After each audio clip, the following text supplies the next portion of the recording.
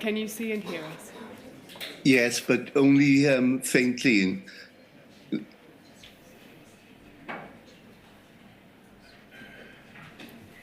Is that any better, sir? It is to a degree, but it's still a bit faint. Anyway, I can hear you.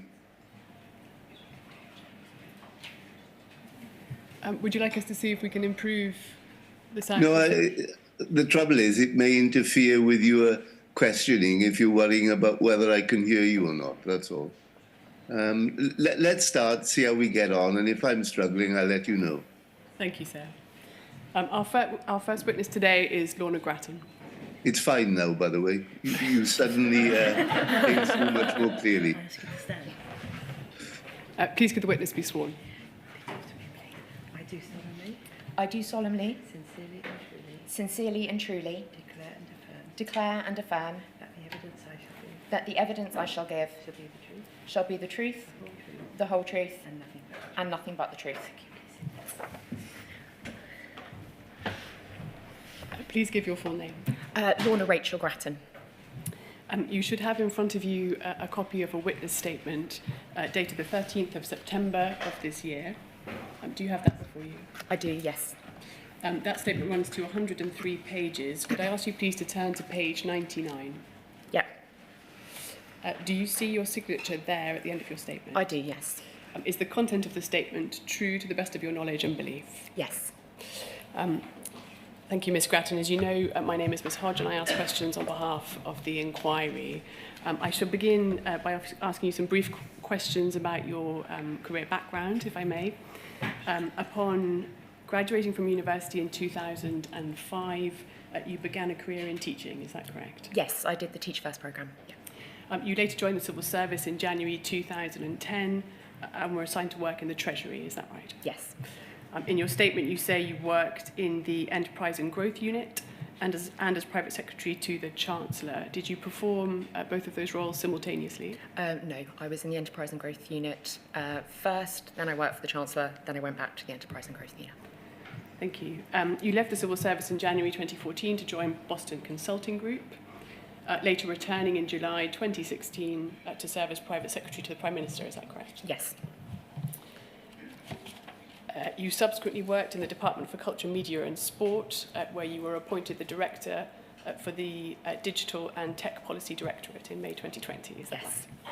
right? In October 2021, you joined UKGI as a Director and were appointed as the Shareholder Representative, Non-Executive Director to the Board of Sheffield Forge Masters, is that correct? Yes. Since May 2023, you've served as the UKGI Director with responsibility for the Post Office, is that right? Yes, it is. And have sat on the board of the Post Office as the Shareholder Representative, yes. Non-Executive Director.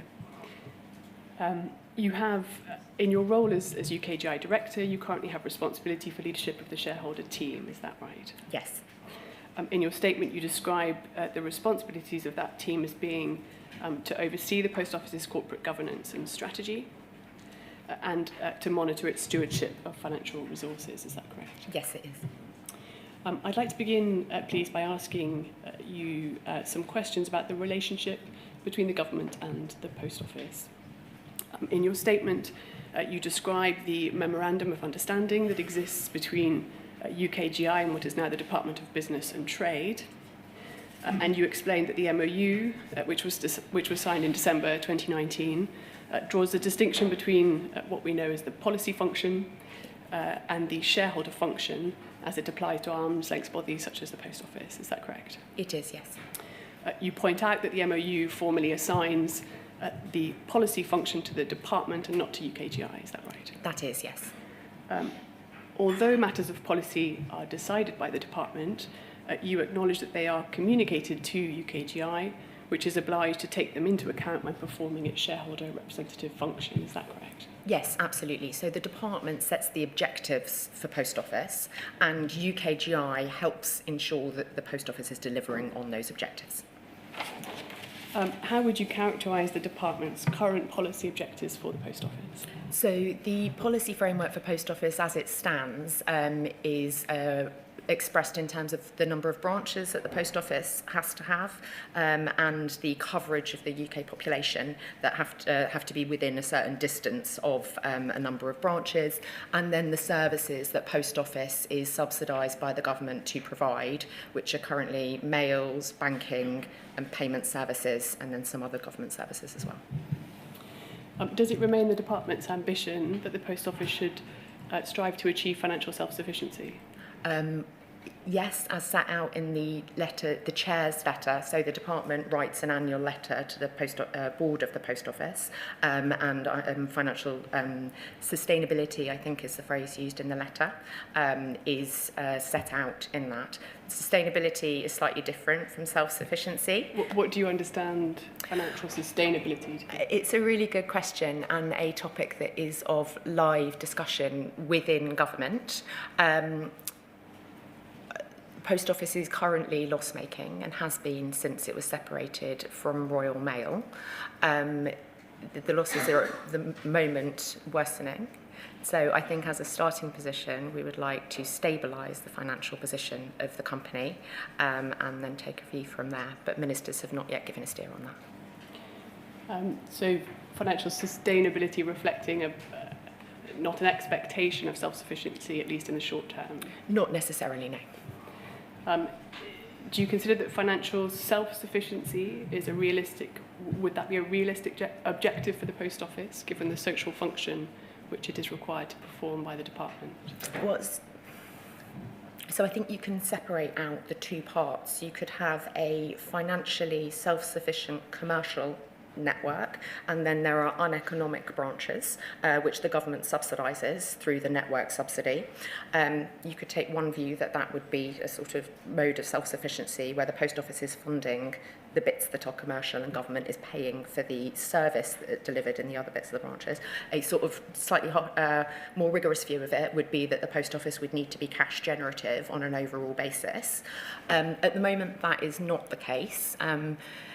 It is, as I say, a live discussion with government at the moment between post office and the government as to whether or not that is achievable through changes to the post office. And by changes to the post office, do you mean changes to the size of the post office network? Not necessarily to the size of the network, largely changes to the post office's head office cost base. You describe in your statement the various levers which are available to the government to influence the governance and management of the post office. Some of these are coercive powers, such as the power to dismiss the chair of the post office board. Is that correct? Indeed. Others you characterise as soft powers or influence over the direction of the company, such as maybe exercised through meetings between ministers and the senior leaders of the post office. Is that correct? Yes. In your statement, you suggest it's always been open to ministers to exercise power and influence over the post office, and you cite the example of Baroness Neville Rolfe writing to the incoming chair in September 2015, requesting that he prioritise getting to the bottom of concerns about Horizon. Is that right? Yes, that is, yeah. If all the necessary levers were available to ministers to influence post office management, what do you think went wrong from a governance perspective in relation to Horizon?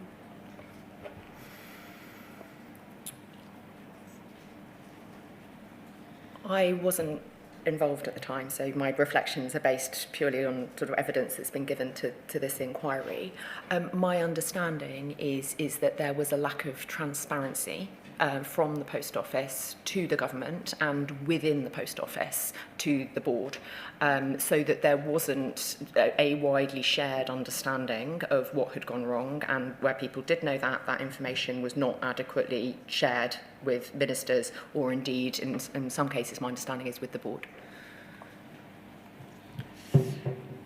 You say in your statement that a certain amount of caution needs to be shown regarding the exercise of those powers, hard and soft, by ministers. Is that right? Yes, it is. Why is that? Post Office, as other arm's length bodies, has a board that has fiduciary responsibilities to the company. We try, as government, to attract sort of qualified individuals to be on that board, and they are typically people who've got a range of experiences and a range of backgrounds.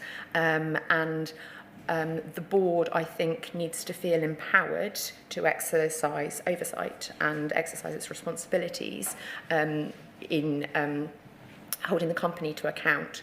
I think if there's too much interference from government, then the board doesn't feel empowered to do that. And I think we would find it difficult to retain people who've got that right skill set to join that board. You know, it's a significant time commitment to people. That said, I think there is a lot of space for ministers, as the shareholder of Post Office, to provide their views to the board. And I think, as with any 100% single shareholder owned company, the board should be willing to take a steer, because the success of the company should be closely aligned with what the shareholder considers to be success. We'll return to that particular point shortly, but in your statement you say, as a matter of principle, the shareholder should not involve itself in the operational running of the business. That's a matter which should be left to the Post Office's board, and you've explained the concern about the board not feeling empowered.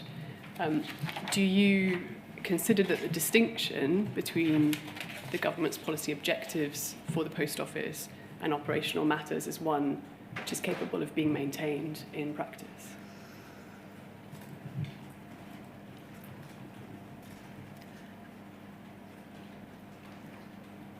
Yes, I think it is capable of being maintained in practice, although I think circumstances sometimes require more intervention from the shareholder's point of view and sometimes less intervention. And I think that it is appropriate for the shareholder to provide views where they feel very strongly on a matter of great significance. So, for example, on culture, I personally think that is a topic that is rightly for the shareholder, because it is integral to the running of the company. The operational matters, actually, I think, of more for the executive than for the board. You know, the CEO is accountable for the operations of the company, and the CEO is accountable to the board. In your role as shareholder non-executive director, how do you determine whether and to what extent you should involve yourself in operational matters concerning the Post Office?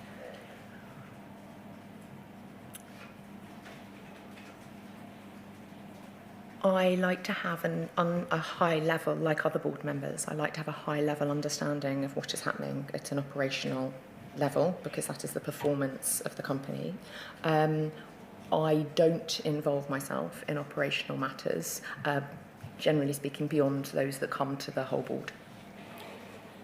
In her evidence to the inquiry, Amanda Burton, one of your colleagues in the Post Office board, stated that you personally requested to be involved in overseeing an investigation into a whistleblowing complaint made against the CEO. Is that correct? Yes, it is. Why was that? Because I think that it's of interest to the shareholder. The CEO is the most most senior employee of the company. He is a board director. I think it is appropriate that an appointee appointed by the shareholder. The behaviour and conduct of the CEO, I think, is a pertinent issue to the shareholder, because it impacts the culture of the organisation. You say in your statement that a risk-averse culture has developed in the Post Office, which you attribute, I think at least in part, to the intense scrutiny of this inquiry and to the media. Is that right? Yes, it is. Has the intervention by the shareholder and by its representative non-executive director been a contributing factor, do you think, in the development of that particular culture?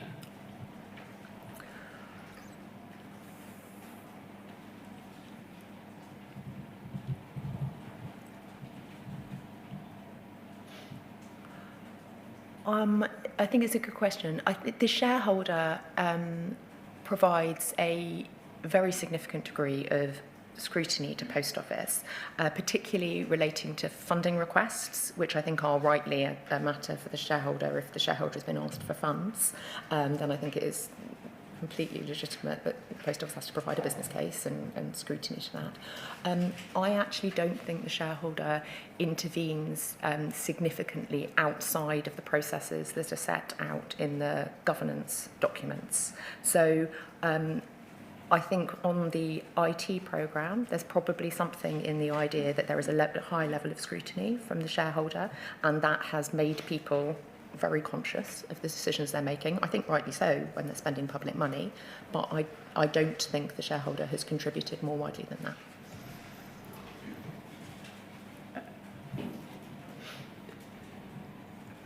In terms of striking a balance between, on the one hand, exercising effective oversight of the Post Office, and on the other, affording its board and management team sufficient autonomy to make decisions, do you think that you, in your role as shareholder non-executive director, are currently striking the right balance?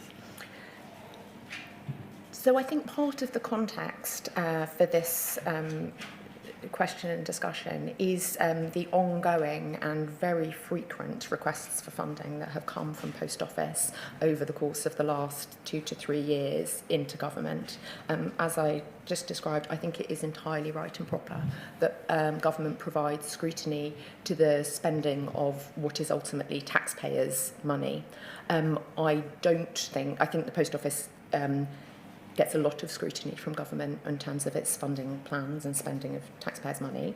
I think that outside of that, the shareholder and my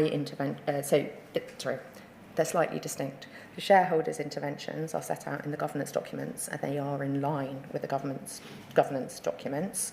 I am a non-executive director of the company. I provide scrutiny as any other non-executive director does, and not beyond that. In your statement, you acknowledge the frustration expressed by some board members about the level of intervention by the shareholder non-executive director in board meetings.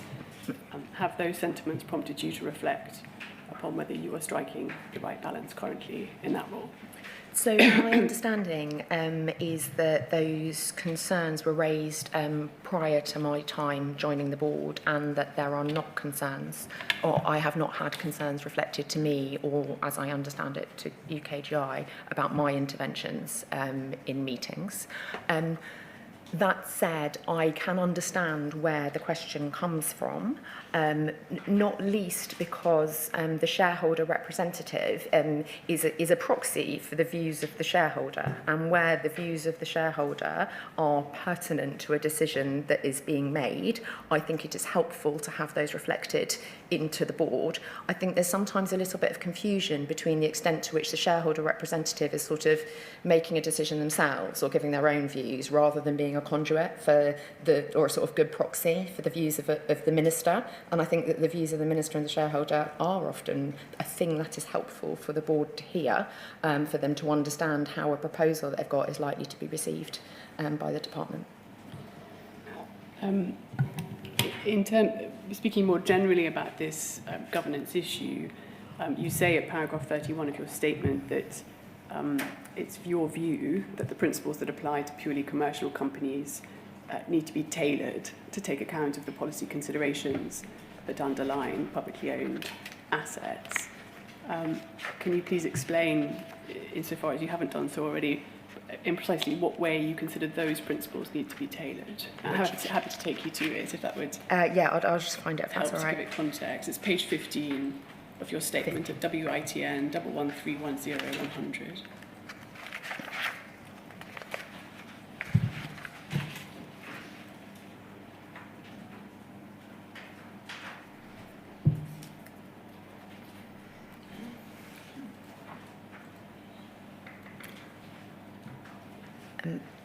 So I'm very happy to expand on that. So I think there are considerations for companies that are owned by government that are a bit different to companies that are privately held or listed companies. For example, the approach to settlement agreements with staff So in the public sector, arm's length bodies do not have the ability to make settlement agreements with staff. So that is essentially reaching an agreement where you are paying a member of staff to leave. And that is a principle set out by Treasury to ensure that public funds are well used and to incentivise good management rather than exiting people out of the business without having followed a process. That is not typically done. So in commercial organisations, they typically have a freedom to reach an agreement and pay someone to go. That is not a thing that can happen in the public sector. So that being one example of that Yeah. tailoring, can you provide any specific examples in relation to your interactions with the Post Office where you think those principles need tailoring? I also think remuneration would be another example of that, I think. So remuneration in the public sector is a matter of public record, and ministers feel strongly that those who serve in public corporations and for the government should have a sense of social purpose around what they do as well, and remuneration rates are not as high in the public sector in many instances as they are in commercial organisations. Do you consider the issues relating to remuneration have been a significant problem during your tenure as shareholder non-executive director? At Post Office, yes. When I was a NED at Sheffield Forgemasters, no. And why is that?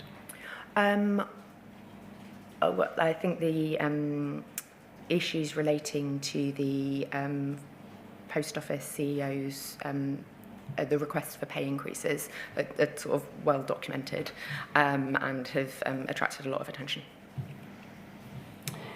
Thank you. If I could move on, please, to ask some brief questions about the mechanisms that exist in UKGI for recording and reporting on risks relating to the Post Office. Could we please bring up the statement again at page 15?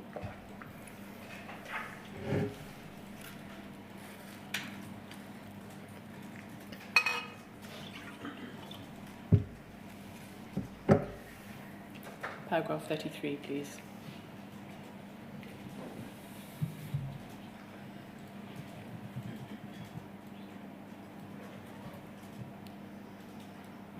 Thank you. So this is in relation to UKGI's internal risk reporting. You say this provides a mechanism to identify, escalate and manage risks faced by UKGI in exercising its mandate. These risks predominantly relate to UKGI's ability to provide sound advice to client departments and for UKGI shareholder non-executive directors and shareholder teams to perform their roles effectively. These are not the same, you point out, as the risks being faced by the assets directly. Do you know why it is that risks faced by the government's assets, such as the Post Office, are not captured in UKGI's internal risk registers? Because they're captured elsewhere through different processes. So Post Office, the CEO of Post Office is, in government speak, an accountable person, and the accountable person reports their risk into the principal accounting officer, which is to say the Post Office reports its risk into the shareholder, as in the department, and the department's board and the principal accounting officer is ultimately responsible there. And in UKGI, the UKGI board is responsible for UKGI's risks and our operational risks, which are primarily around things like resourcing, are we getting traction with the department, that kind of thing. Given the supervisory nature of the role that UKGI performs in relation to assets such as the Post Office, do you think that risks relating to those assets ought to be captured within UKGI's internal risk registers? No, because I think that they are adequately dealt with and managed elsewhere. Now, we provide a lens into the department on Post Office's risks, and the risk reporting, there's a formal element to it, and then I, as a board member, will also have a view because I sit on the Post Office ARC committee, and I will provide a sort of additional layer into the department if I think that there is anything that's not been captured, or I think that there is anything that needs to have their particular attention drawn to it. But that is the mechanism for doing it, rather than through the UKGI board, because the UKGI board ultimately don't have any levers over Post Office, right? The levers sit with the shareholder, who is the department. You've mentioned the CEO's role as accountable person. Does it follow that from UKGI's perspective, primary responsibility for risk reporting in relation to the Post Office rests with the CEO? Yes. But you've gone on to say, and you say in your statement, that you and your team complement that risk reporting by reporting issues of concerns identified as a result of your daily interactions with the Post Office. Is that correct? Yes, it is.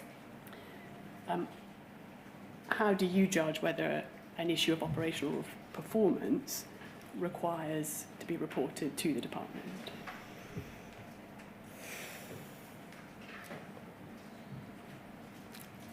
I think that's a really good question, and ultimately it's a matter of judgment, and there are lots of things that sort of feed into one making a judgment call.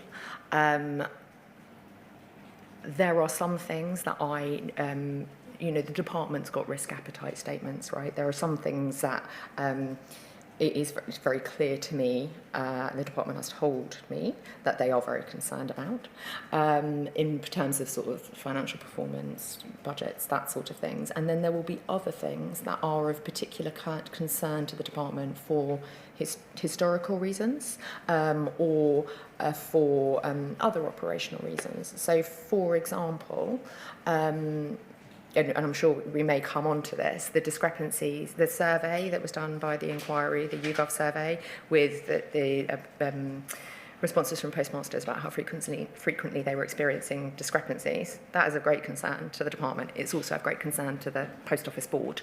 I raised it outside of the sort of normal risk reporting process and talked to the department about what they wanted to do about it.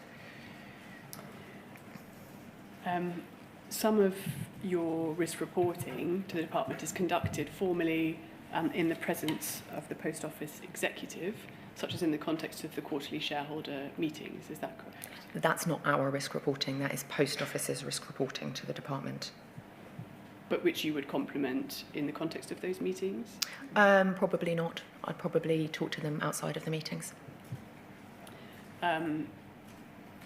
I think, therefore, it follows that the bulk of your risk reporting takes place in private meetings and communications with the Department Director, Carl Creswell. Yes. And the Director General, David Bickerton. Is that correct? Indeed, yes.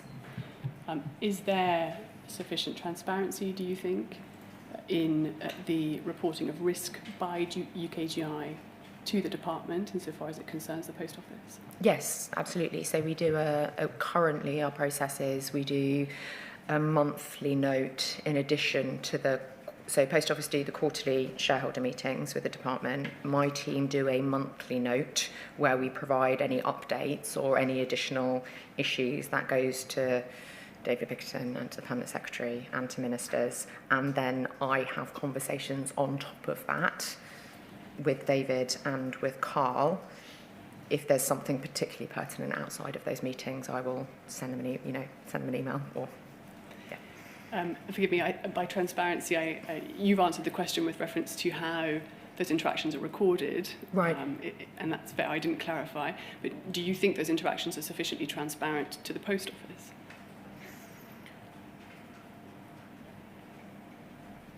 And should they be? In the vast majority of cases, I am not saying anything to the department that I wouldn't say to the Post Office. That is not true in every case, and nor should it be true in every case, because I am there to represent the shareholder with a particular, view of what the shareholder is going to be interested in.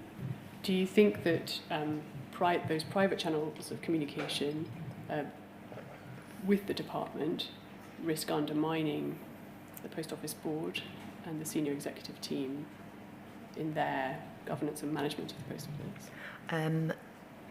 No, I don't. Having said I don't say anything I wouldn't say to. There occasionally I do say things that I wouldn't say to Post Office. I almost always share my views very openly with other board colleagues. So perhaps not with the management team, but always with other board colleagues.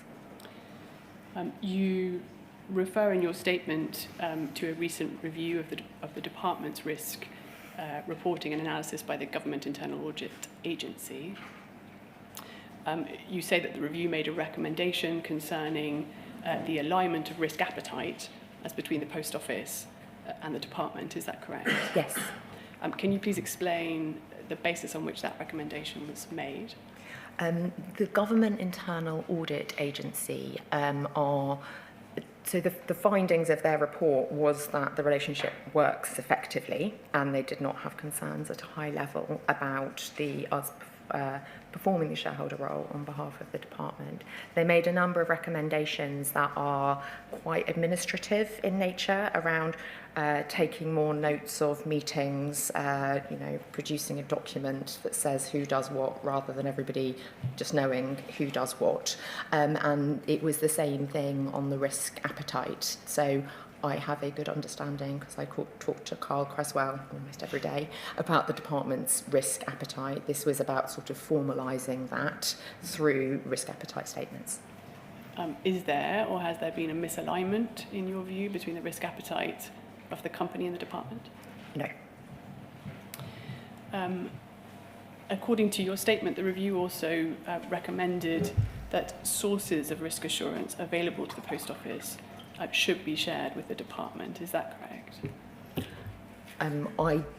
I don't recall that, but if that is true, then that is true. If we could just take a quick look, please, at page 19 of Ms. Gratton's statement. It's at paragraph 42.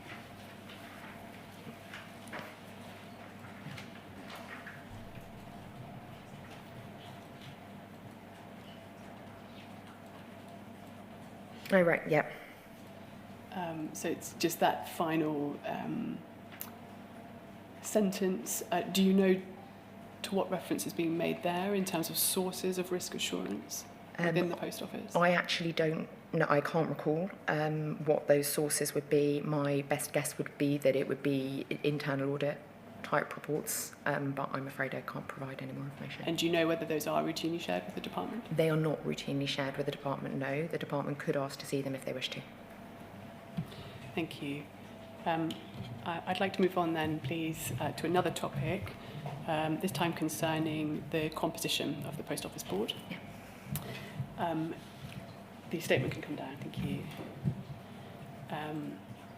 Although it will come back up shortly. You say in your statement, rather you discuss in your statement the contribution which Mr. Elliot Jacobs and Mr. Saf Ishmael have made as Postmaster Non-Executive Directors of the Post Office Board. I wonder if we could please just take a look at page 39, paragraph 84, where you describe that contribution which they've made.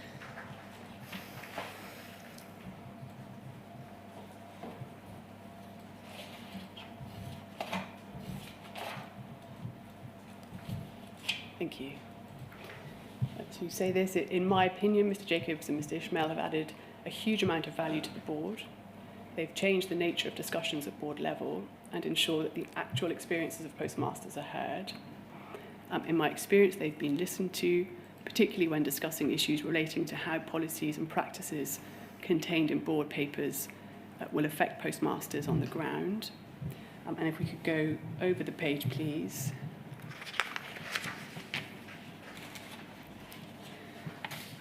You've given an example there to ways in which they've made a valid contribution. You say at the end of paragraph 84, their perspective on this issue and other important issues, particularly those that affect the Post Office's cost base and therefore ultimately have a significant effect on postmasters' livelihoods, has been invaluable. You go on in the following paragraph to discuss, however, some of the problems which have arisen from the appointment of postmasters to the Post Office Board. You say there have plainly been some issues in the way in which postmasters but the postmaster non-executive directors have been inducted and integrated onto the board, there were also occasions when they did not fully distinguish between their role as directors with the fiduciary duties that this entails and their position as both active postmasters and representatives of the wider postmaster community. Can you please explain a little more clearly what you mean by their failure fully to distinguish between their role as directors and their position as postmasters and representatives of that community? So as I say at the beginning of that section, I think Elliot and Saf have added huge amounts of value to the Post Office Board, and they have genuinely changed. Well, I wasn't on the board before. My understanding is they've completely changed the dynamic in the boardroom by bringing their kind of perspective and lived experience as postmasters to the discussion. I touched earlier on Post Office's financial position, which is not a healthy one. And the budget discussions annually are very tricky in Post Office because the company is not able to pay postmasters as much remuneration as it would like to because there are insufficient funds available. And there are many reasons for that. And, you know, potentially had things been done differently in the past in terms of cost-saving measures, there may be more funds available now, but the situation now is what it is. And I think it's occasionally, well, certainly this year in the budget discussions, I think Mr. Ishmael and Mr. Jacobs found the position really difficult to accept, and I understand why they found it difficult to accept. It is, broadly speaking, not an acceptable position. But as a director of the company, you need to ensure the company continues to be a going concern and has a balanced budget. And I think they found that interaction very difficult. I'd like to ask you some questions. The statement can come down, please. I'd like to ask you some questions about a meeting which you attended with Minister Hollingrig on the 29th of February 2024. We have a readout of that meeting, please, at bay 0000753.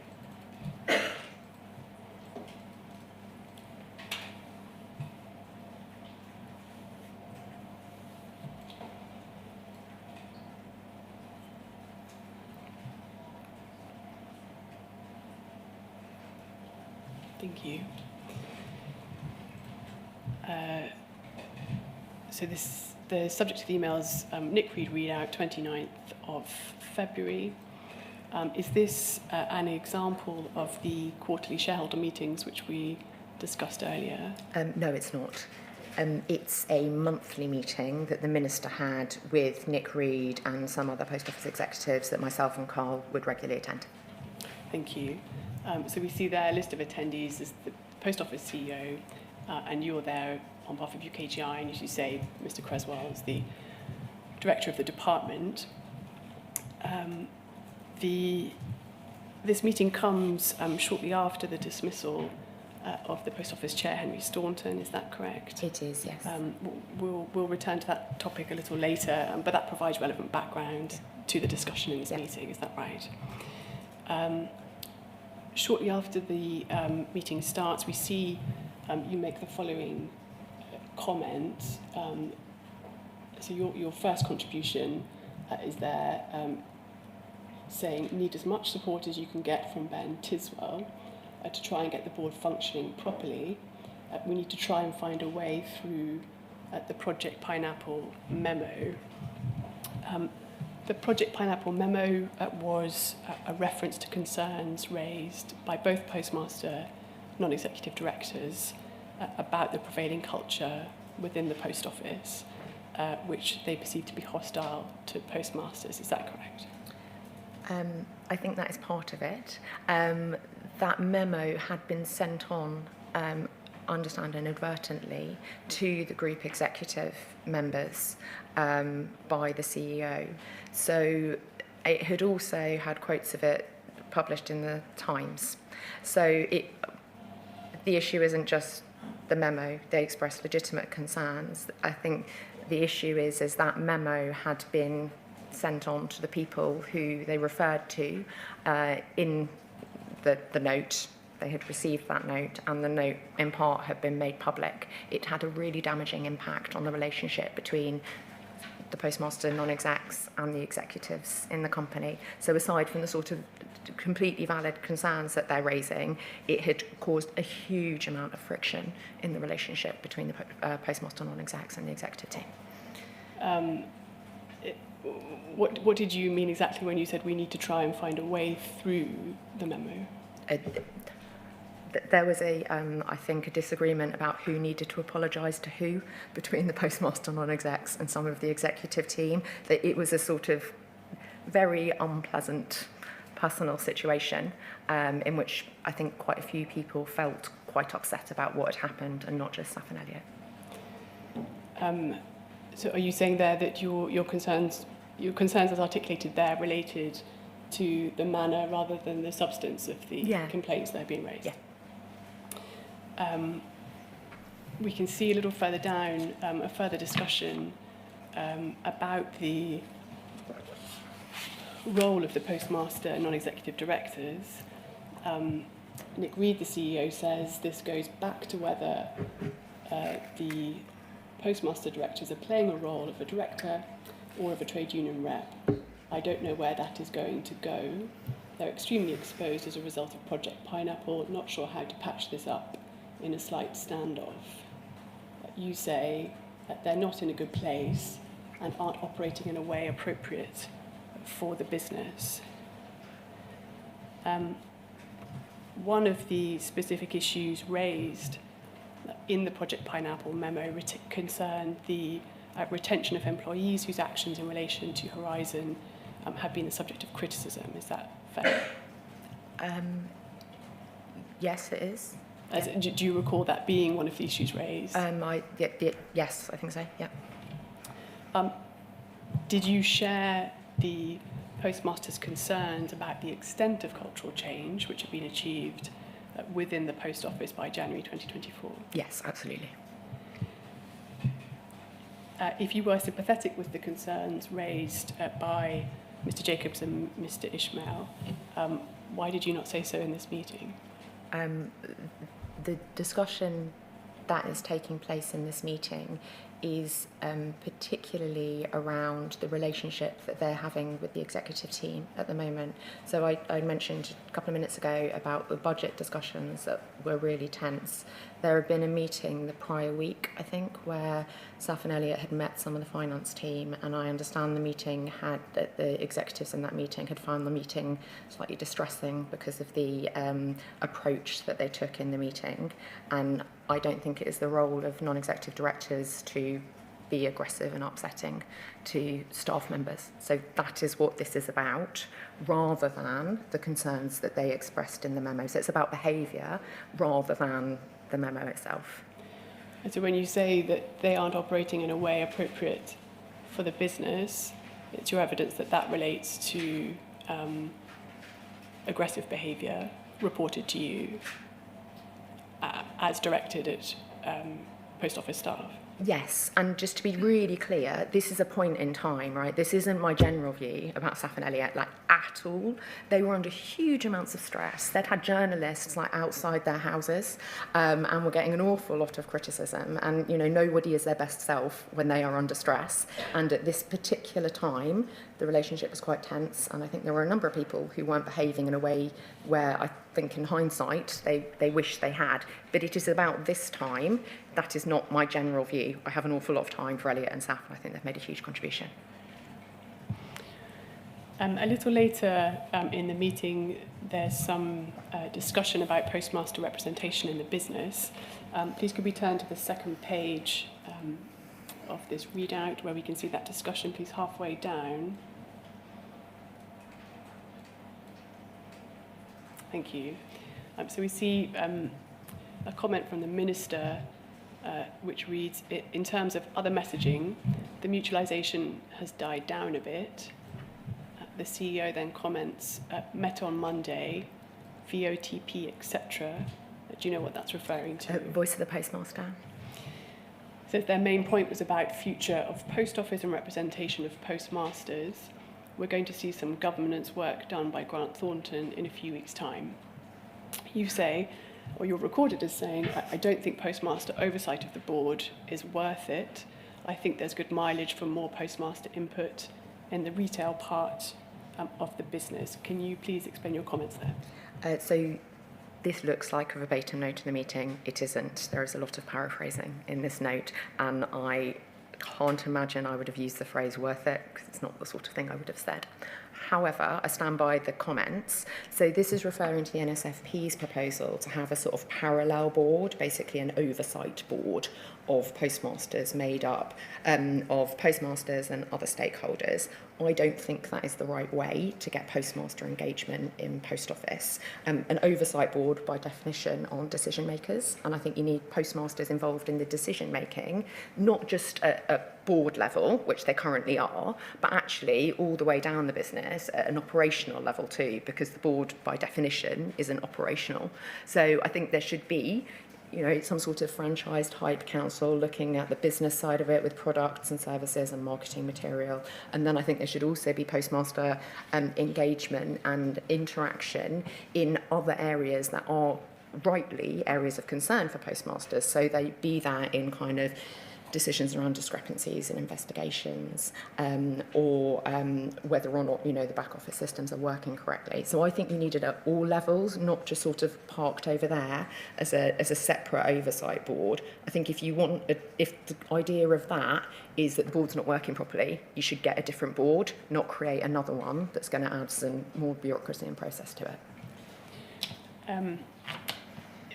In terms of you referred to a proposal to establish a council within the post office to provide input on operational matters. Yes.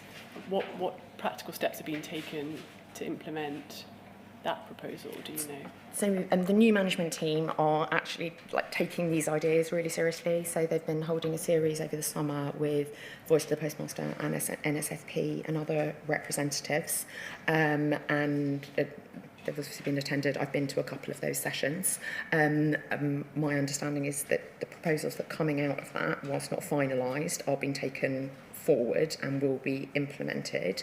I'm sure we'll come on to the discrepancies and but they are also working with representatives from Voice of the Postmaster and NSFP to look at the integrity of the current system and to do a review of the current system with a third-party provider, and those groups and other postmasters will be involved both in the terms of reference and sitting alongside the people doing the work to provide a view and reassurance and input into that work. So it is something that is very much live at the moment, and changes are being made.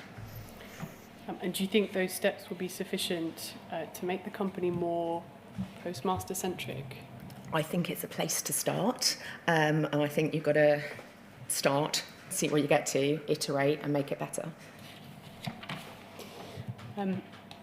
I'd like to move on to ask you some questions about your role as the non-executive director of the Post Office Board. In your statement, you referred to UKGI's portfolio operating principles. Can you explain what these are, please? Yes, certainly. So it is a sort of, if you will, like a kind of target operating model for UKGI of stuff we should be doing. So it's, broadly speaking, making sure that the company has got good corporate governance oversight. It sets out sort of activities, basically, to be performed, that there are objectives for the company, business plans in place, that the corporate capability within the company is effective, that the leadership within the company is effective, that there's good relationships with the department, and then the sort of contribution of the shareholder, NED. So it sort of sets out how we should be doing our jobs. Is it right that these, I think you say these principles provide guidance about the performance of your role as a UKGI NED on the Post Office Board? On the one hand, they acknowledge that your duties are the same as those of all the other directors on the Post Office Board, and include the duty to promote the success of the company. Is that correct? Yes, it is, yes. And on the other hand, they expect you, in your role as UKGI NED, to act as an interlocutor between the shareholder and the company with a view to delivering the department's policy objectives. Is that fair? Yes. You say in your statement that this dual function does not in practice present problems for you. Is that right? That's my view, yes. You suggest it's because it's in the Post Office's best interests to comply with the shareholders' policy objectives. Is that fair? That is why the Post Office exists, yes. You say, in effect, if the Post Office fails to comply, it will not receive the government subsidy on which it's currently reliant to remain as a going concern. So there is a funding agreement that sets out that it must meet the policy, which is not with UKGI, it's with the department, that sets out that they must meet the policy objectives in order to receive the subsidy, yes. What if Post Office, as a commercial company, took the view that its financial interests were best served by foregoing the government subsidy and relieving itself of the social function, the obligation it has to perform a social function? Would there not then be a direct conflict between the dual role that you're performing? I can see that in that situation there would be. That is not the situation in which we find ourselves. So I'm not saying there could never be a conflict. I am saying that I have not experienced a conflict, and that at UKGI we've got a lot of training and support of how to approach those conflicts should they arise, but I have not personally, the situation you've described is not one that is obtained. We did discuss earlier on a situation in which the Post Office might focus upon its commercial function and a network that's capable of being financially sustainable. And that's one in which you then saw the government subsidies being tied specifically to those aspects of the network which are not financially self-sufficient.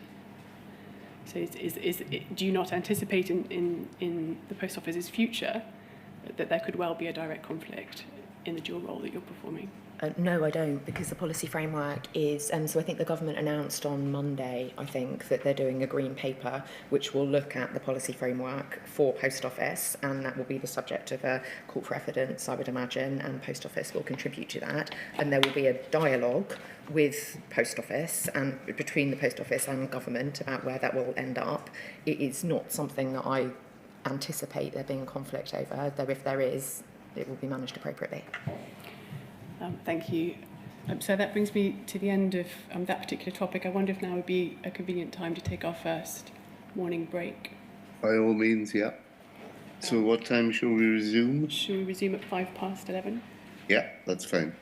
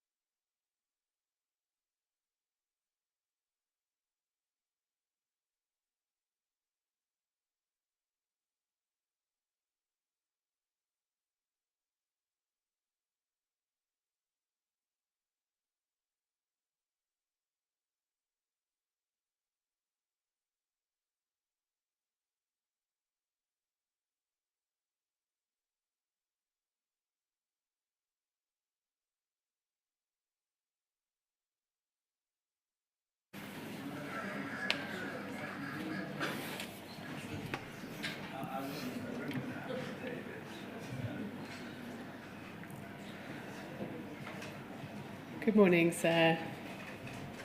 Ring again. I'd like to move on to another topic, please, concerning the Post Office's redress and compensation schemes. Now, is it right that you and your team are not directly involved in the administration of those schemes, but in your capacity as non-executive director, you sit on the Post Office's remediation committee, which oversees the administration of Post Office's redress and compensation schemes? Yes, that's exactly right. One of the concerns which you raise in your statement about the administration of the Horizon shortfall scheme relates to the conduct of the Post Office's lawyers. Is that right? Yes. You describe feeling concerned about what you say is a conventional legalistic approach that was adopted by the Post Office's external lawyers to the negotiation of settlements with claimants. Is that right? Yes, and to be clear, that is Post Office's external lawyers rather than the people in Post Office. What caused you to have those concerns?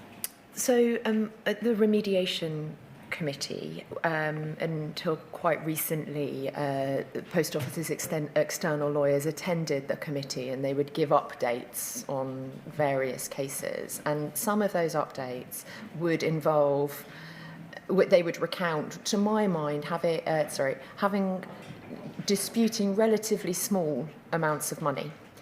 And I just don't think that's the right way that they should be approaching it, both from a sort of administrative point of view. I don't think Herbert Smith spending time disputing a small amount of money is a good use of taxpayers' money, but much more importantly, like, that is a bad experience for claimants, and in the scheme of things, it's just not a big deal. And I think that they should have been taking a less kind of commercial approach to it and much more of a sort of benefit of the doubt, yes, within the parameters set out within the scheme, but I just didn't think arguing over small amounts of money is the right approach to take to people who have suffered terrible harms at the Townsend Post Office. And can I just ask you, before we go any further, was this attitude an attitude which was prevailing in the administration of HSS or of OC, or both? I recall it being related to HSS, Right. rather than OC. Yeah.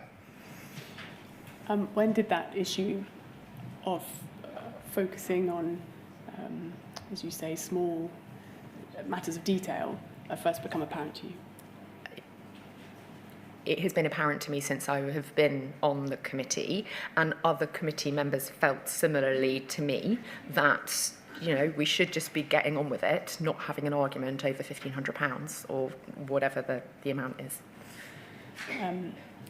So I think you said in your statement you shared your concerns with the remediation committee, and what you appear to say is they agreed with you in relation to those concerns. Is that correct? Yes, and shared them directly with the lawyers, because the lawyers are at the committee. So this isn't a thing that we were sort of talking about behind the lawyers' backs, so to say. This is a thing I said directly to the lawyers involved. And you feel that that message was getting across? I am not convinced that the message was getting across.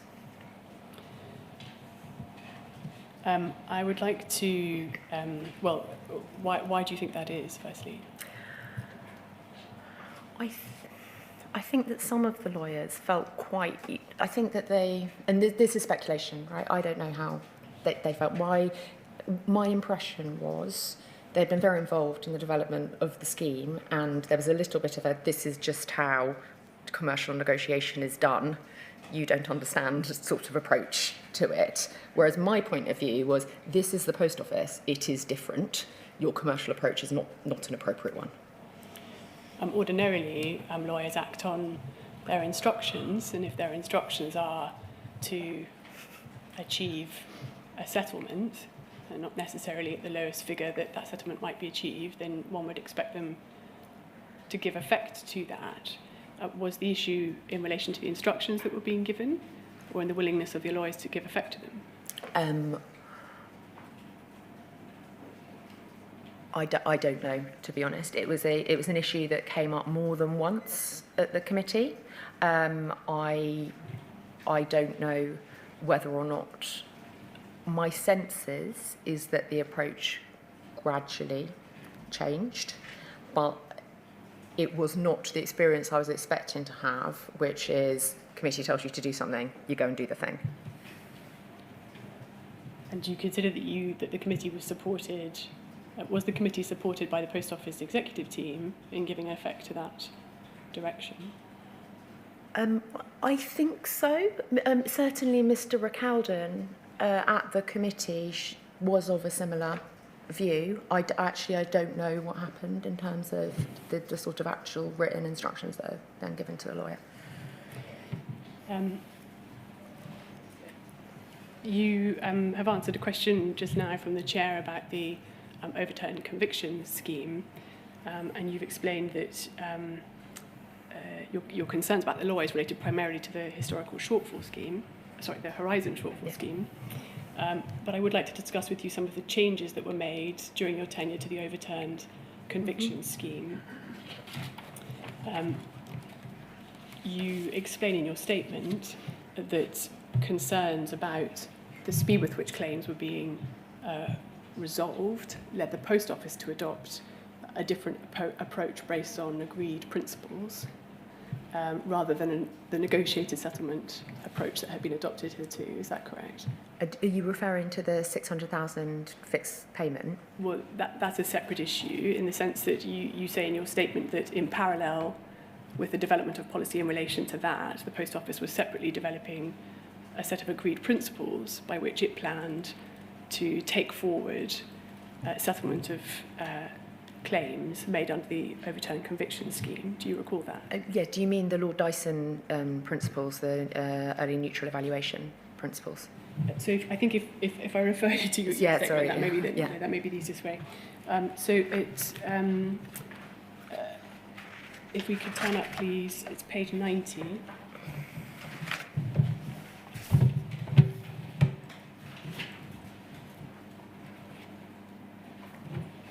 Yes, yeah.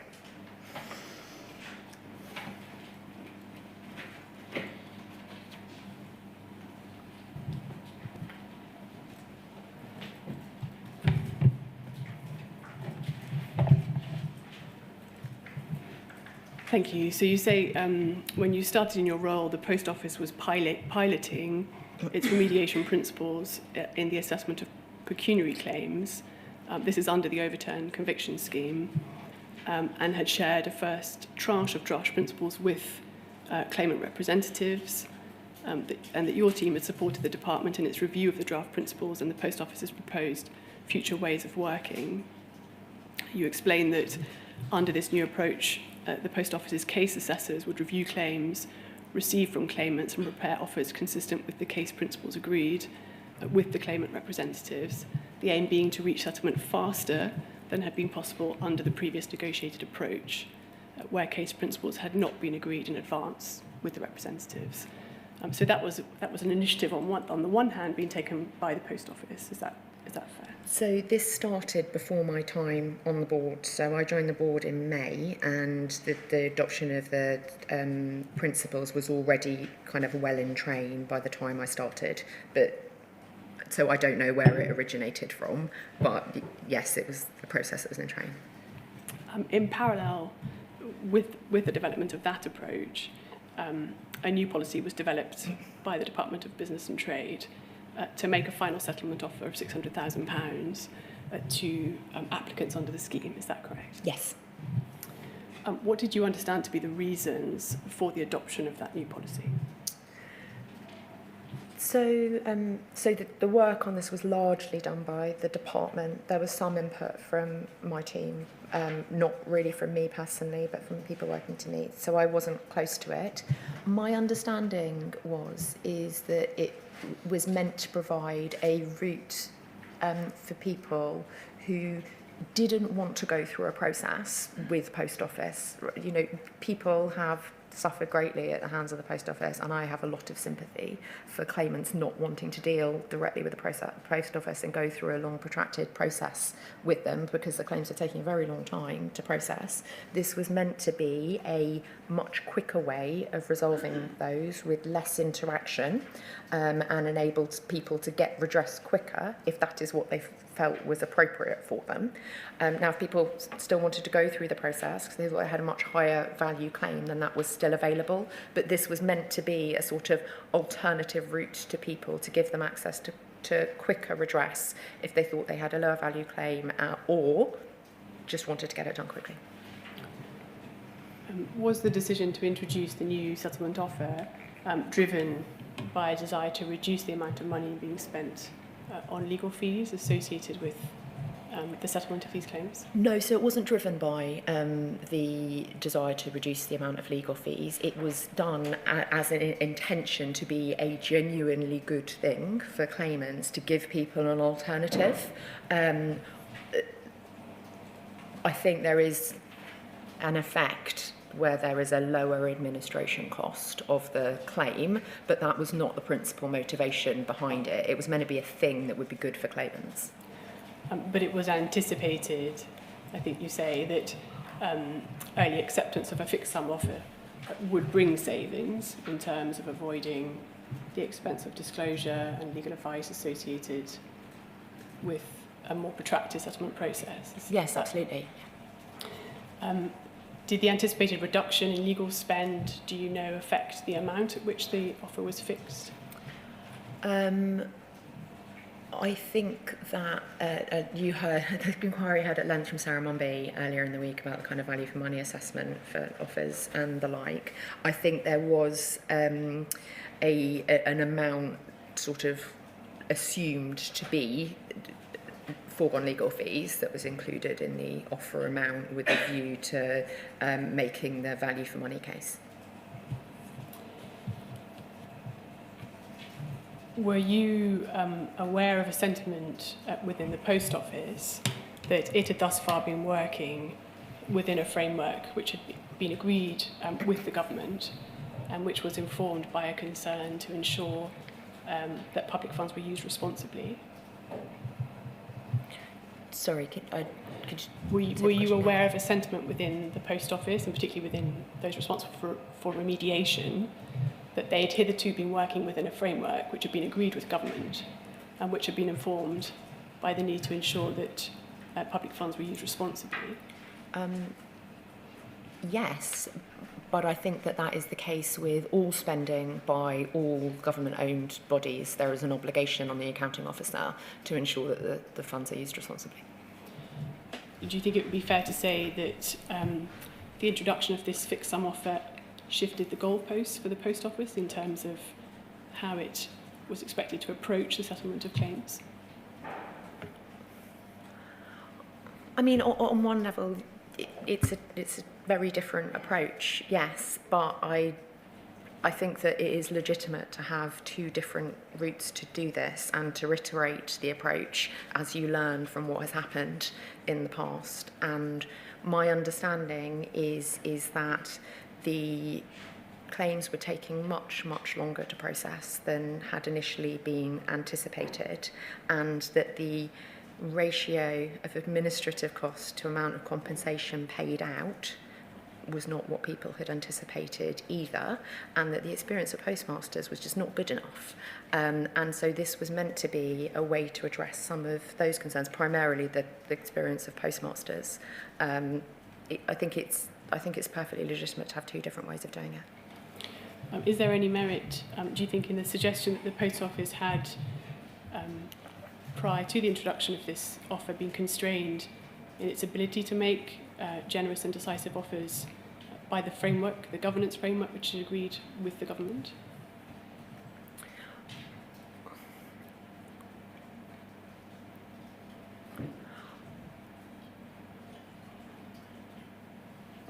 I think that there is almost always with spending of public funds evidence required. I think that is a legitimate thing when you're spending what is ultimately taxpayers' money.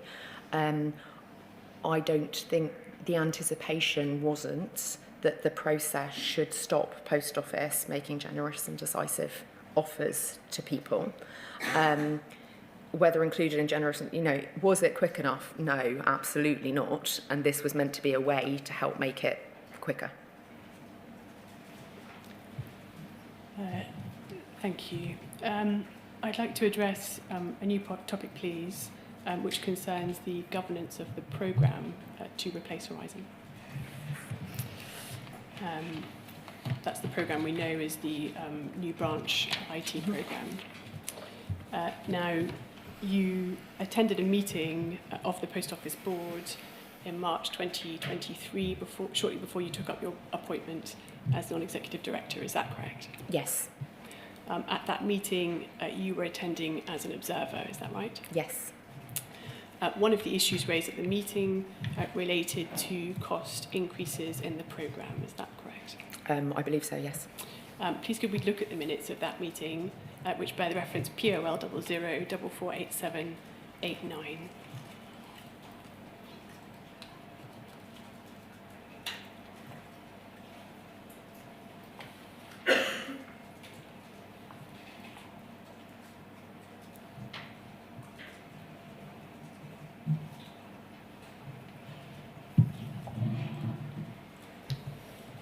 Thank you. So, minutes of the board meeting of the 9th of March 2023. If we could go scroll down, please, to page 4.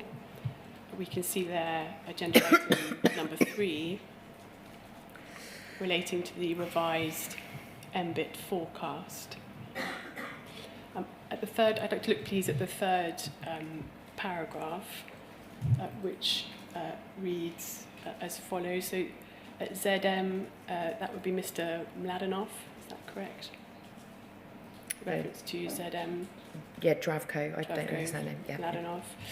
He spoke to the revised MBIT forecast and financials update, detailing the main drivers for the costs increase. Then says a C would be Alistair Cameron. Is that right?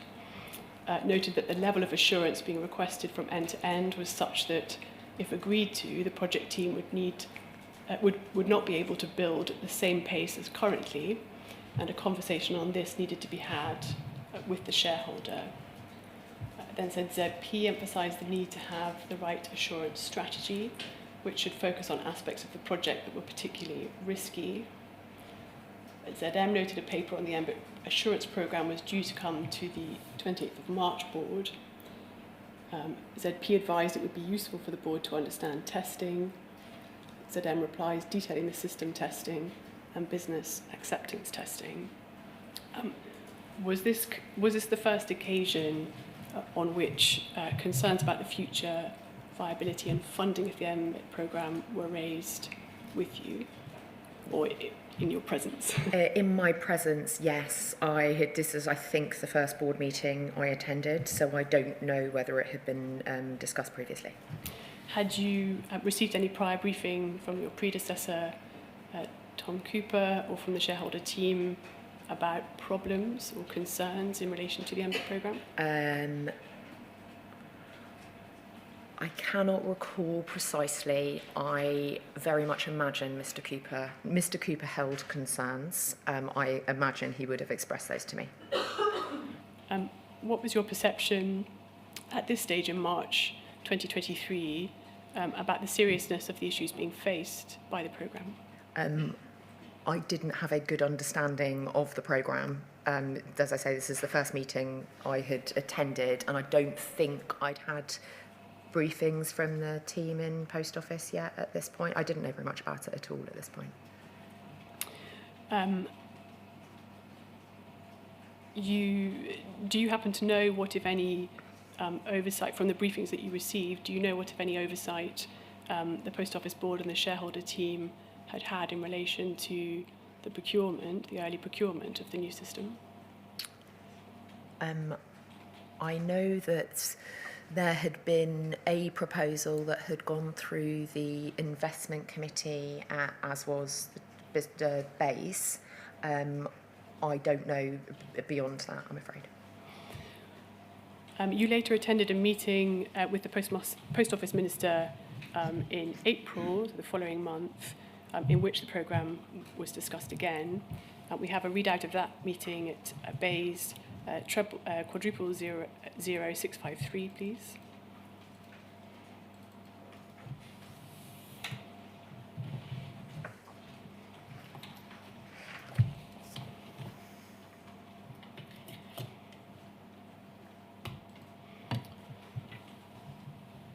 Thank you. So this is the CEO's monthly meeting with the Minister on the 18th of April 2023. The principal issue raised by the CEO at this meeting concerned the decision of the Permanent Secretary to withhold funding. Is that correct? Do you recall? Yeah, did you say this is April? I think it's the 18th of Yeah. April. Yes, I do. I do recall. Yeah. Can you please explain the background to the decision to withhold funding from the Post Office? Yes. So Post Office is funded for under. Well, it's now funded for many things. At the time, it was funded under the subsidy control regime for the uneconomic part of the network, so they call that the network subsidy, and also for investment funding.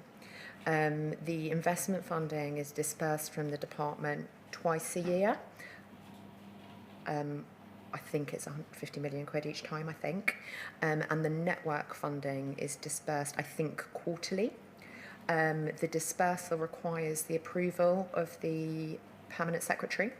And so typically my team writes a submission that says, Permanent Secretary, are you happy to disperse the funds, and give some additional context. This was immediately after the Bays had been split up into the business department and energy department and science department. And so it was now a new Permanent Secretary dealing with Post Office. So Post Office went to the business department. It was now no longer Sarah Mumby, who was the Permanent Secretary, and is now Gareth Davies, who's the Permanent Secretary. So this was the first submission that had gone to Gareth Davies to say, are you happy to release the network subsidy? The subsidy, as I mentioned previously, is set that the sort of conditions for it are set out in a funding agreement with Post Office, and it says a bunch of things that they have to do in order to release the funding.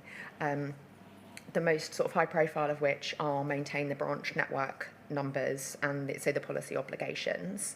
There are also a number of other conditions in the letter, such as have a 3-year business plan, have your budget approved, that sort of thing.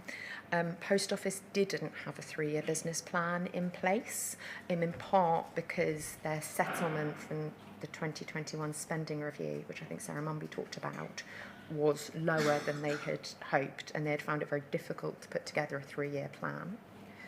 Because the conditions for funding were technically not met, the Permanent Secretary decided to withhold funding. You said that it was part of the role of your team to put up a submission to the Permanent Secretary on the funding issue. Did that contain advice to the Permanent Secretary to withhold funding? No, it didn't. If we could look, please, at what the CEO had to say in relation to the reasons why Post Office was I suppose experiencing issues in relation to its funding. He said this, that the main issues are that firstly the Horizon replacement. In relation to the Horizon replacement, Post Office had underestimated the cost of this. He referred also to inquiry costs and to compensation. In the paragraph that follows, you're recorded as saying that UKGI and department officials are working together to provide reassurance to the Permanent Secretary about cost controls. Is that a reference to cost controls specifically in relation to the MBIT programme or more generally? The Permanent, so to just provide a little bit of context, the Permanent Secretary was completely new to Post Office, and I think was surprised at the degree of I call it out-of-cycle funding, so funding that was being asked for by Post Office outside the usual process. The usual process is spending reviews done every 1, 2, 3 years or whatever by Treasury. Post Office was making a significant number of requests for funding outside of that process. That is very unusual in a government context. It is very unusual in a government context. The Permanent Secretary, I think, was very surprised by that, and it had led him to take the view that Post Office did not have adequate control on its cost base. Thank you. If we could go over the page, please.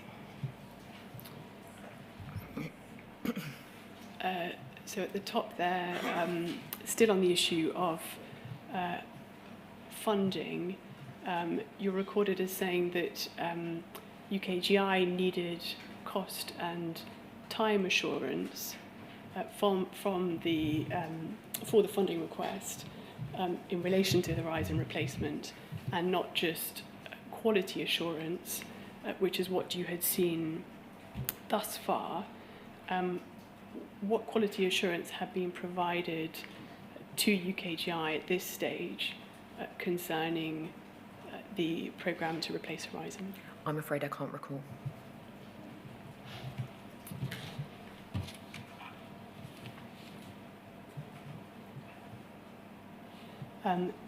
Thank you. If that could come down, please.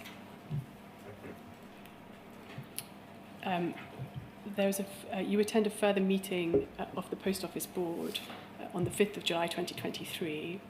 This is the meeting at which whistleblowing allegations concerning the management of the MBIT programme are raised by the CEO, and in which it's acknowledged that there's a need for a better governance of the programme. Is that fair? That is fair, yes. I wonder if we could look, please, at the minutes of that meeting. They are POL 00448509.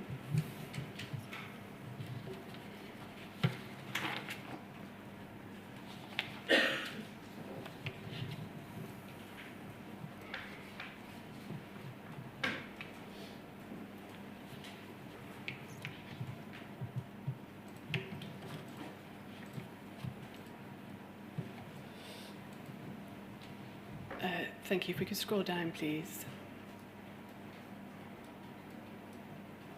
And on to the second page. So the addendum item is the Speak Up, reference to the Post Office's whistleblowing policy, and concerns which have been raised under that policy relating to MBIT.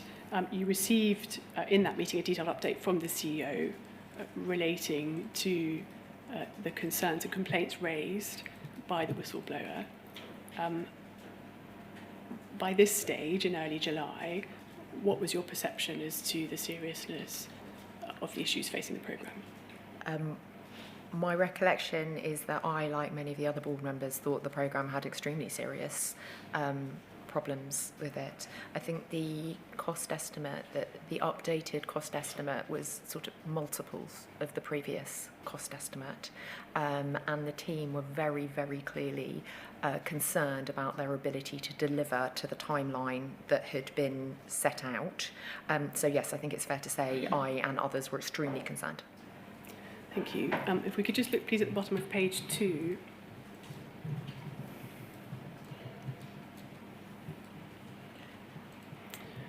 So we see there in the final paragraph a recognition that there was a need to establish better governance across the programme, and a proposal by the chair, which is said to have been discussed with another member of the board concerning the establishment of a new committee, a board committee, which would include within its ambit responsibility for overseeing the ambit programme. Is it right that you say that that was your proposal, or a proposal that originated in UKGI? So my predecessor on the board had been, my understanding has advocated for that, the introduction of that committee. He'd not got any traction, my understanding is, with the company on introducing that committee. At this point, the committee was introduced, yes. Do you think there's merit in the suggestion that the board's approach to that issue was rather reactive? That is to say that no action was taken to address the governance issues in relation to the programme until this particular complaint was raised? I do think that's fair, although from the complaint and the subsequent pieces of assurance that have been done on the programme, the governance issues are, the oversight of the board is not the only governance issue in the programme. My understanding is there were issues right the way down the programme in terms of governance. So setting up an investment committee, whilst a helpful step, was definitely not going to be a panacea. But it was something which you say UKGI had been campaigning for, so far as you were, at least Yes. Prior to your appointment. Yes.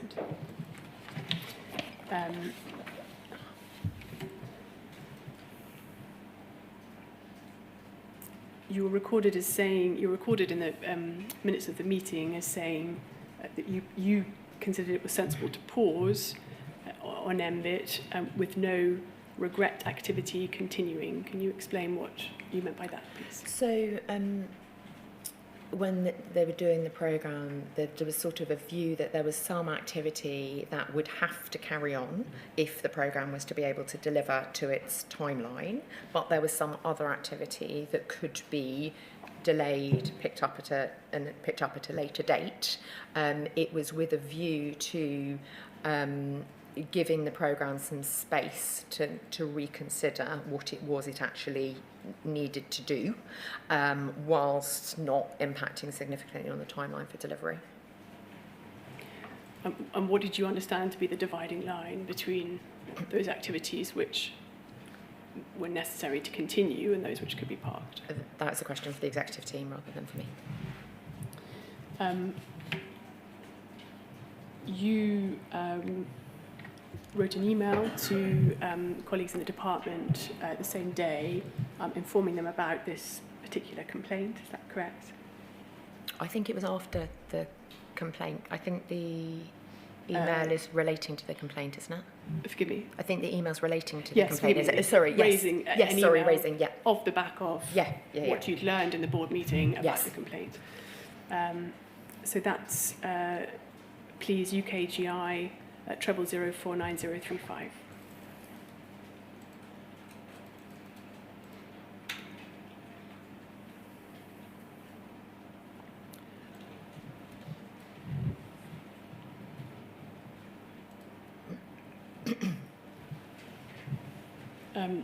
Just before we come to that email, I asked you earlier in your evidence whether you thought it was fair to characterise the response to issues in the programme as a reactive, and you said you didn't think that was an unfair characterisation in the circumstances. Were you concerned that the very serious issues with the programme that were identified in that complaint had not reached the board via normal reporting channels? Yes. So on one hand, it is a positive thing, I think, that whoever the whistleblower was in this circumstance came forward and felt able to use the Post Office's processes to make a complaint, and that complaint was taken seriously. On the other hand, the fact it has to come through a whistleblowing complaint rather than being picked up through the normal course of business with people being able to sort of speak to each other and address concerns openly does not reflect well. And from what you understood about the complaint, why do you think it was that it ended up arising in that or reaching the board in that way? I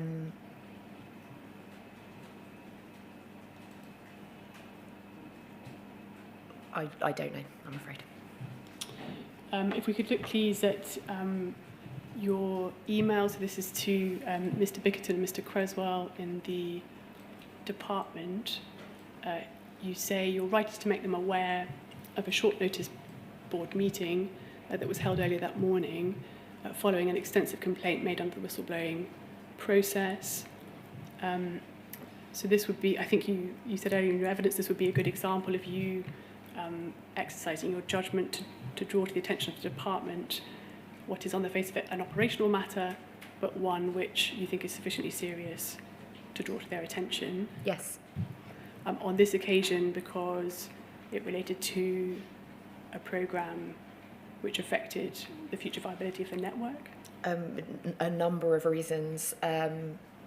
There's obviously a long and very difficult history with Horizon. Replacing it is a priority for Post Office and for government. This called into question the programme to be able to do that. There was also a very significant funding request in from the Post Office to continue with the programme. I think it's quite difficult to fund a programme fully, to fully fund the request when you've been told there's an awful lot of problems with the programme. So I think it's pertinent on two levels. You recall that the complaint is quite wide-ranging, but primarily related to the MBIT programme, alleging incompetent management of the programme, poor governance, and misleading information being given to the board.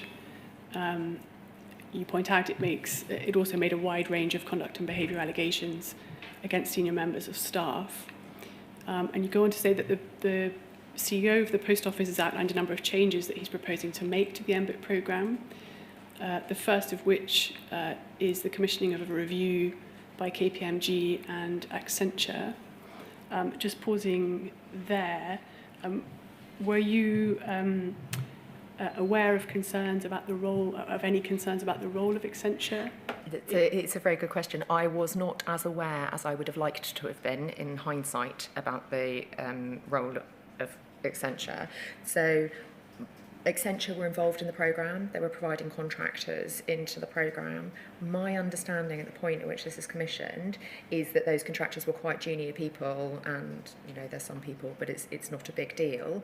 My subsequent understanding is that Accenture were much more involved in the programme than I had previously understood. So I think there's a good question about whether or not a review done by Accenture is appropriate, given that they are also contributing staff to the programme, how independent they could really be. At this stage, I think it's fair to say you see the appointment of Accenture as a positive thing in providing assurance. Yeah. What you're saying now is that perhaps that assurance wasn't as concrete as you initially appreciated because of their prior and ongoing involvement. So Accenture, I am sure, would say in the report that it's a different bit of the business, but I think that it is good practice to have a genuinely independent third party doing assurance. And you've explained just now in your evidence your understanding of the scope of their role then was not as detailed as it is now. Why is it, or how is it that you've come to learn to have a more fuller understanding of the extent of their involvement? I actually can't recall.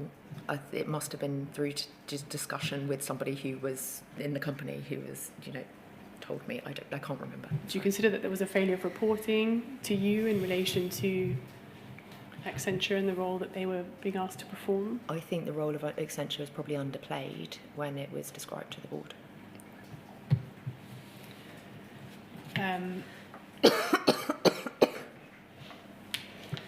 So you say in addition to that external review and assessment of the programme, the CEO is proposing to hire a new transformation director to oversee the programme.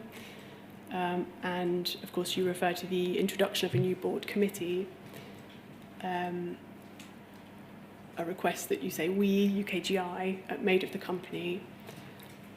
And finally, a pause, reduction to minimal progress, no regrets activity on the programme whilst this is underway. You say this, to note there are a number of other similar whistleblowing allegations relating to the programme. I think the changes Nick is proposing to make are sensible and long overdue.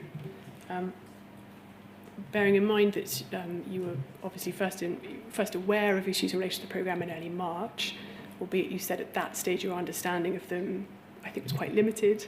You were not yet in post as non-executive director. Why do you say there that you considered those particular changes to be long overdue?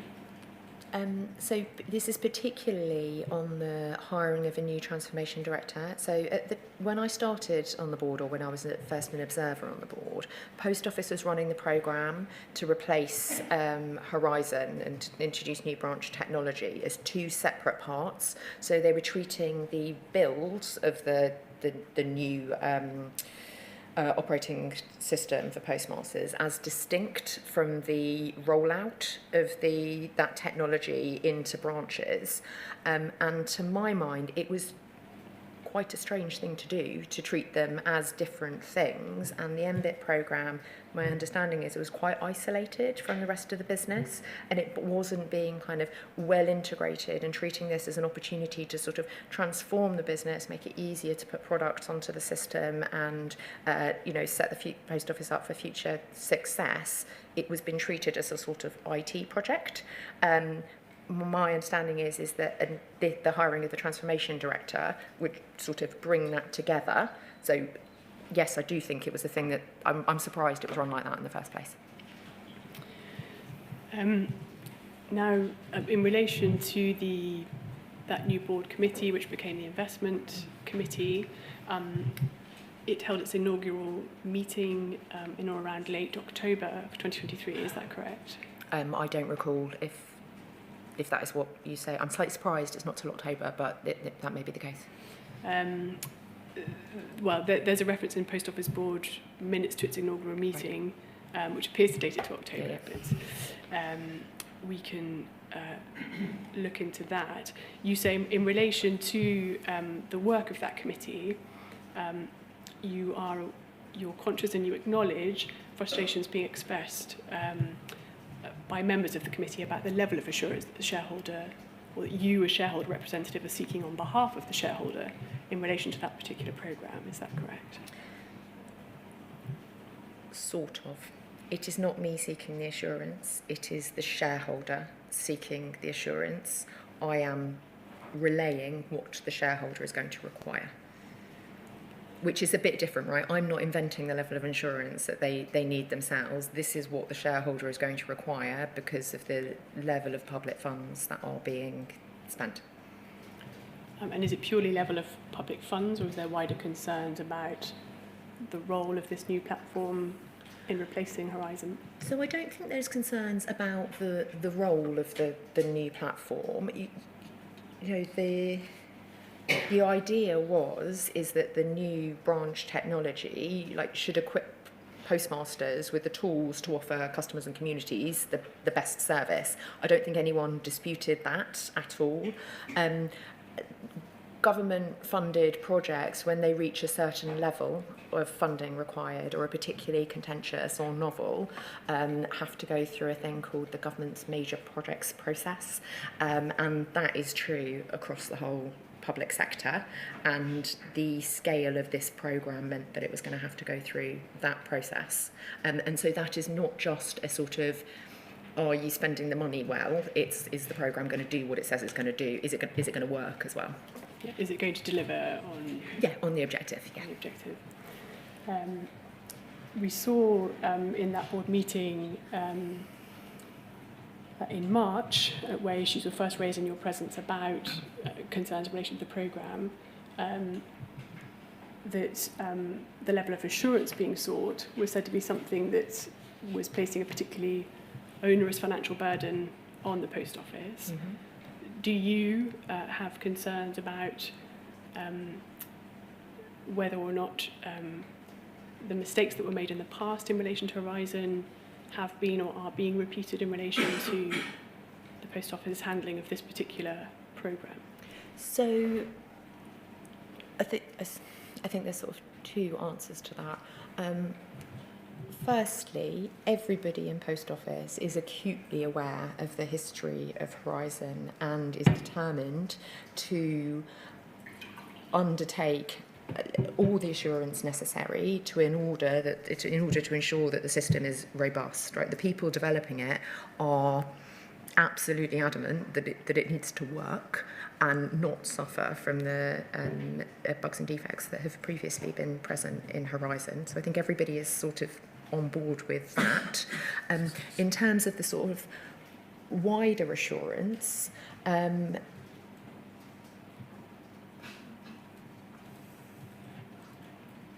sorry, I've forgotten the question that you asked me that led me to think I had two things to say.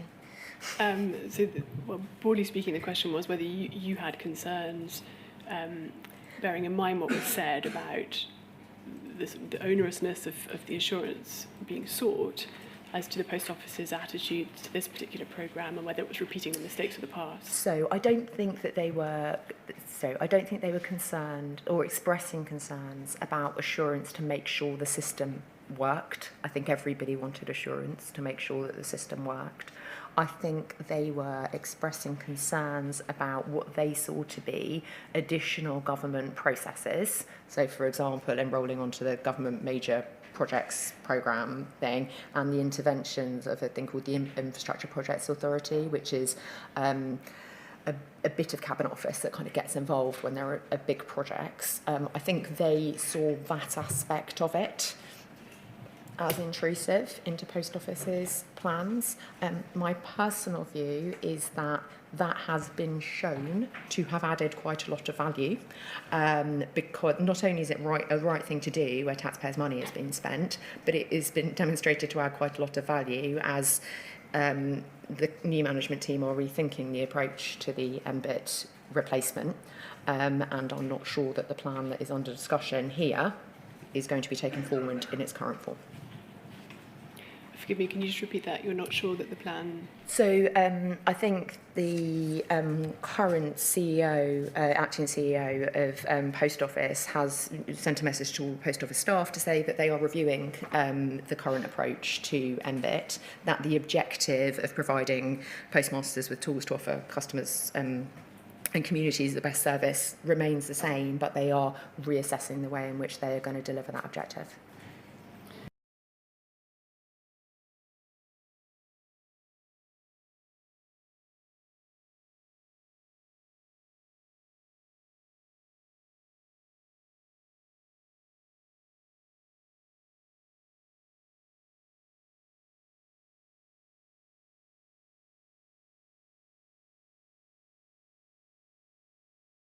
Public funding that it requires is, I think you say, remains a highly challenging task. Yes.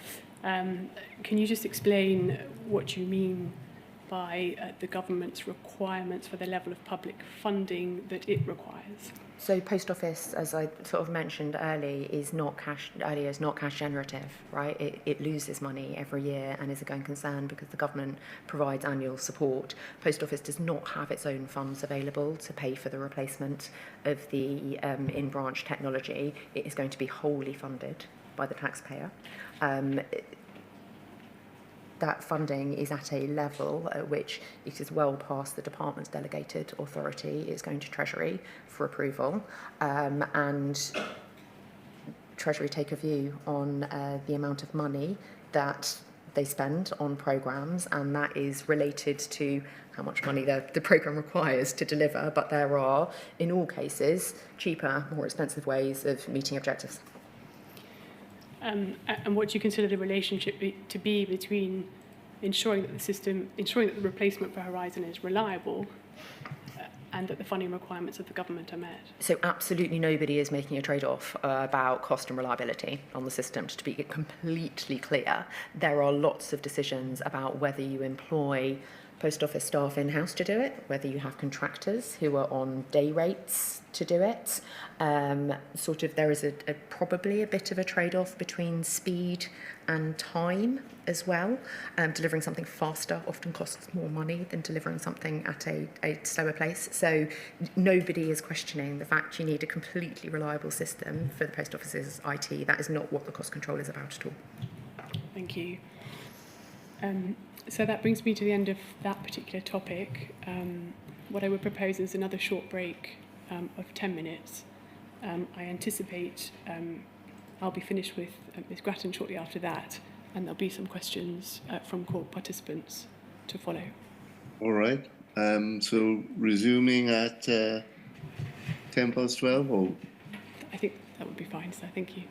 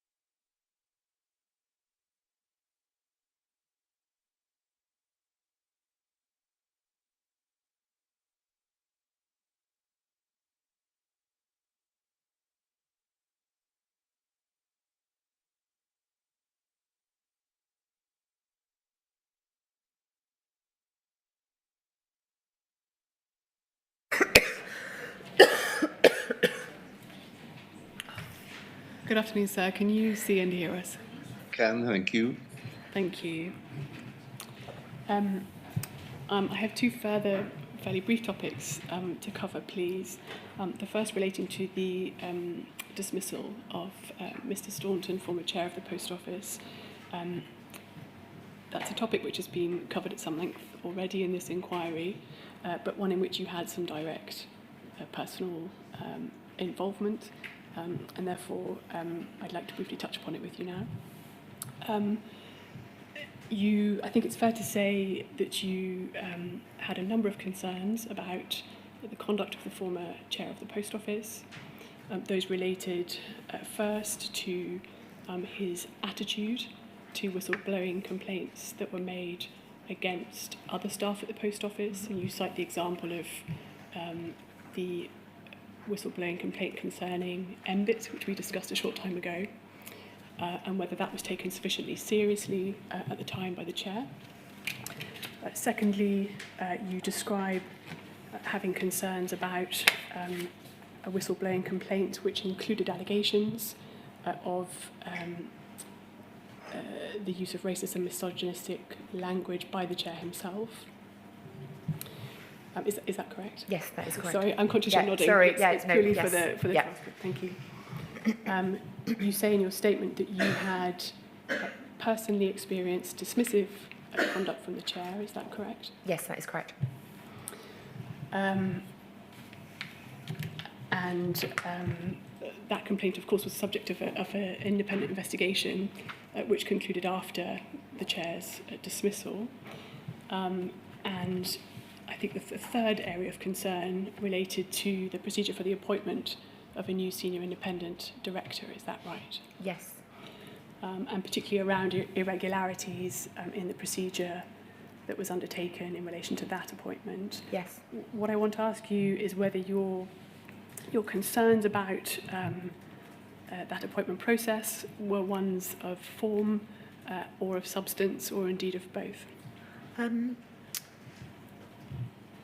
My concerns were, sorry, by substance, do you mean the appointment of Andrew Darfur as the Senior Independent Director?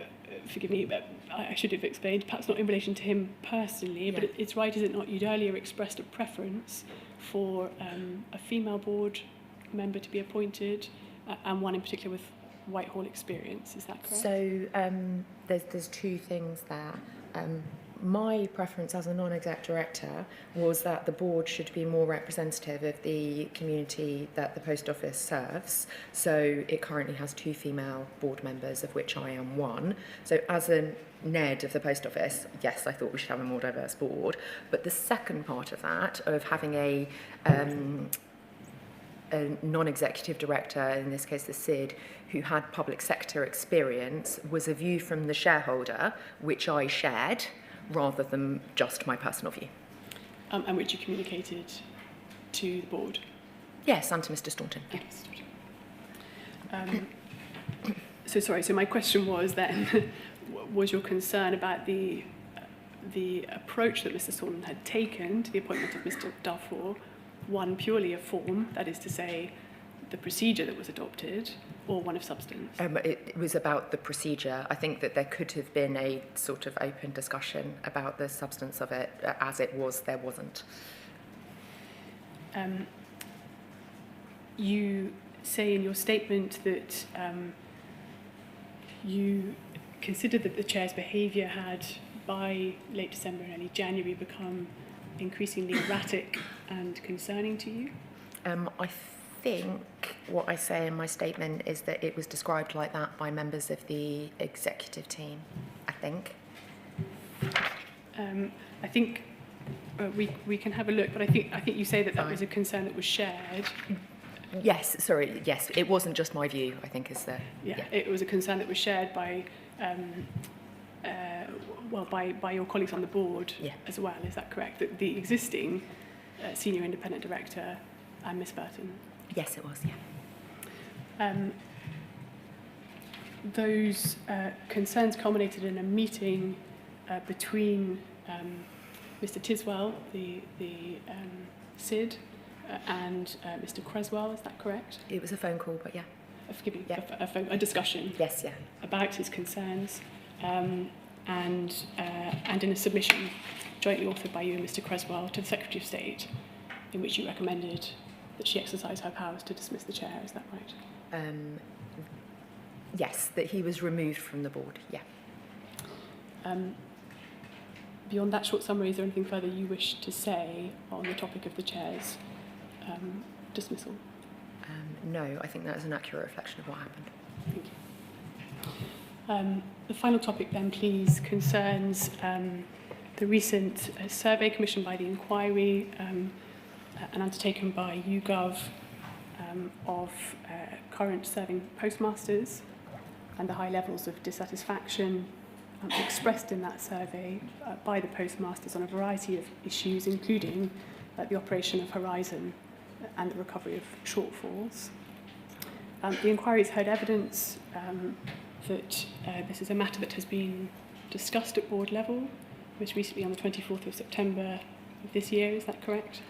Actually, most recently Tuesday of this week, where there was an additional board, but yes, it was also discussed in September. Can you give us an indication in relation to the most recent discussion, what the board's doing about this issue, what action's been taken to address it, please? Yeah, absolutely. And I think I've touched on some of it in previous things I've said. So with relation particularly to the discrepancies point and postmasters continuing to experience discrepancies, the Post Office exec are in the process of appointing an independent review, a third-party review of Horizon and its robustness. They're in discussions with Voice of the Postmaster and NSFP about the terms of reference for that and how those groups are going to be involved in the process. So it's not going to be a sort of sign off the terms of reference, get the product at the end. It's going to be involvement throughout with a view to providing, they're then planning on publishing it, so making it sort of fully available to whoever wants to see it. They're also planning as part of that and inviting postmasters, and I think they might have already done it, into the Chesterfield Operations Centre, which is run by Mel Park, who's also given evidence. So they can be completely transparent on what the various stages of operational process management is for where there are discrepancies, so that they are transparent on that. They also plan on publishing quite a lot more evidence, information about Horizon. They've got a lot of it in terms of uptime and bugs and whatever. They plan on making more of that available as well. The board is very supportive of that. I also mentioned earlier the plan to get postmasters more involved in the various bits of the business. That is still more of a work in progress as to where it's actually going to sort of finally land, but it is a piece of work that is getting taken forward with a lot of vigour. And is this particular issue, namely ongoing concerns by postmasters about the reliability of Horizon, one which you've escalated to the department as part of your risk reporting in relation to Post Office? Yes, absolutely. They are concerned. I am concerned. The board generally and the executive team are concerned. Thank you. I've no further questions. Thank you. Before we ask co-participants to ask their questions, can I just take that latter point a little further? Because what I mean by that is the query about the reliability of Horizon. You're probably aware, Ms. Gratton, that I've heard evidence in recent weeks about what might be thought to be a degree of conflict between Fujitsu and the Post Office in relation to the reliability of the current version of Horizon. And allied to that, to what extent, if at all, reliance should be placed upon it in recovering what appear to be, and I use the words appear to be very advisedly, as you'd guess, shortfalls, and or taking action against postmasters, either to recover shortfalls or to report them to the police. Where has the board got in relation to that? If I can have an update from you, as this time wearing your Post Office director hat, as opposed to what you might be telling the department. So in terms of where the post office has got to with Fujitsu on the system reliability issue? Well, all of those issues, if you can bring me up to date on them. Well, let's start with what I understand to be the position, and then you tell me if there's any alteration. That as of today, so to speak, or the last time I heard evidence, the post office was not seeking to recover apparent shortfalls from postmasters. Is that still the position? That there is no civil recovery, and my understanding is that there is no passing of information to the police on the basis of shortfalls, so no. Right. And so that answers the second part of the question relating to prosecutions. And so far as the reliability of Horizon as debated between Post Office and Fujitsu, we'll hear from Mr. Patterson on Monday. But from your perspective, is there simply an impasse in the sense that there was the exchange of letters in the summer and nothing further has happened? Or has something further happened? I'm not sure if anything further has happened. I know that the chairman has met with Fujitsu with a view to discussing the extension of the Horizon contract post-March 25. My understanding is that there is some nuance in Fujitsu's position whereby they do not want the data to be used for criminal convictions, but they are not questioning the integrity of the data within the system, is my understanding from Post Office's IT people. Right, so that we don't confuse what you might have been told perfectly in good faith with the formalities, so to speak. Has the Post Office board discussed this in the last few weeks? Not in the last few weeks. It has been discussed at board meetings through oral updates from the as-was acting CEO over the summer, and that was the position that he outlined to the board. Right, okay, fine. Thank you. Right, over to the co-participants.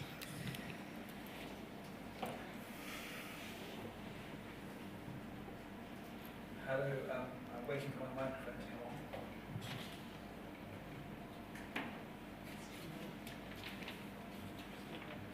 I can speak up fast. No, you're still very indistinct, Mr. Jacobs. Okay, I'll wait until this turn. Oh, that's better. Thank you very much.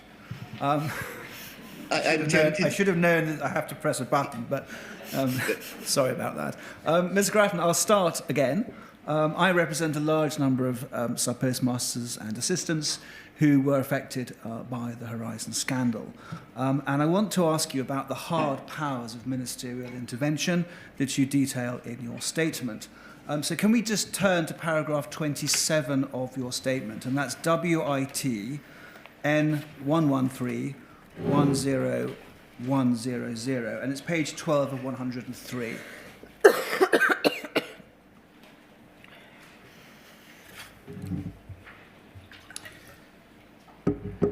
So looking at that whole paragraph, you say there are several ways in which the Secretary of State and ministers at DBT can and do intervene in Post Office's governance and management.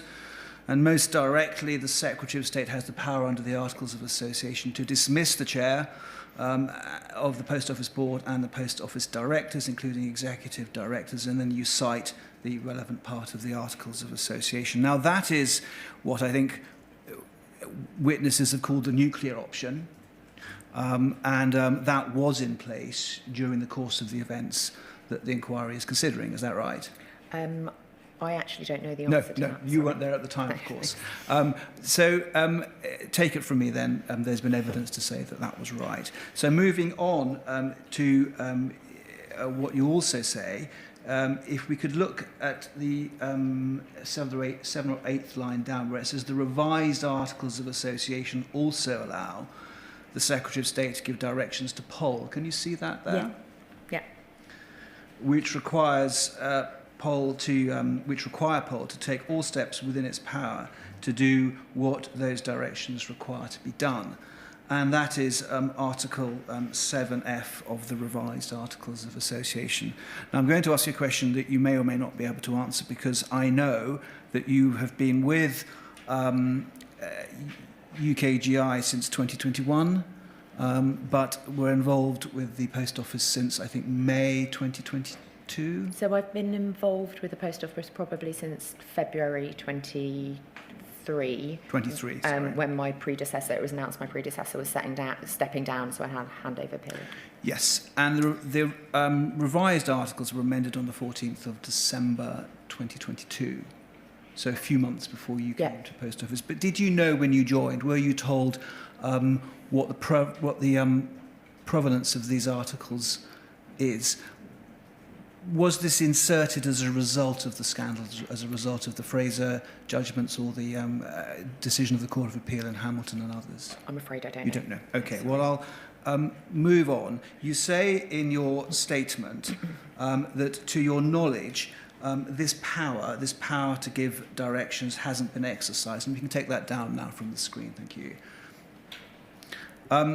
Do you know under what circumstances the power would be exercised or could be exercised?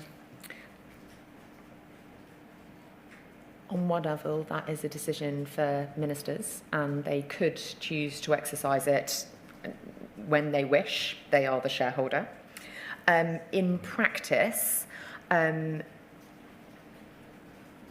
think they probably take the view that directing organisations and people to do things isn't conducive to a productive working relationship. So I would imagine in practice they would, as you have sort of called it, see that as a nuclear option. And if you are in a position as a Secretary of State where you find yourself directing a board, you may want to consider whether or not you have the right people on that board. What I really wanted to ask you is, there's a difference, it appears, between the nuclear option, which is sacking and dismissing the board and reappointing another board and intervening directly and taking control, and the power to issue a direction to the board or to an individual to say, this is what Post Office has to do because the government is concerned that mistakes of the past are about to be repeated. Do you see that the second option is a more practical way of getting a result quickly, rather than a nuclear way of dismissing everybody? Yes, I can see why you might think that. In practice, my instinct would be that if you're on a board where you find yourself being directed, you may think that you're not aligned with the shareholder. Do you think, in light of the issues that this inquiry is looking at, and the scandal and the terrible effect that it has had on the lives of so many people, that that this direction is a useful way by which the shareholder can short-circuit matters if it thinks that history is about to repeat itself? It could be, yes. You, at about 10:25 this morning, you were asked about reporting operational matters up to the DBT, and you said that there are some things that the department is very concerned about, and you spoke about financial performance and budgets, and you gave an example of the YouGov survey. Is that the sort of thing that could be the subject of a direction if not properly resolved? So I think in theory, yes, but I sort of come back to the idea that the board is appointed by the shareholder. As the shareholder, you would aspire to appoint people who have a shared understanding of the organisation's objectives as the shareholder, a shared understanding with the shareholder of the organisation's objectives. So I would hope that we wouldn't find ourselves there, because there is a sufficient dialogue and sort of common understanding between the shareholder and the board. So I think what you're saying is that the direction would be given reluctantly and as a matter of last resort. Yes, I think that is how the power is intended to be used. Is there any guidance around the use of this power to give a direction, or is it entirely a matter of discretion? I have not seen any guidance. It is the sort of thing that, were a Secretary of State minded to do so, they would expect to receive advice on prior to doing so from their officials. Do you think there should be guidance so that the position can be clear as to the use of this power? Potentially, although I would imagine that the specifics of a situation would be quite relevant to whether or not it was used. You've been referred today in your evidence to some concerns that Mr. Jacobs and Mr. Ismail raised about retention of employees whose actions have been subject to criticism. That is a point of concern for many of our clients, if not all of them. And another point of concern, which you've also been referred to, is the YouGov survey, where 92% of the 1,000 sub-postmasters who responded said that they'd experienced issues with Horizon in the last 12 months, and 98% of those who reported shortfalls said that the most common resolution was to use branch money or resolve it themselves. These are serious matters, aren't they? I absolutely agree, yes. And do you think that if they continued, escalated, weren't resolved, that the direction could be used to prompt Post Office in the right direction? So I wouldn't want to speculate, because I think that they are both matters that the board is taking very seriously. Does it come to this, Ms. Gratton, that if it ever got to the point where the minister thought it appropriate to tell the board what to do, the reality is that he would have lost faith in the board, and or the board would have thought he was wrong, so they'd resign en masse? Yes, I completely share your view. Thank you, that's helpful. And finally from me, I want to refer you to what you say at paragraph 23 of your statement. There's no need to turn it up, I can read it out. The MOU contains provision for the shareholder team to make submissions directly to the DBT Permanent Secretary, Minister or Secretary of State. And you go on to say at paragraph 40, ultimately, should my team or I become aware of an issue that we do not consider the department has been fully cited on or has not fully considered, it may be appropriate to provide a submission directly to the departmental minister or permanent secretary. Have you or anyone in your team made any such submission? So my team and I write a lot of advice that goes to ministers. In practice, all of the instances of that I have experienced, seen in this since being in this role, have been done effectively jointly with the department. So that advice has gone through Carl Cresswell and David Bickerton. Where there is a difference of views between somebody in the department and someone in UKGI, that has been noted in the submission, but I have never found myself in a position where I've had such a violent disagreement with the department that I have felt the need to put up advice aside from their process. And do you consider that it is part of your function in making such submissions to request for a direction if you think that is necessary or appropriate?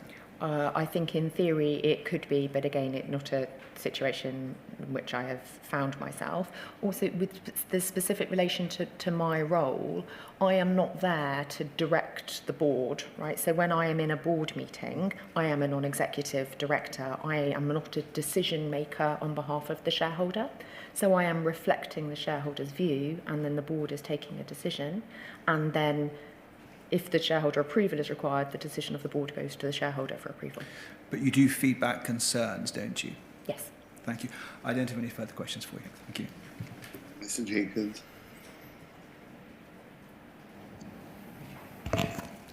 Good morning, Ms. Gratton.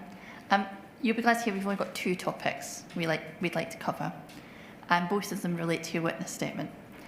The first relates to your general reflections at the end of your statement on the efforts made to engage with sub-postmasters who might be eligible for compensation. Mm-hmm. I'm not going to ask for it to come on screen, but if you want to have it in front of you, it's page 93. And you deal in the statement with the approach being taken to new putative applicants to the HSS, the letters being sent, and how they highlight the fixed offer available.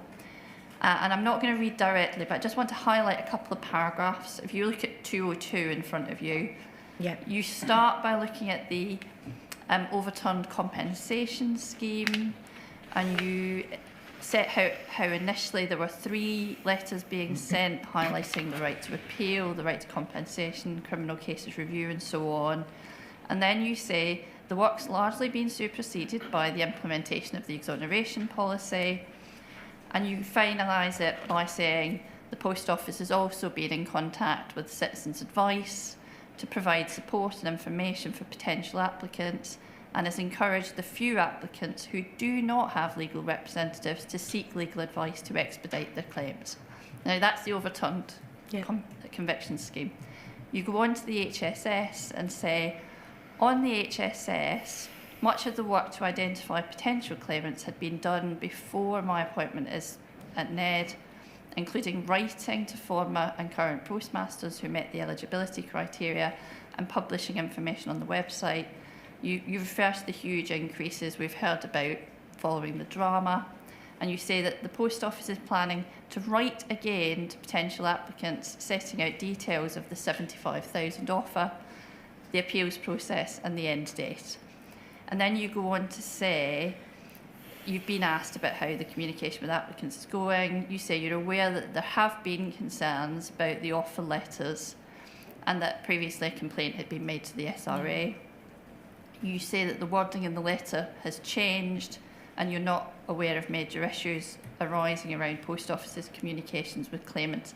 And I won't read out all of that because you say you're not in the thick of it, as it were, around how the timings and so on of compensation is dealt with. But since you've raised the letters, can you help the inquiry with whether or not access to legal advice is addressed expressly in the current letters being sent to HSS applicants? I'm afraid I don't know. You don't know. We've heard a lot today about differences in approach to legal advice. Do you know at high level whether would-be applicants to the HSS are encouraged to seek legal advice in the same way that individuals in the overturned compensation scheme would be? So I actually don't know whether this came up with Mr. Creswell yesterday, but legal fees in legal advice is reimbursed, the cost of which is reimbursed in HSS only upon receipt of the offer, not prior to the offer being made. So not at the point of application. That is a decision for the department that the department has taken. And indeed, we did cover that. The inquiry's heard that, and that's why I've raised it. What I wanted to ask you was, has that issue of legal advice and funding for legal advice, I apologise, I'm being reminded that I may have said overturned compensation scheme. Of course, we're talking about the difference with the overturned conviction scheme. I misspoke. But returning to the question, has that issue about legal advice and encouraging legal advice, or the question of funding legal advice earlier in the process for HSS applicants, been discussed at the remediation committee? Yes, it has extensively. And are you able to help the inquiry on what has been said? So the remediation committee, of which I am part, thinks that claimants should be offered legal advice at the point of application. I think it's quite hard to decide whether or not you should take a fixed sum offer without having some support in that process. That view from the committee has been made clear to the department. The department has taken a different view. Thank you. Now, moving to the second topic, I want to deal briefly with transparency, which is a topic that's been addressed a lot this morning in the questions by Ms Hodge. And I think are you aware that about the announcement in the King's speech this year that the government intends to bring in a law with a duty of candour for all public servants and those acting with public functions, colloquially known to most people as the Hillsborough Law, recognising the campaign by those families involved in the Hillsborough scandal and the recommendations of Bishop Jones? Is that something you're aware of? Yes, it was disclosed to me as part of the bundle. Yeah. And we know in the speech, his speech to his party conference on 24th of September, just about 6 weeks ago, the Prime Minister said a bit more about that law. And he said, and I hope you don't mind, I'm going to quote what was said, because we don't know very much about government thinking. He said, "For many people in this city, the speech they may remember was the one here 2 years ago, because that's when I promised on this stage that if I ever had the privilege to serve our country as Prime Minister, one of my first acts was to bring in a Hillsborough law, a duty of candour, a law for Liverpool, a law for the 97, a law that people should never have needed to fight so hard to get, but that will be delivered by this government. It's also a law for the sub-postmasters in the Horizon scandal. He goes on, the victims of infected blood, Windrush, Grenfell Tower, and the countless injustices over the years suffered by working people at the hands of those that were supposed to serve them. Truth and justice concealed behind the closed ranks of the state. And he goes on to say a little bit more about what it will do. This is the meaning of Clause 1, because today I can confirm that the duty of candour will apply to public authorities and public servants. The bill will include criminal sanctions, and that the Hillsborough law will be introduced to Parliament before the next anniversary in April. It's work that shows how a government of service must act in everything it does. And he ends, he got a couple of paragraphs later on. It doesn't mean that everyone will agree, but it does mean we understand that every decision we take together. Now, I just want to ask you, because of your role and your connection with the Post Office as a director on the board and your role as, with UKGI, have you been involved so far in any conversation within government as to how this new duty of candour might apply to arm's-length bodies or public corporations? No, I haven't. Thank you.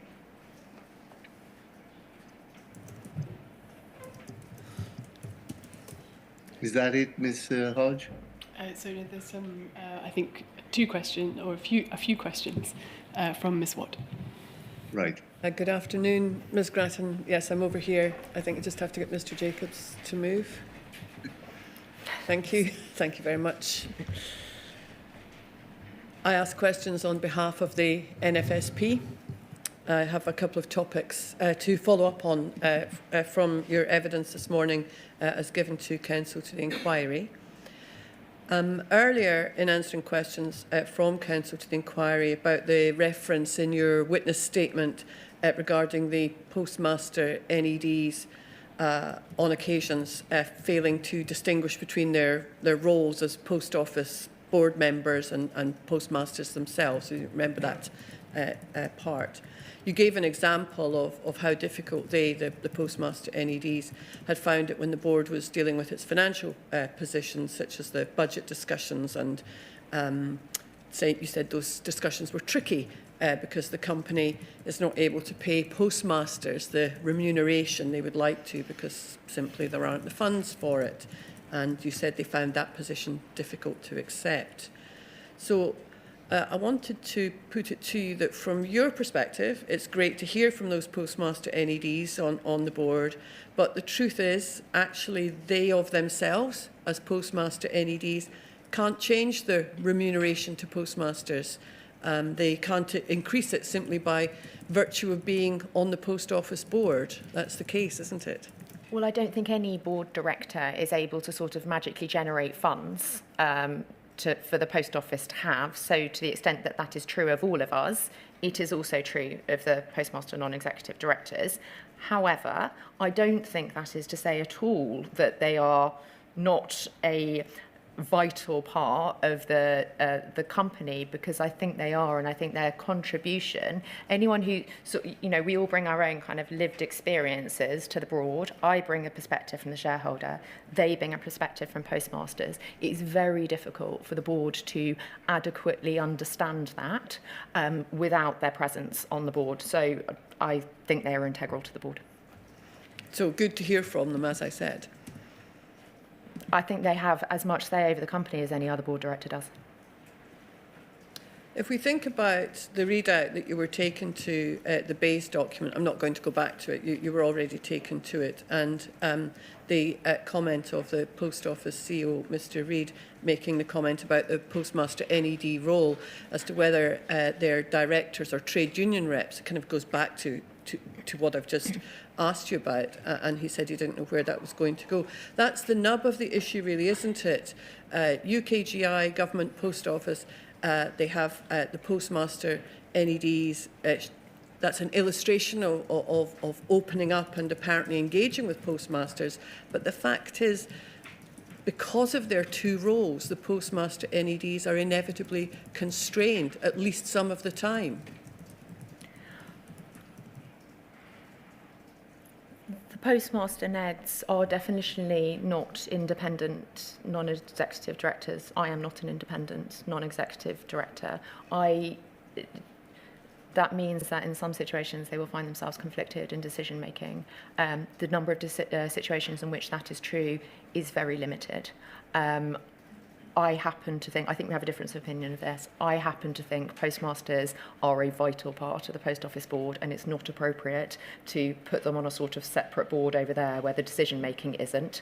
I think they should be integral to the decision making in Post Office, which they are in virtue of being one of the 10 people around the board, or 2 of the 10 people around the board table. Well, it's really about if they're listened to, isn't it? Because the YouGov poll commissioned by the inquiry, EXPG, I think it's 6 zeros at page 39. I'm not going to it. But it says that 60% of the postmaster respondents think that the Post Office Board doesn't listen to the postmaster NEDs. And on the evidence of the postmaster NEDs themselves, they think they're not listened to. So really, your view and the view of postmasters and those NEDs are actually quite different, aren't they? So I think there has been a particular issue around the amount that the postmaster non-executive directors have been able to discuss the work that they do on Post Office's board with their postmaster colleagues. I understand that they had some advice from the Post Office legal team that they weren't allowed to discuss what went on in board meetings. That is going to change going forward. Post Office board meetings minutes are going to be published. I think there will be more latitude going forwards for postmaster non-exec directors to discuss what happens in board meetings. And I think that will show the influence that they have on the organisation. But being a non-executive director is different to being an executive of the company. They do not run the Post Office. They are there as a board member to provide accountability for the CEO. It is the chief executive's job to run the Post Office. Whatever the rights and wrongs of all of that, there are many tools of engagement with postmasters, including engagement with representative bodies such as the NFSP, which has 6,500 postmaster members. I mean, it's not the be-all and end-all, not one thing. You mentioned something over to the side. There's actually lots of ways in which Post Office and the board can engage with postmasters, as well as having the 2 postmaster NEDs. I couldn't agree more with you, and I think there should be engagement with postmasters at all levels of the business. As I mentioned earlier, at a commercial level, treating people as genuine franchise partners, at an oversight in terms of how postmasters are treated with relation to issues that have been concerned in the past, and at a decision-making level at the board. I think it should be throughout the organisation. Yes. Just one more topic.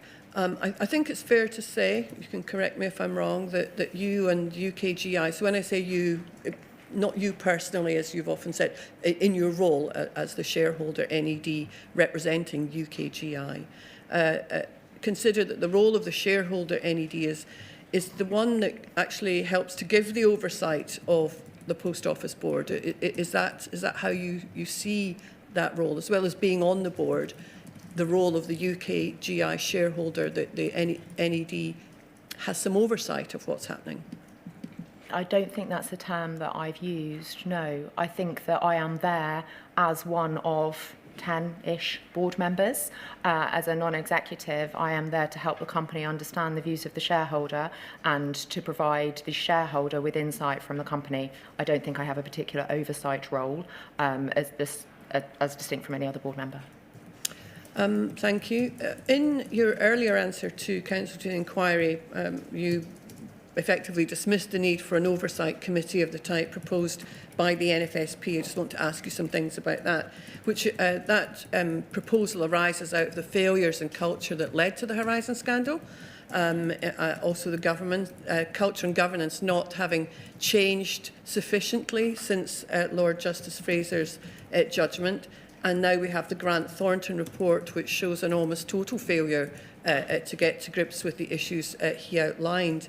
So the Oversight Committee is not proposed by the NFSP as the be-all and end-all, and postmaster engagement would continue with them, but as something there as to help the restoration of public trust, actual oversight of the board, which has in fact failed to change itself, and the Post Office. That's what oversight is for, and with a range of representative bodies, consumer champions, specialist members as needed, and Post Office and government representation, that could never actually be a bad thing, could it? I think we just have a difference of opinion on this matter. I think that if the current structures aren't working, you should fix the current structures. I don't necessarily think more is better in terms of boards and committees. Thank you.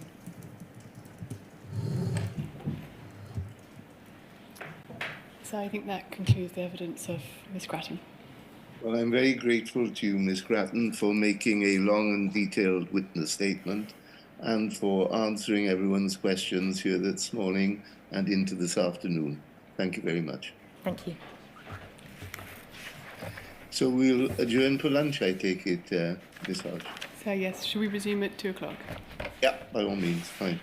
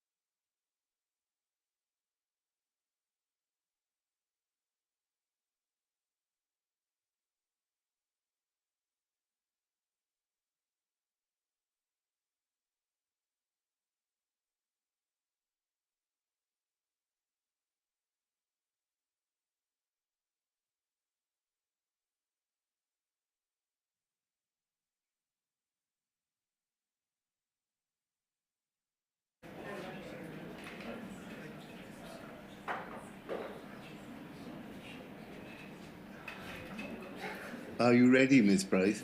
Yes, sir. Forgive me. I don't think you heard, or the connection wasn't there. Good No. afternoon. Good afternoon. I think before you call the next witness, I wish to make a short statement and issue an invitation. Is the witness in the room? No, sir, he's not. So the statement I wish to make is as follows. Throughout phases 2 to 7 of this inquiry, those following it will know that most of the questioning of the witnesses has been done by Mr. Beer and his team of counsel. However, you will also know that it's often be the case that counsel for core representatives ask supplementary or additional questions of the witnesses as we've been going along. What may be less well known is the process by which that comes about. And without going into too much detail, essentially what happens is that counsel for the core participants submit lists of questions that they wish witnesses to be asked about, and then counsel to the inquiry decides whether they will ask the question themselves or whether they will leave it to counsel for the core participant to ask the particular question. And that system has worked extremely well, and I should say here and now that I'm very grateful to all counsel involved in this process who's made it work so well. Very occasionally, as I understand it, counsel for a core participant may wish to ask a question which counsel to the inquiry thinks ought not to be asked. In those circumstances, counsel to the inquiry does not have the last word. That would rest with me if any application is made to me to ask the particular question or a line of questioning.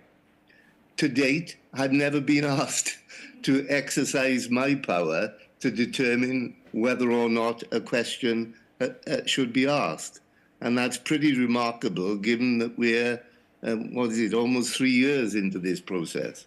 Anyway, intelligence has reached me that there may be a problem, and I stress may be a problem, to be resolved in relation to questioning of Sir Alex. And so I wanted to raise that immediately before he begins his evidence. And the invitation I make is simply this. If there is any core participant who feels that they are being deprived of the opportunity of putting a question to Sir Alex because of some kind of suggestion by counsel to the inquiry that the question should not be asked, now is your opportunity to raise it with me so that I can have the last word on the subject. So if anybody does wish to make any application to me, will they please do it now?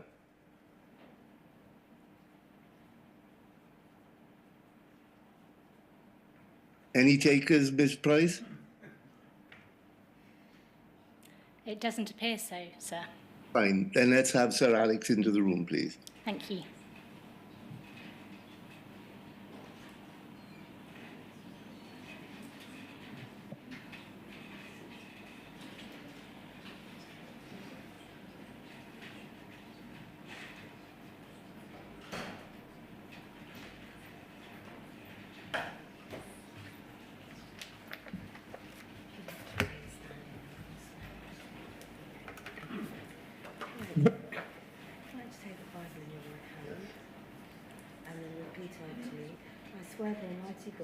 I swear by Almighty God that the evidence I shall give that the evidence I shall give shall be the truth, shall be the truth, the whole truth, and nothing but the truth. and nothing but the truth. Thank you. Thank you. Please take a seat. Could you give us your full name, please, Sir Alex? Alexander James Chisholm. As you know, my name is Emma Price, and I'll be asking you questions on behalf of the inquiry. Thank you for coming to the inquiry today to assist it in its work and for providing a detailed witness statement in advance of today. You should have a hard copy of that witness statement in front of you. Do you have that? Yes, I do. It is dated the 14th of October 2024. If you could turn to page 68 of that, please. Yep.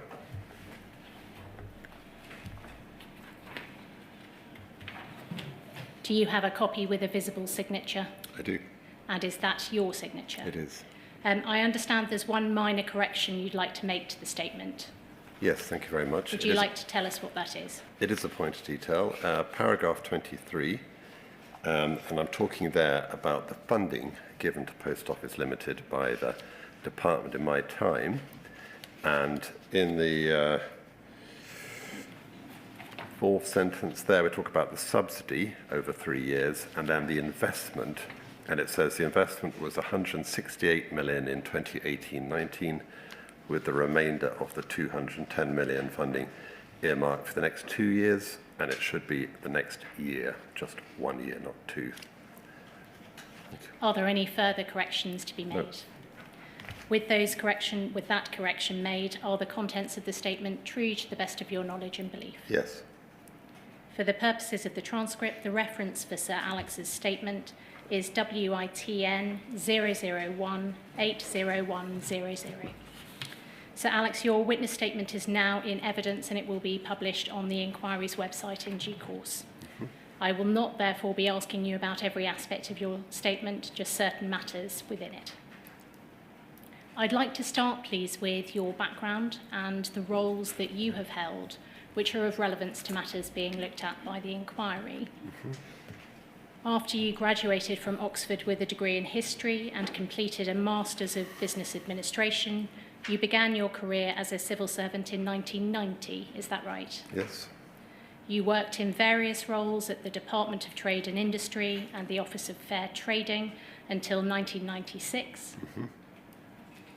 You then worked in the private sector for around a decade before returning to public service in 2006, when you were appointed as Commissioner at the Commission for Communication Regulation in Ireland. Yes.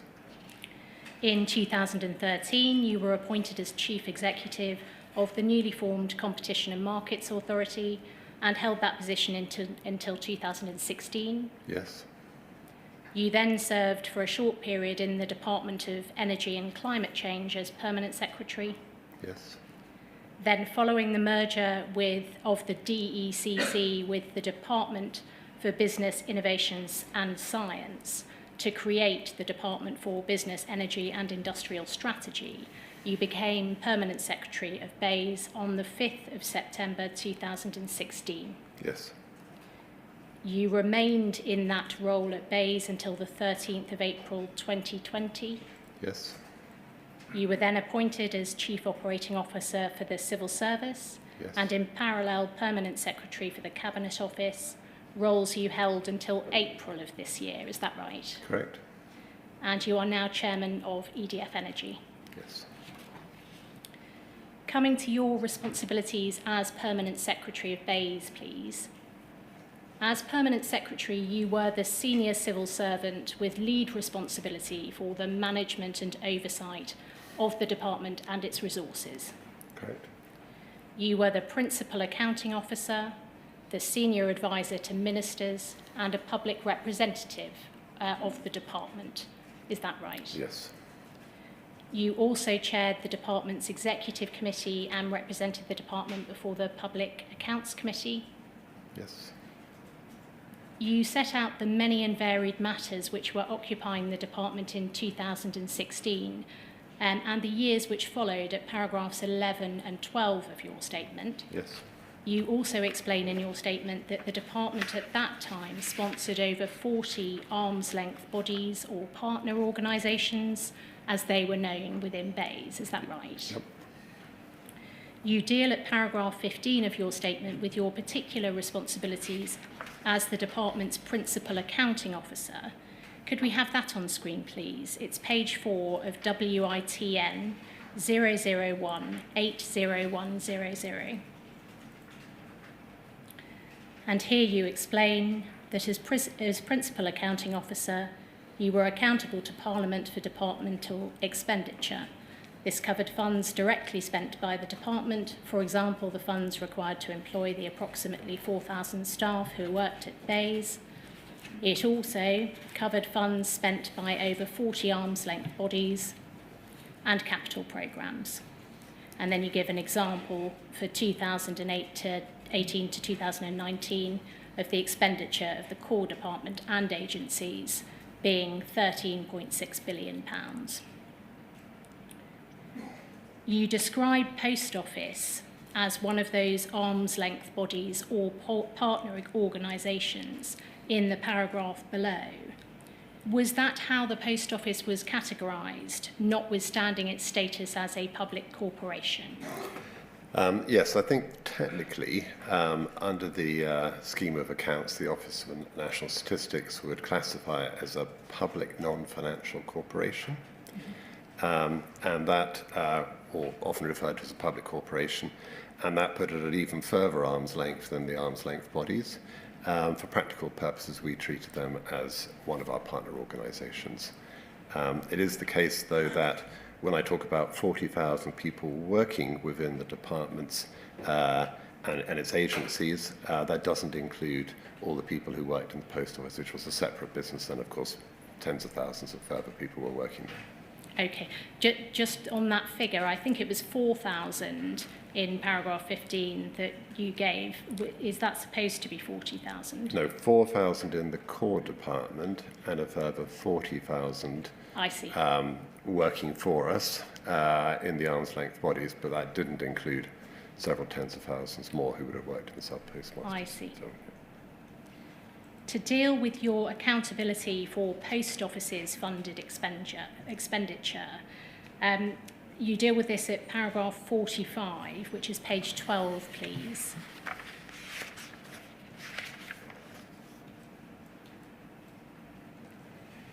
And you say, whilst I was not involved in the detail of UKGI's oversight of Post Office Limited, as Principal Accounting Officer, I was accountable to Parliament in respect of Post Office Limited's funded expenditure, as defined above, and for ensuring that arrangements were in place for effective shareholder oversight.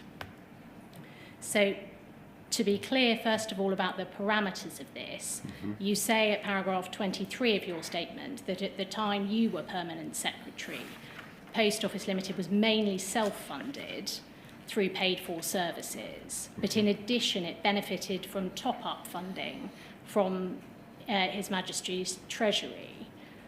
Your accountability as Principal Accounting Officer for the department to Parliament for Post Office Limited's expenditure, was that limited to expenditure funded by the department? I think the scheme, the way it works is that as Principal Accounting Officer, you then give delegated accounting responsibility to either people working in your own department or usually the heads of the arm's length bodies. And in this case, the accountable officer, it's not called accounting officer for, again, a very technical reason, apologies for that. The accountable officer was the chief executive of the Post Office. And you could see when I made, for example, the appointment of the new accountable officer, first Al Cameron and then Nick Reed, they get a formal letter from me, a formal delegation. That would have been done for the Paula Venables, who was appointed before my time as accountable officer. And that says basically, I'm the principal accounting officer, I'm now holding you responsible for running this organisation, the public money within it, upholding the standards of managing public money and all the other things. It's all set out in a formal letter of delegation. So that's the first part of it. I think in addition, as part of that, you don't say, right, well, that's it. You remain concerned that oversight is working effectively. You're there to provide advice and support to the accounting officers. You can see, many times in those meetings, one-to-one meetings and so on, you're saying, what are the issues and how can we help you with those?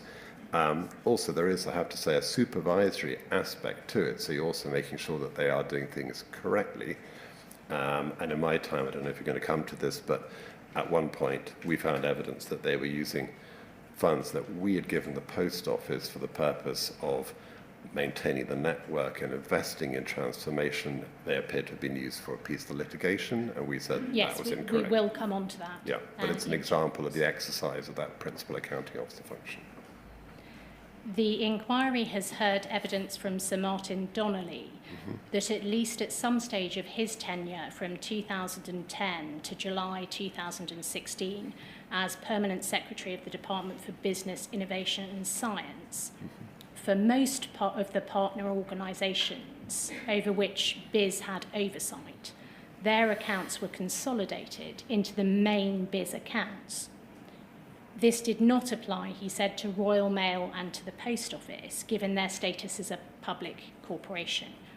Can you help, please, with whether the accounts for any partner organisations were being consolidated into the main BEIS accounts when you were Permanent Secretary? I have to think about that.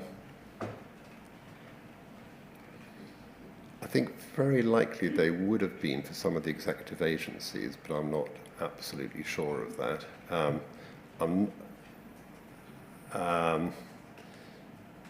And they might have been for, yes, so for example, the Nuclear Decommissioning Authority, I think those accounts must have been consolidated because I remember that we had to make provision for change in the interest rate. Yes, so probably quite a number of them would have been consolidated. I think that is right, yeah. If it's important to the inquiry, I could check the detail of that, but it's all there in the public accounts. Yeah. In relation to the Post Office, its accounts weren't consolidated into the main accounts. What was the reason for that? It was treated as a company, run as a business, very much at arm's length. It had its own statute, it had its own board, a fully fiduciary board. Its accounts were published, produced to the requirements of, like any other company. They were externally audited, not done by the government's auditors. All of that was done on a completely separate basis. And I think it's also the case that unlike other parts of the department where we'd be employing civil servants, here obviously it's much like a business, like a franchising business with lots and lots of employees. Quite a big business, I think about $1 billion in turnover at that time.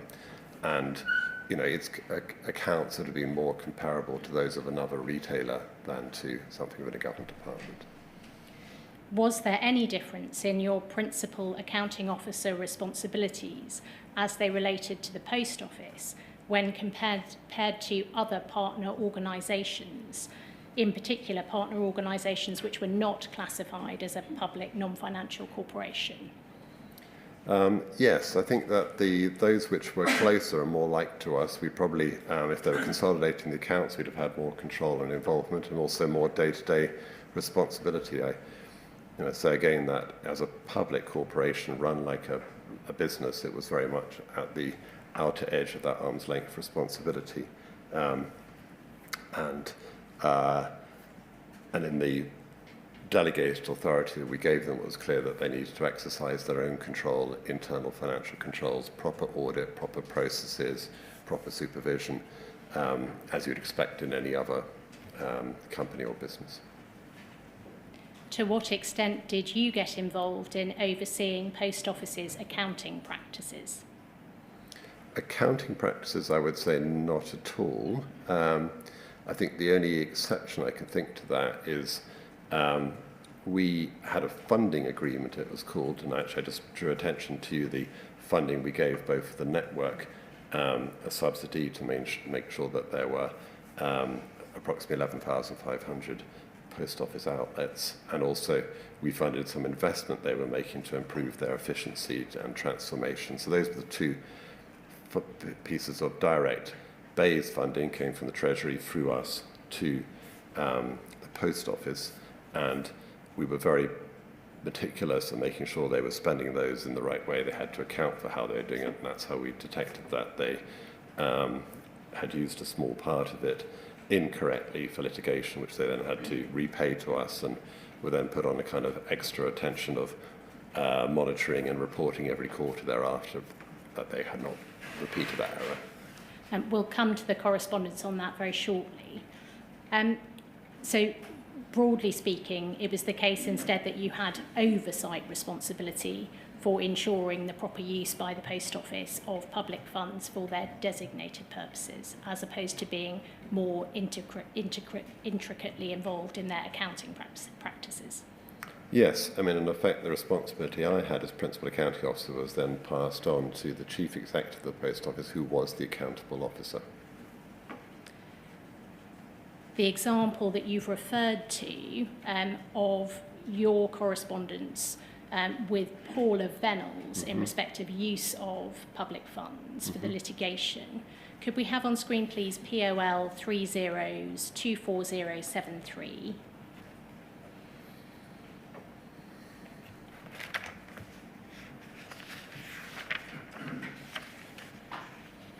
This is a letter you wrote to Paula Venables on the 3rd of January 2018, which raises your concern about a recent funding request which had been made of the department. Starting at the second paragraph down, you say, as you will be aware, the Minister wrote to Tim Parker on the 20th of December 2017 to set out the basis for providing transformation funding to Post Office and her expectations on how this was to be used. The Minister emphasised the need for funding to be used prudently and efficiently in accordance with the objectives of the 3-year strategic plan, whilst recognising the need for some flexibility for a commercial business engaged in investment projects. In your recent funding request, you indicated that you intended to use BEIS funds for a non-transformation related spend, specifically in relation to the ongoing Horizon litigation. I understand this is now no longer the case, and UKGI have communicated to your team the requirement for BEIS funding only to be used against those projects which are related to transformation or approved investment activities. You go on to explain that as Principal Accounting Officer, you are personally responsible for ensuring the department has a high standard of governance and exercises effective controls over the management of resources, including those through its partner organisations, so that I may have ongoing assurance that BEIS funds entrusted to Post Office are being used as the Minister intended. Please can you confirm this on a quarterly basis in arrears? UKGI will provide you with further details on wording and format. So it was your view that the use of departmental funds for the Horizon litigation was not a proper purpose for a proper use for designated purposes, is that right? Yes.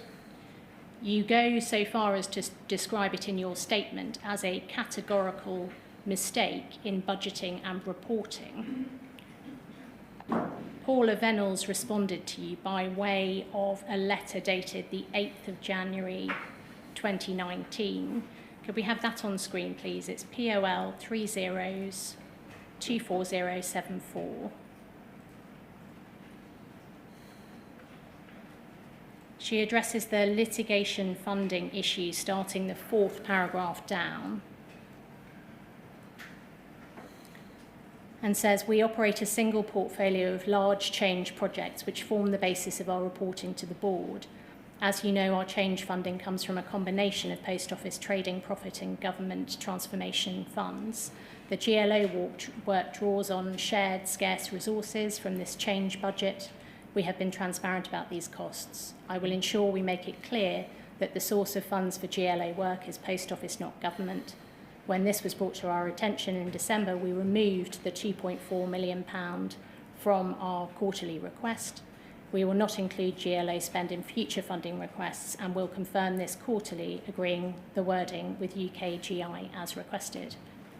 She goes on, furthermore, to ensure that the distinction is absolute and consistent, I have asked Al Cameron, CFOO, to arrange for £2.3 million to be returned to BEIS. The GLO was listed in our earlier reporting, and we received funding from you of £2.3 million for Q2. Did you personally review the quarterly funding requests from the Post Office? No. Was that something you delegated to those who worked to you? Yes, the oversight of that was done by UKGI, and I think it's extremely likely that they drew my attention to it. It's possible I spotted it myself, but more likely they said, we've been going through the returns from the Post Office and they appear to have been using some of our money, inverted commas, Bay's money, not for the reasons given, which was specifically for network maintenance and transformation, but for litigation. We think that's wrong. Do you agree? And I saw it and I said, yes, I absolutely agree, and we should change that, and we should require them not only to give us the money back, but also to make sure it never happens again, which I think is the effect of the commitment that's entered into by the Chief Executive in that letter. So you were told, were you, by UKGI about the previous earlier reporting and the payment out that had been made, in addition to the recent report? Because there are two things referred to here. Was it that you were hearing about the previous reporting for the first time in this letter from Paula Venables, or had that already been reported to you? I hadn't noticed at the time there was a difference between that. Now you mention it, I see 2.4 million is different from 2.3 million. So it may be that they did it for 2 quarters. But anyway, you know, when I saw that, I thought, good, they've paid the money back and they've accepted they made a mistake and they won't do it again. Yeah.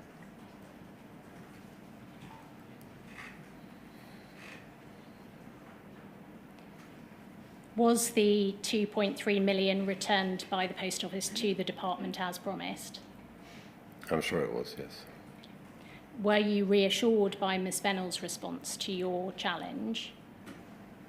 Yes, in the sense that they didn't argue that they'd made a mistake. They said, we've made a mistake, we've made it good, we've paid the money back, and we will, you know, continue to account for you in this special way to make sure it doesn't happen again. So I thought that was satisfactory. I mean, it wasn't good that it happened in the first place, but at least they had accepted their error and made amends. That document can come down now, thank you. In terms of your wider responsibility, beyond being accountable for Post Office's expenditure of public funds, you were responsible for ensuring that arrangements were in place for effective shareholder oversight of Post Office. Is that right? Yes. Was it in the context of that responsibility that you began work in 2018 on a new shareholder relationship framework document to clarify the respective roles and responsibilities of BEIS and UKGI as they pertain to Post Office? Yes. We'll come back in due course to the reasons why you considered that necessary. But just in terms of involvement on shareholder issues, you say you were actively involved on core shareholder issues throughout your tenure. Is that right? Yes. And you give examples in your statement of issuing guidance letters to the chair of the Post Office, appointing the new CEO following Paula Venables' departure, and involvement in Post Office strategy setting and discussions. Yes. In terms of the government's interest in and relationship with Post Office, you say at paragraph 18 of your statement that whilst BEIS had no legal responsibility for the Post Office under its Articles of Association, it had political responsibility for the company, which you say it took seriously. Is that right? Yes. And ministers took a broad view of its responsibilities for the Post Office given its social function. Yes. You describe the department's oversight of the Post Office as supervisory and advisory, with the department being heavily reliant on the reporting which came to it from the Post Office. Yes. On the question of the extent to which the department was able to intervene in Post Office matters, could we have on screen, please, paragraph 36 of Sir Alex's statement? It's page 10. Having set out the role of ministers in broad terms in the paragraphs above this, you say, "It was never my understanding that BEIS was under a legal requirement which prevented ministers from becoming involved in Post Office Limited's operations. Post Office Limited's operational independence was a practice and not an immutable right. My own view is that Post Office Limited came to use its operational independence in a self-protective way. Ministers and BEIS officials were provided with carefully worded summaries without the benefit of sight of many of the key documents. The result was that over time, the reality of the situation as it concerned the Horizon IT system and sub-postmasters was obscured by Post Office Limited." Post Office Limited came to use its operational independence and legal arguments about privilege and confidentiality as a defence to certain decisions and to restrict the flow of information to ministers. You go on to explain that Pol's right to continue functioning at this level of operational independence was always contingent upon it fulfilling its responsibilities, both financial and social. Pol forfeited its claim to operational independence when it failed in its public duties, and ministers were entitled to intervene accordingly. And then at paragraph 38, you refer to the difficulty that by obscuring the reality of the situation, ministers and officials had a very limited picture of what had been happening within the Post Office, at least until the judgment of Mr. Justice Fraser was handed down in the Common Issues trial in March 2019. Had a more fulsome and honest information been provided to the department by Post Office Limited over the course of these events, I believe ministers would have intervened sooner and more decisively in Post Offices Limited operations. So from your, forgive me. Could we just show paragraph 31 as well? Of course, if we can go back to that, please.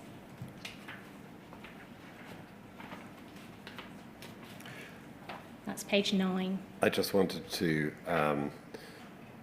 show how the concept of operational independence was not only a kind of a convention or a practice, as I said there in the middle of that paragraph, but actually was the way in which a public corporation was meant to be treated, and that was defined in the Public Bodies Handbook, and I quote there the 2016 edition. So it says that is what a public corporation is. It's controlled by central government and has substantial day-to-day operating independence, so that it should be seen as an institutional unit separate from its parent department. So that's exactly how, it's often been mentioned about this concept of operating independence, but that's the bedrock, and you'll see in other documents, such as the framework document, that's fully recognised.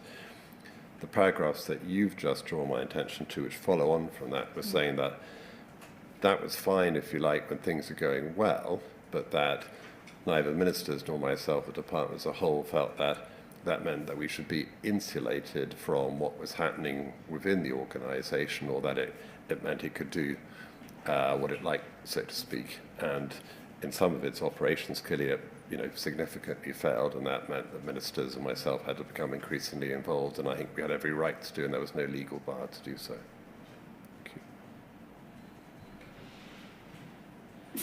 Is it right that the reason for that greater involvement at the stage that it happened was because the picture the litigation revealed about the Post Office gave you increasing concern? Yes. And what was that concern? I think even before we saw the judgment, the Common Issues judgment in March 2019 for Justice Fraser, which in the phrase used by the then Secretary of State, Greg Clark, was a seminal moment, that revealed a great deal about the way in which the Post Office operated its dealings with sub-postmasters and showed them to be, in effect, oppressive in many ways. So that was an incredible eye-opener for us. It was also very clear that the judge was very dissatisfied by the conduct of the litigation by the Post Office, by the way in which Post Office personnel had appeared as witnesses before the High Court, and all of that was kind of very considerable new information.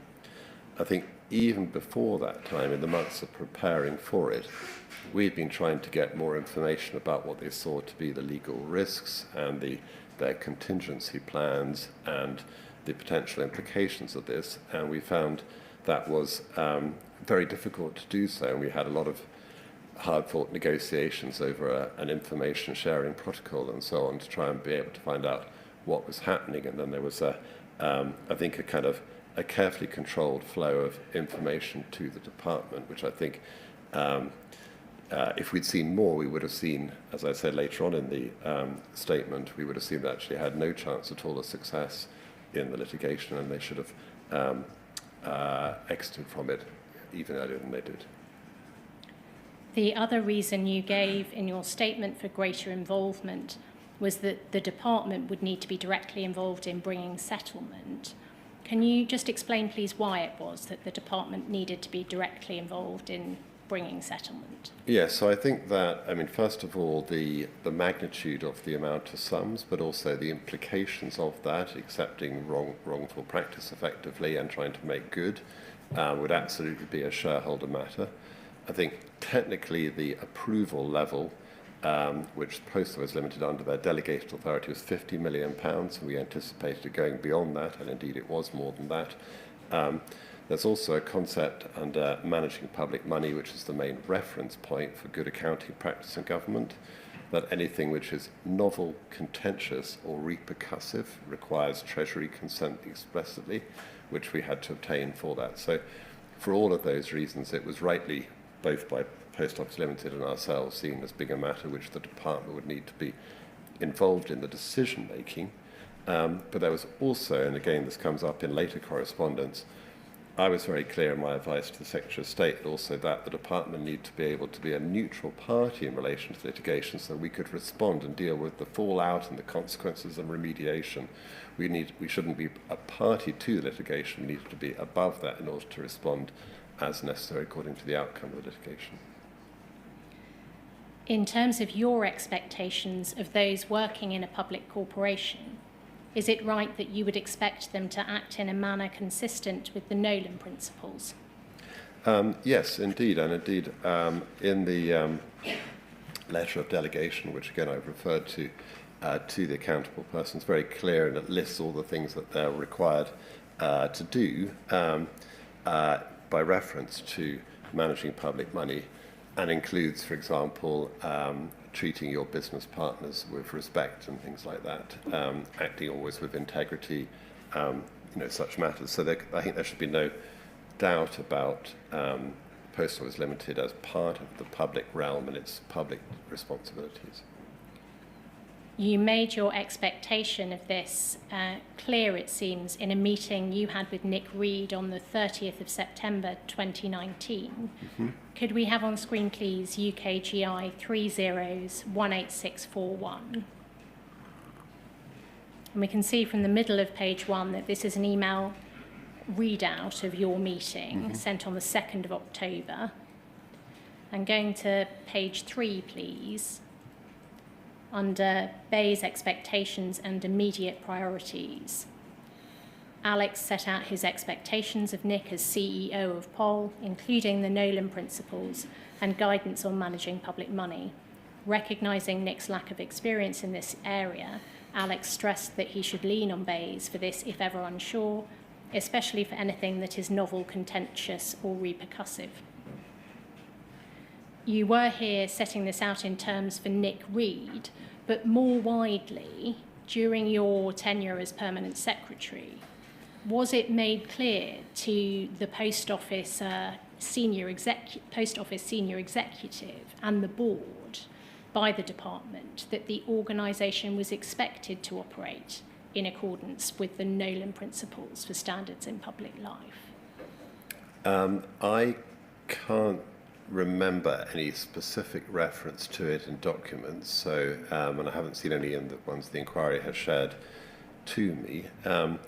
I think that when Paula Venables would have been appointed accountable officer by my predecessor, the letter of appointment, which I'm sure is pretty standardised when you become an accounting officer, would have said the same things that my letters when I appointed Nick Reed and indeed Al Cameron when he was interim chief executive before. So it would have been set out their public responsibilities there.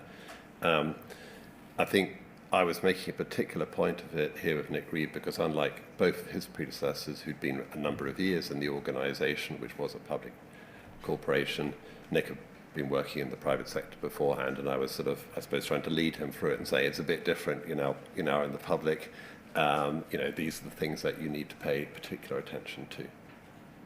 Do you think there is a case for there being more extensive and wider guidance to the Post Office on the nature of those responsibilities? It's possibly the case. I mean, I think that given all the things we know now about the shameful, disgraceful actions that the Post Office were engaged in, anything that the inquiry can recommend which will reinforce upon them the high standards required of them and their public duty, I'm sure will be welcome. Did Nick Reed lean on the department as you had invited him to do if he was ever unsure? Yes, in my time, and he was appointed in September 2019, and I finished, as we heard, at April 20. So in that 6.5 months, I had a number of interactions with Nick Reed. I found him to be bringing a fresh perspective. I found him to be very welcoming of advice and input. He seemed not to be over-identified with the Post Office's past, which was very necessary. After they had been resisting any need for settlement for a long period of time and bringing a number of ill-judged recusal and appeal attempts, he immediately saw, as indeed did their new General Counsel, that had been a mistaken path and that they should not only try and bring about a financial settlement, but also set the Post Office itself on a path of cultural renewal, which we thought was very necessary.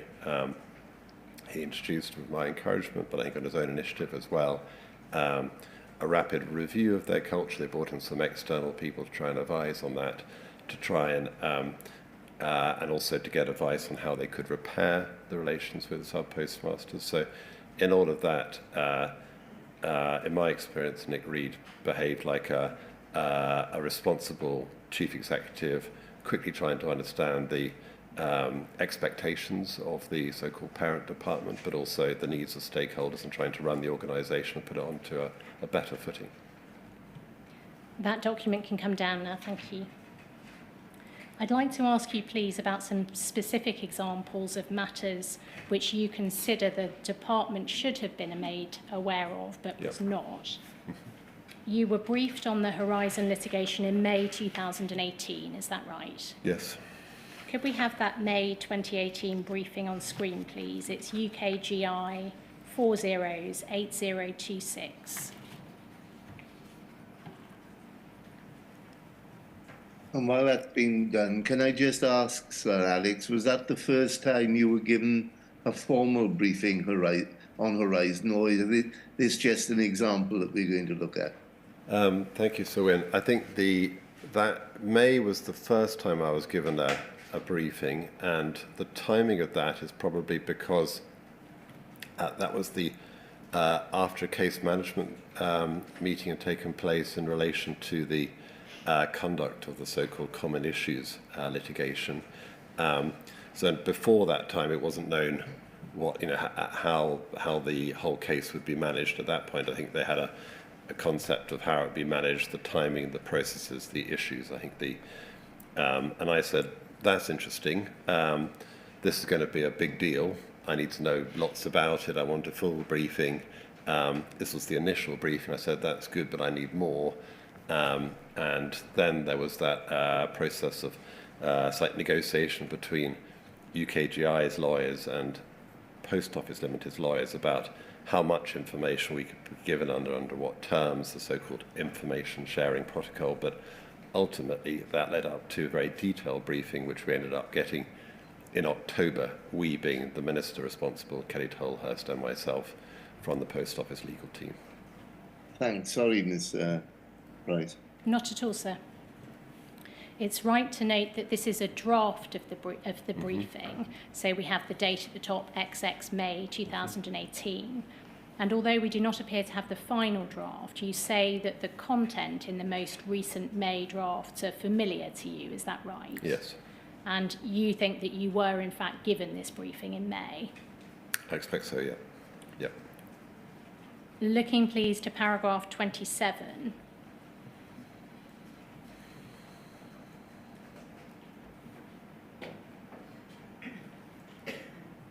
Forgive me, 2 more pages.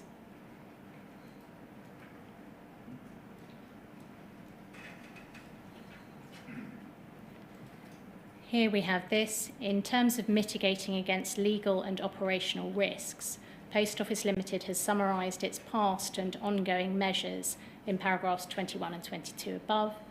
In addition to these, UKGI is aware from past discussions with Post Office Limited that Post Office Limited did the following. first appointed Deloitte in 2013 to look at the Horizon system to establish its veracity. Whilst this was a limited study due to the passage of time, at that time Post Office Limited informed us that no issues were found. Secondly, at Baroness Neville Rolfe's request, when she was the responsible Biz Minister, the then incoming Post Office Limited Chair, Tim Parker, commissioned a new QC to investigate the matter when he joined Post Office Limited in October 2015. The initial findings satisfied the Chair that Post Office Limited had taken the appropriate action at each stage. With the announcement of the group litigation in November 2015, the Chair decided, following legal advice, not to conclude the investigation on the grounds that it could have impacted the court's consideration of the claims. And finally, POL has also investigated individual cases and at the time informed us that no systemic issues were found. Is it right that you did not receive a copy of the 2013 Deloitte report or the report of Jonathan Swift KCE? Yes, it is, and indeed, it's interesting looking at that paragraph. It doesn't refer to any reports, indeed, it's almost been written. I'm sure it was written by Post Office Limited's lawyers at the time, so as not to attract interest. Nothing to see here. It doesn't refer to the name of the QC we now know to be Swift, Jonathan Swift. And it refers to initial findings and appropriate action being taken. It doesn't say there's a report. It's actually a 66-page report with 8 recommendations in, but you wouldn't know it from that summary, and I didn't know it. I never saw that report until the inquiry showed it to me. Before the inquiry showed you those documents, was your knowledge of them limited to what you were told in this briefing? Yes. We got similar phrases in the October briefing. In particular, looking at the statement in relation to the Swift investigation, the initial findings satisfied the Chair that Post Office Limited had taken the appropriate action at each stage. What is your assessment of this statement, having now read the Swift report? I think that's a very poor and inaccurate summary because the full report, which is before the inquiry, shows a lot of loose ends, a lot of limitations, but also has got 8 recommendations for further work not only on legal issues, but also technical issues with the operation of the Horizon system and accounting issues with the reconciliation of funds. So in no sense is that saying everything fine here, which is the impression given there. Is actually there are a lot of issues here which require ongoing attention and do point to some undoubted considerable weaknesses and failings on the Post Office's part. I get no sense of that from that description. Is it right that you also had no knowledge of either the existence of either of the clerk advices?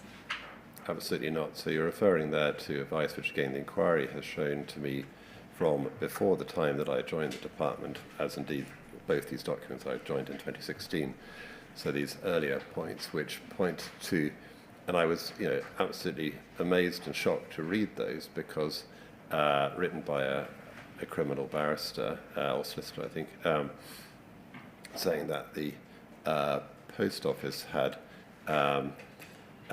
knowingly continued to provide and employ an expert witness, even though the expert witness had chosen not to reveal evidence, share with the court evidence which undermined their own evidence, so effectively tainted evidence, which I think is a major failing under the criminal law. And furthermore, that Post Office had not fulfilled its obligations to keep a proper record of information relevant to those criminal investigations, and indeed have been involved in some cases in destroying that information.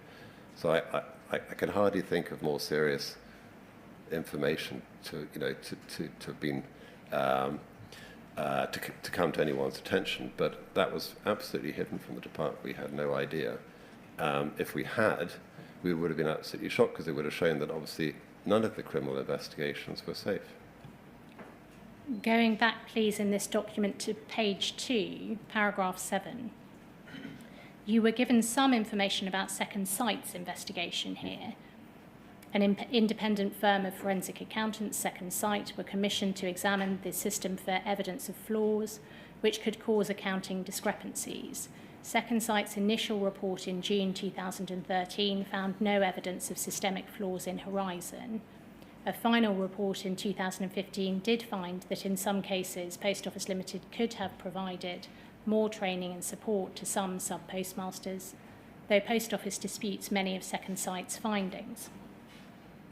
Again, I put that in the character of nothing to see here, and actually I have now read those reports, and they, again, that summary doesn't perhaps do full justice to them. I'm sure it was well intended, but the it says, this phrase, much used, found no evidence of systemic flaws in Horizon. Actually, Second Sight did have certain limitations to their own access, and they said that, and they said there were some discrepancies, and they'd like to do further work, and that work was curtailed. So I don't think it provides a very reassuring report, at least not as reassuring as that summary would imply. You were, though, told of the existence of 2 Second Sight reports here. Correct, yes. Did you ask to see either of them at that point? I didn't at that time, and that's for a simple reason that the operation of the Horizon system was the second issue before the High Court. The overall case, civil litigation, was split into four pieces. We only got to 2 in the end, but the second one was looking at Horizon, and I knew that that was going to be a matter that was going to be subject to very, very close attention in the High Court with expert witnesses on both sides. So that was going to be a much fuller answer to the question than Second Sight's work had provided. And also, if the Post Office were in dispute with the findings of it, that didn't seem to have been like the final matter on it, whereas I was confident the High Court would get to the bottom of it. That document can come down now, thank you. Is it right that following this briefing, later in May 2018, you asked to be briefed on the litigation by Post Office's General Counsel? Yes. Why did you make that request? I'd been getting indirect summaries of this kind, and I wanted to have the chance, both for myself and for the Minister, to ask some questions directly, and also to have a fuller account. The Post Office was very quick always to claim kind of questions about legal privilege and so on. So, you get these very heavily edited pieces of information, and indeed elsewhere in the file of papers you've given to me, there's an example of UKGI lawyers, again, arguing with Post Office Limited lawyers where they were trying to draft the first section of advice, and great chunks of it had been taken out by Post Office lawyers, including things like the impact on Post Office Limited had been taken out of the brief. So there's a lot of rationing of information, and I was already impatient with that. It became more so, of course, of the months that followed, and wanted to have the chance to get as full a briefing as we possibly could, and to have a meeting on it with the elusive Post Office legal team. So were you, by this point in May 2018, already concerned about information flow to the department in relation to the litigation? That was the beginning of concern. That briefing came in October 2018, is that right? Yes, originally in September, but then it got rescheduled in October. Although you described the briefing as extensive, you say you considered the section setting out the background to the litigation to be relatively short. Is that your view? Yes. Could we have the briefing on screen, please? It's POL 2031214.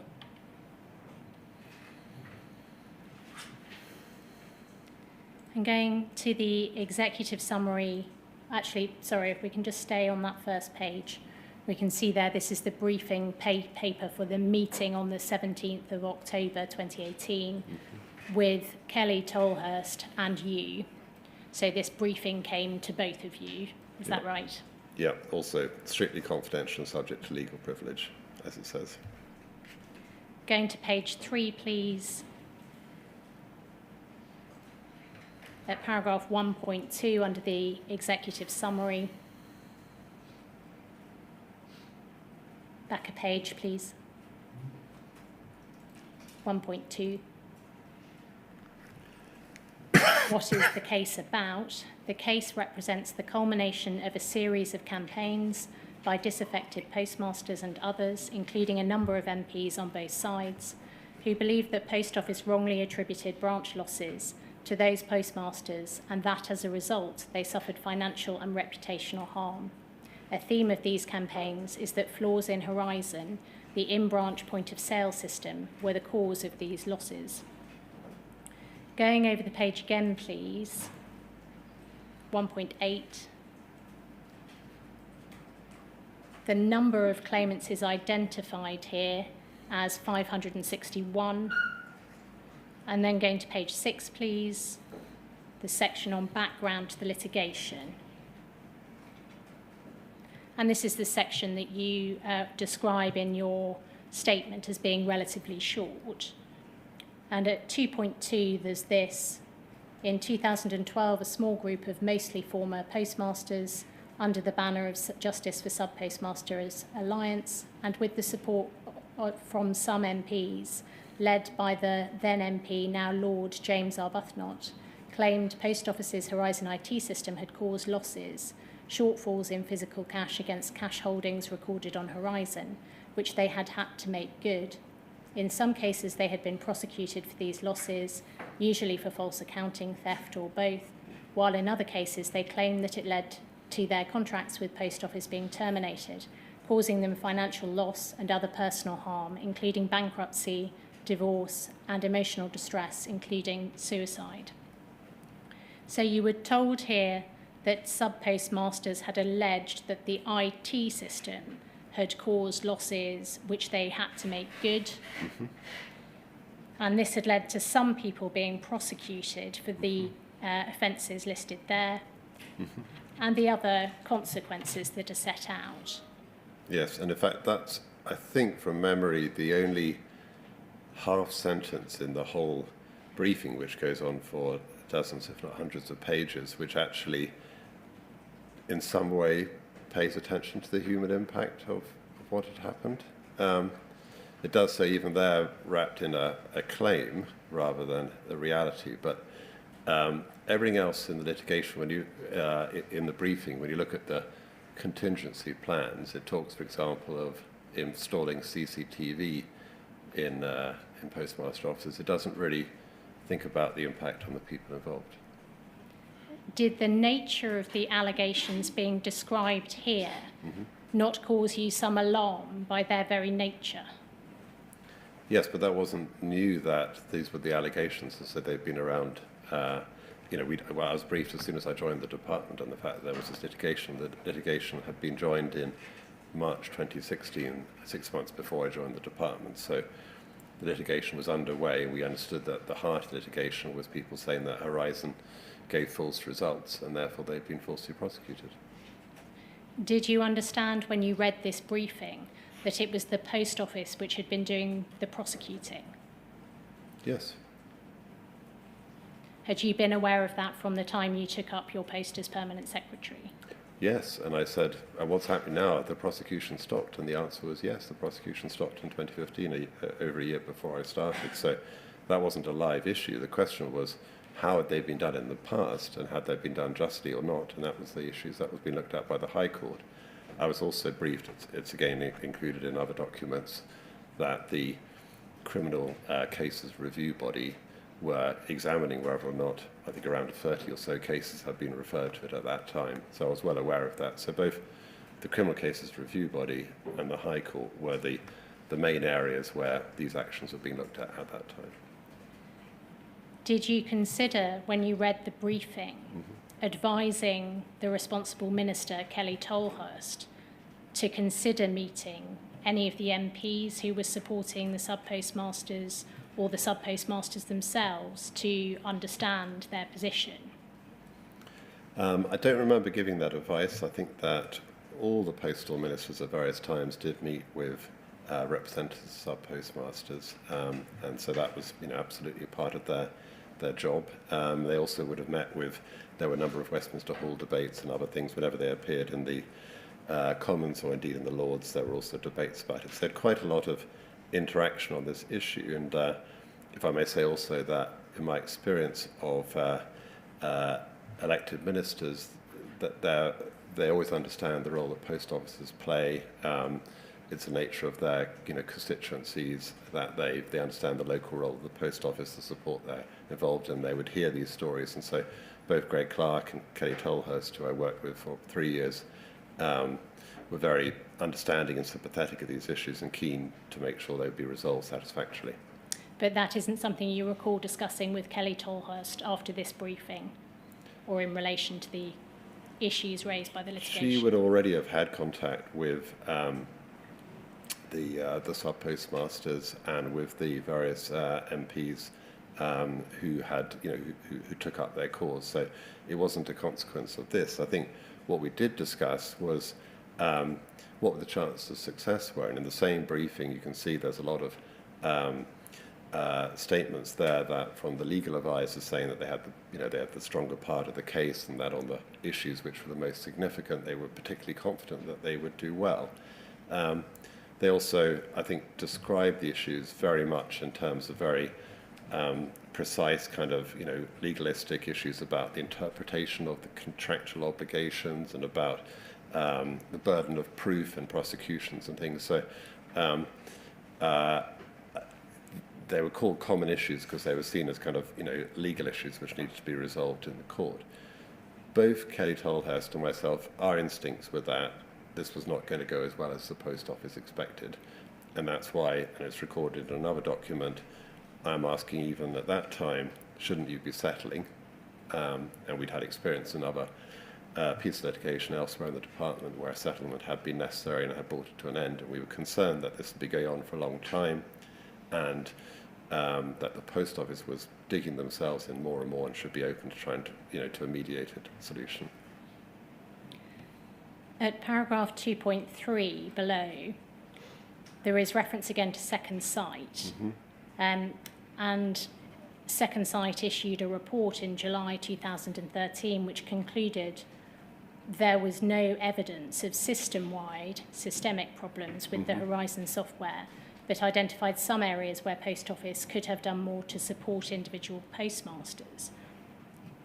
It was Kelly Tolhurst's evidence to the inquiry that she understood from this briefing that there may have been occasional bugs or errors in the system affecting individual sub-postmasters, but there was no serious problem with the Horizon system. Was that also your understanding? The Post Office had maintained for years that there were no problems with Horizon, and they used these stock phrases. Is very similar to the phrase given in the briefing you put up earlier about May, referring to Second Sight and sort of praying their report in aid to say there was no evidence of system-wide problems with the Horizon software. And it says they're done more to support individual postmasters. I think in the previous one it was more support and training. So it was a sense in which it was a training issue rather than a fault in the system, and that's what the Post Office maintained throughout until it was shown not to be the case. But specifically on Kelly Tolhurst's understanding, which she had after reading this briefing, that there may have been occasional bugs or errors in the system affecting individual sub-postmasters. Did you also understand that? I don't remember that point arising, but might have.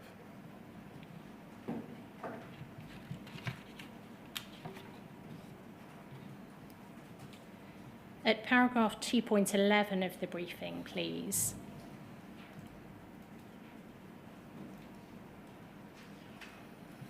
There is this. In recent years, the focus of the complaints by postmasters had expanded from issues with the Horizon IT system to the alleged unfairness of the contract between Post Office and postmasters, despite significant lobbying by the JFSA of Parliament and through the media. Post Office's position has not altered and considers that these disputes are now best resolved through the courts. Did you understand at the time that the complaint from sub-postmasters about the fairness of the contract was that they were being asked to make good apparent shortfalls, even where the Post Office could not prove the loss was due to the sub-postmaster's own negligence, carelessness or error? Yes, I think that the intricacies of this about the nature of contract law and where the duty lies, and that was something that was brought out in that briefing. I think again the tone of that paragraph is lacking. I think the alleged unfairness in inverted commas, and the sense in which the postmaster's case is kind of is drifting along, whereas the post office is kind of resolute and unaltered, and I think there is probably speaks to the whole frame of mind the post office had about their position, that they were right and everybody else was wrong, whereas it turned out it was the opposite of the case. The arguments in the litigation about this were in fact addressed in this briefing document later on. Right. And if we can go to page 37, please. Mm-hmm.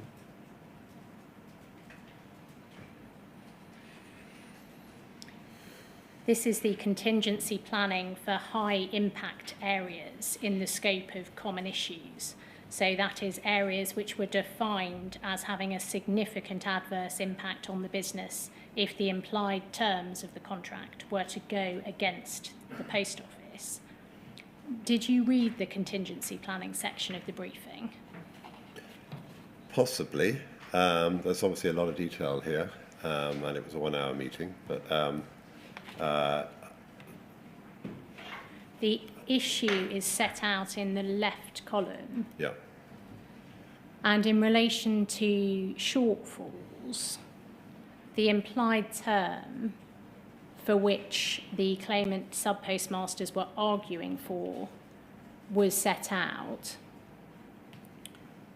The post office would cooperate trying to identify the possible or likely causes of any shortfalls without any input from the sub-postmasters, and or work out whether or not there was any shortfall by carrying out a formal investigation, and prove as a result of the investigation that the shortfall was properly attributed to the sub-postmaster under the contract. Mm-hmm. And going over the page, we see the effect of what was being sought by the sub-postmasters by that implied term. And post office would not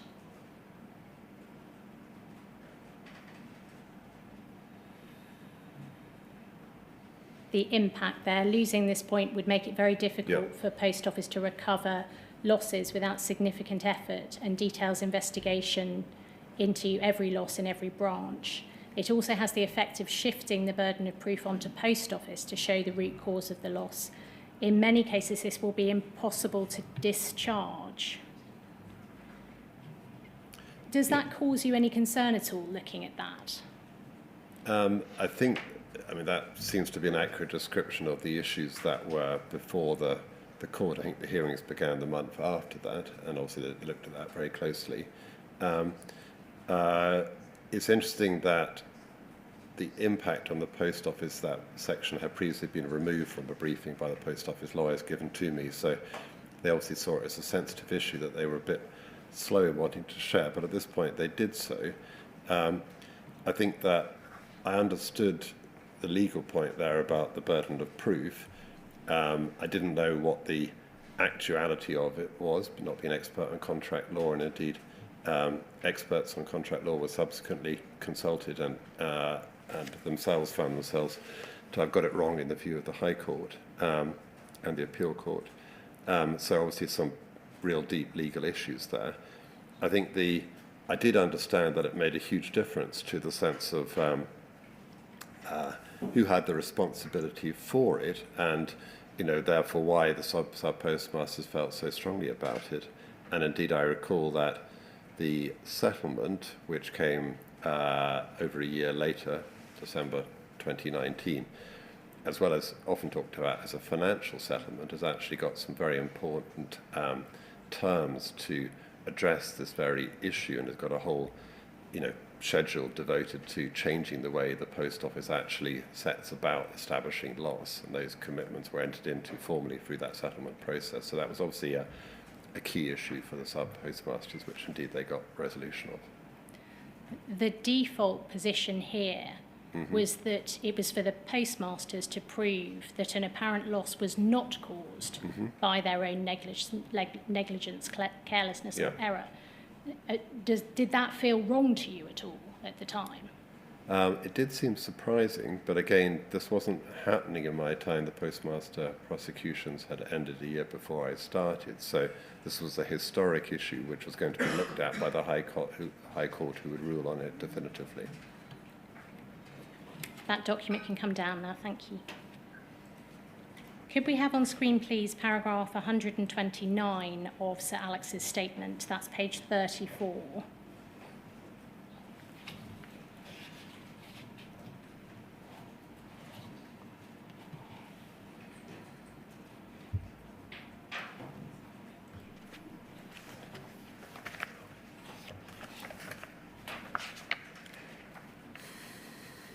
Here you give your reflections on this briefing, and you say that the document was not sufficient for me to understand the issues properly. I now know that a number of external reports, together with legal advice on those reports, were vital to the history of these issues. In my view, ministers and I should have been briefed on the contents of the Deloitte reports and Second Sight's reports. We should have been provided with copies of the Clark advices, Linklater's advice, and the Swift review. We should have been provided with the history on the existence of bugs, errors, or defects with Horizon, and the steps taken to investigate them, which were extensive, and their conclusions. Those matters were highly material to achieving justice for the sub-postmasters, and in properly understanding that Post Office Limited's prospects of success in this litigation were, in fact, always poor. Furthermore, we should have been made aware that there were important remedial steps recommended by Jonathan Swift QC that had not been actioned, indeed had not even been shared with the board. In terms of reflections on your own actions at this stage, do you think you could have been more probing about the litigation, given what we've just looked at in the briefing on what you were told? I don't think we could have asked for documents, existence of which we didn't know. What about the Second Sight reports? The Second Sight reports, they were mentioned and we could have looked at those. I've explained already that they were the way they were described were things which had provided a degree of reassurance, but also that the Post Office wasn't, fully in agreement with them. And they were describing the operation of the Horizon system, which was being looked at by the High Court. So I didn't think that was particularly important. I was more concerned here with the Deloitte report, because that does talk about bugs and remote access and all of that. So that obviously seems to be speaking to a difference between what the Post Office has been saying in a number of public statements and the actuality. That also was looked at, particularly in the Swift review. Again, lots of information there about bugs and errors and defects and weak points in the Post Office proceedings, and a whole load of recommendations for further action. And I've said already, most shockingly, the Clark advices, which I only saw when the inquiry, showed them to me in the summer, this summer, 24, which showed that, those criminal prosecutions were basically unsound, and I think that is really a shocking thing, absolutely shocking. And there's no hint of those. The first I saw was in 2024. So people in the Post Office must have known that. That advice was given to the Post Office. People in the Post Office must have been aware about destruction of documents and tainted evidence. But no hint of that was given to the department. If we had seen that, I think we would have taken, much more significant actions. And indeed, as I point out there, we'd have seen that they were going to lose for sure in the civil litigation, which they ended up losing, but we wasted another year and a lot of money and a lot of distress in the meantime. And even more importantly, all those criminal investigations were left to stand for a long, considerable further period. I think they didn't, the Criminal Cases Review Board didn't complete its work until I think 2020, and I think the overturning of those by the appeal court was 2 more years, and finally legislation was passed in 23. So it's a very long passage of time, but we could have, cut short all of that if there had been a fuller furnishing of the reality of the information, rather than this careful economizing with the actuality. So I wonder if that might be a convenient moment for the afternoon break. I think it would, Ms. Price, yeah. So what time shall we resume? If we could come back at past, that would help us this afternoon. All right, fine. Thank you, sir.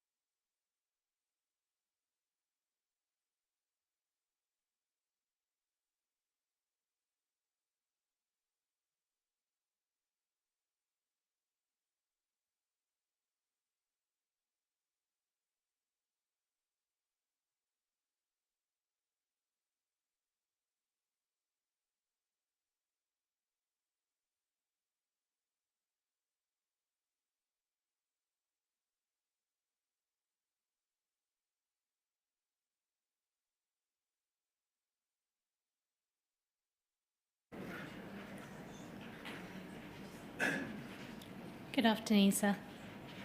Good afternoon. Sir Alex, if we could go please to page 31 of the statement, that's paragraph 115, and if we can have that on screen, please. And you say here, my impression all through 2018 was that Post Office Limited's position in respect of providing BEIS officials and ministers with information regarding the litigation was on a need-to-know basis, and indeed that there was an institutionalised wariness about what the department should be told. Is this an impression you formed at the time, or is this something you developed later with the benefit of later knowledge?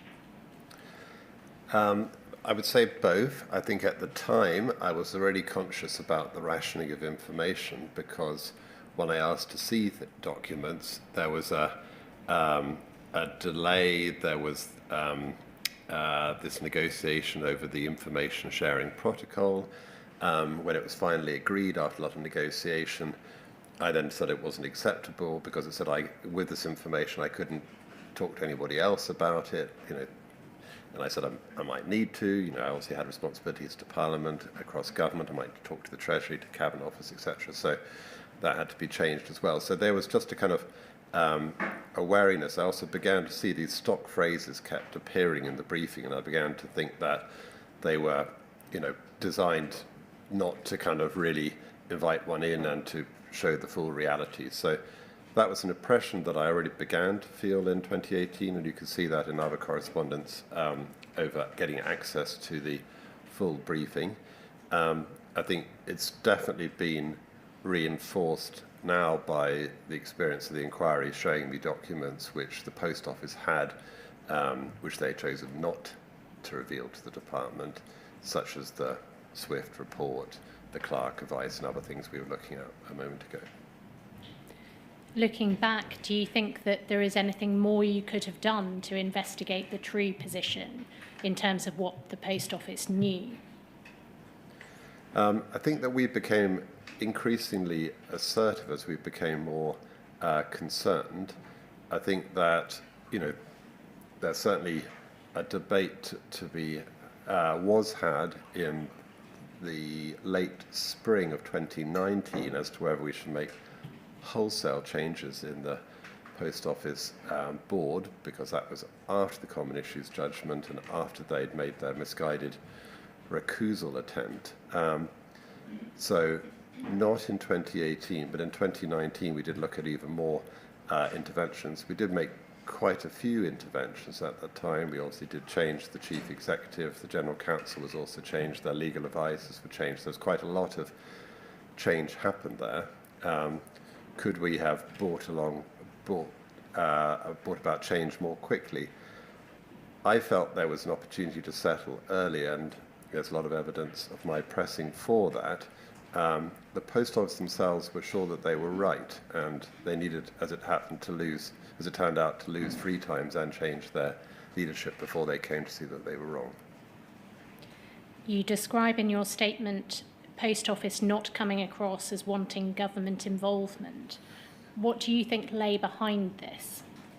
I think, every, we describe it as a parent department. Every child probably wants some greater degree of independence. And I can see from documents, again, you've shown to me meetings with the chair. The chair is often saying, could you lower the level of oversight? Could you have less intrusive inquiries? Why do we have to provide this information? So they were trying to kind of treating that as a burden rather than as both a necessary form of accountability and as a source of guidance and advice. So I think that was probably did rather speak to the Post Office culture at that time. I don't know how it is today, but that they did tend to be kind of a little bit self-absorbed and defensive, and seeing the outside world as a bit threatening. And unfortunately, we were part of the outside world from their perspective, and that was why I think they tended to ration the supply of information to us and to be a little bit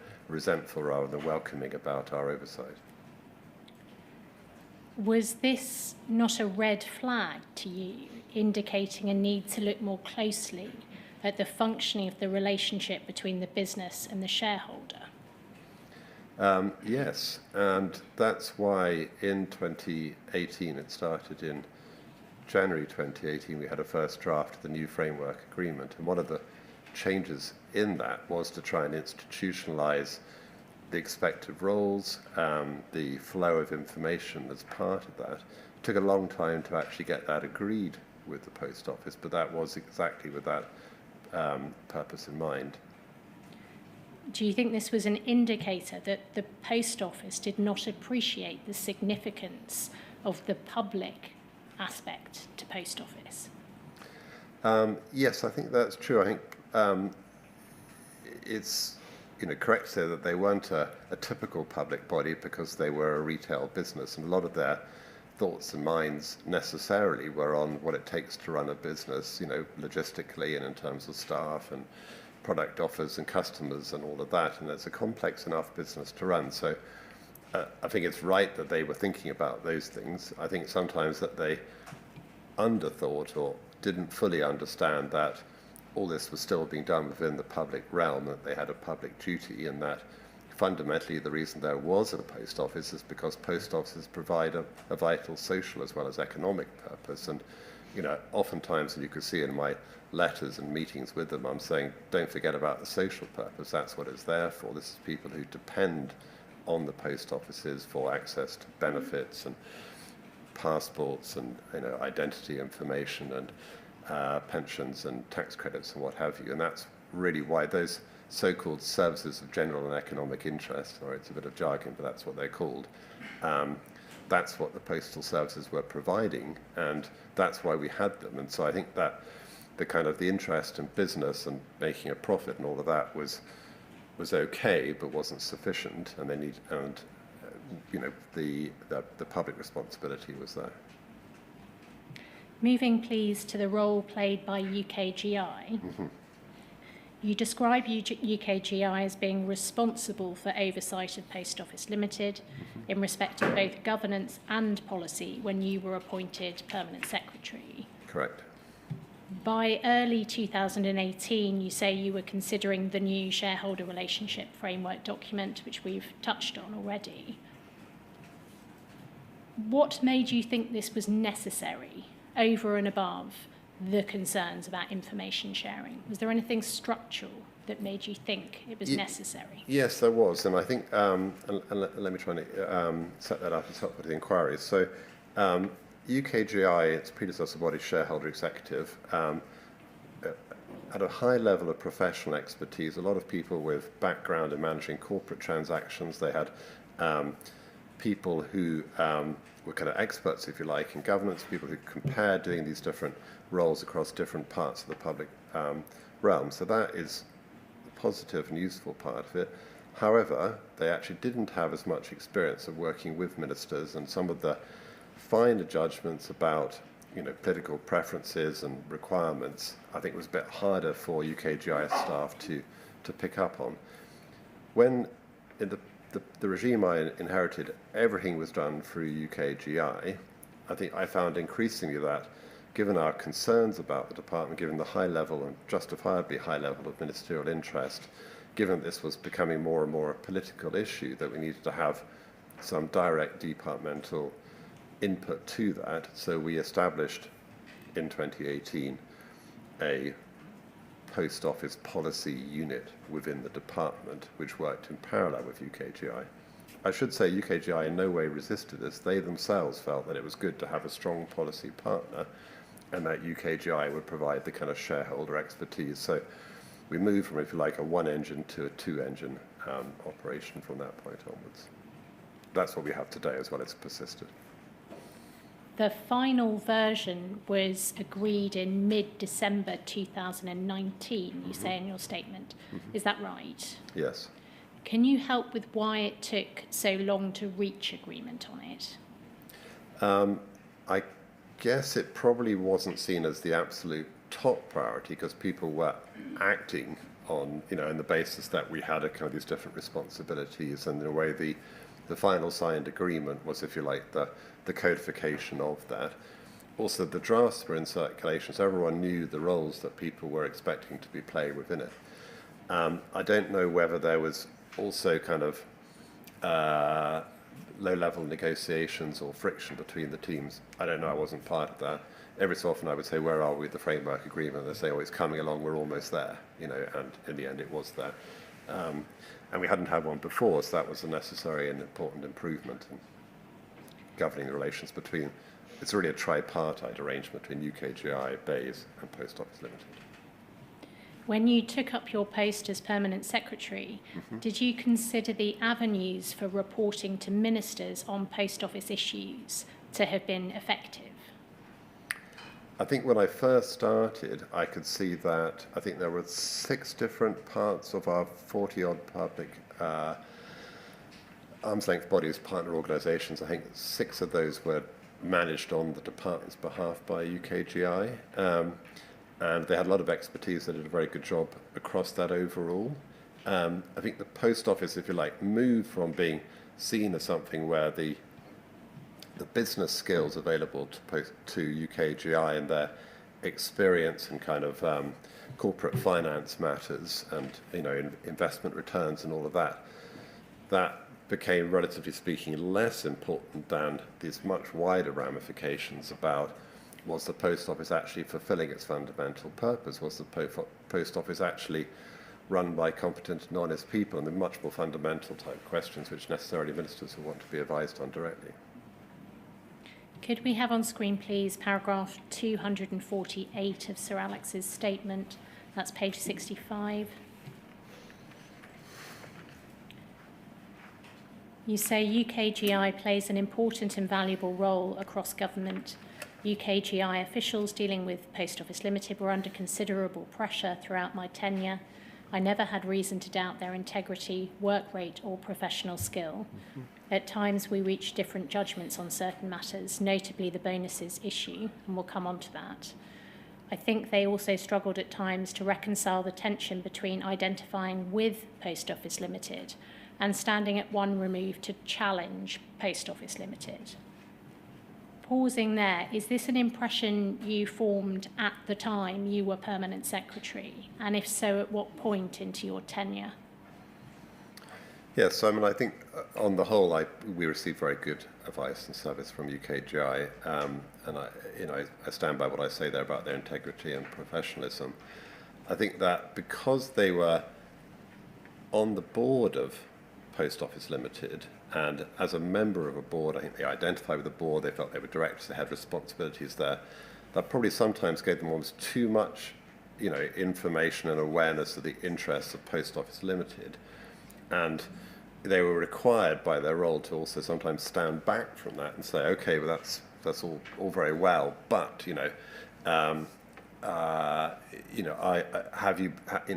are you stuck in a kind of a particular mindset or group think here about particular pieces of litigation?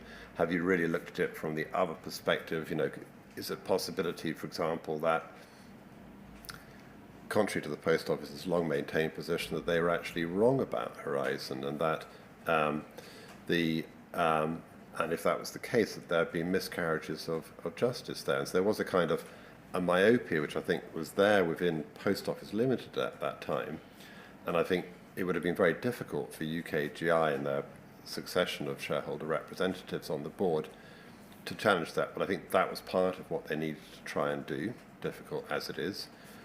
And also, as I go on to say there, you know, as the kind of supervising body, they needed also to be able to sometimes test the version of things they were given. And there's an awful lot of stock phrases, and you can see where whole chunks of text are kind of lifted from one document to another, from supplied by Post Office Limited to UKGI and then given to the department on that basis. And very understandable they should do that, and also to try and, you know, if you like, smooth things along and suggest things are going quite well. But I think the unintentional effect of that, as I go on to say there, is it probably preserved the status quo for a bit longer than would have been the case otherwise, and postponed the crisis. And a crisis was necessary and happened in 2019, and actually that brought, you know, complete changes in the leadership of the Post Office, the beginning of compensation recovery and cultural renewal. You know.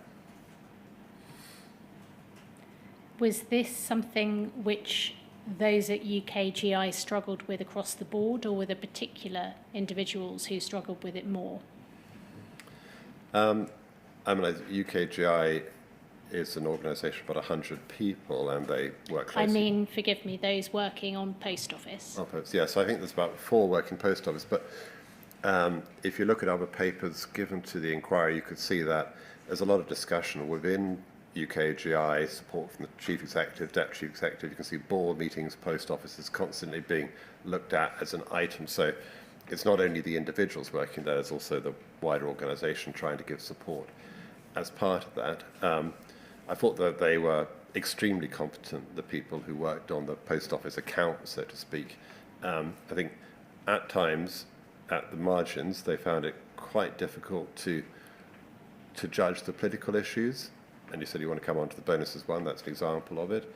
And I think at times that ability to try and be a member of the board, but also to be sort of a little other compared to the other members of the board and bring a genuine challenge, I think, again, that could have been even stronger at some points, but undoubtedly a difficult role to perform, and I don't envy them all. But you do identify this as potentially a contributory factor to there being a delay. Yes, particularly in the way the briefings, those phrases, and you've shown them up beforehand. Again, stock phrases, kind of the way in which the Post Office legal team gave material to UKGI, which they didn't themselves challenge. They relied on those representations, but they could have said, hang on, so is there a report? Can we see a report here? And they didn't do that, so they might have perhaps been more pressing on our behalf. But that is with the benefit of hindsight and knowing what I know now, which I didn't know at the time. You make some proposals for accountability mechanisms in your statement at paragraph 255. Could we go to that, please? It's page 66.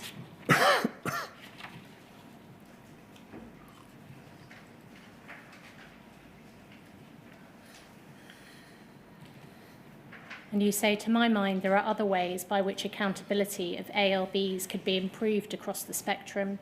It starts with openness and pattern recognition. If concerns are raised, there should be formal and publicly accessible means of reporting and tracking those concerns.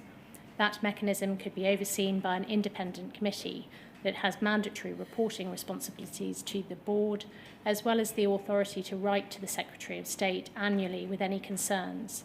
There could also be obligations to report periodically to Parliament. As a basic principle, where an ALB has failed in the trust that the public places in it, this calls for more frequent and more intrusive government scrutiny. In your view, should those accountability mechanisms enhance existing structures, or should this, i.e., be in addition to them, or replace them? I think in a perfect world you wouldn't need to have this, because it obviously adds an extra layer, and every additional layer creates scope for friction, cost, and risk with that.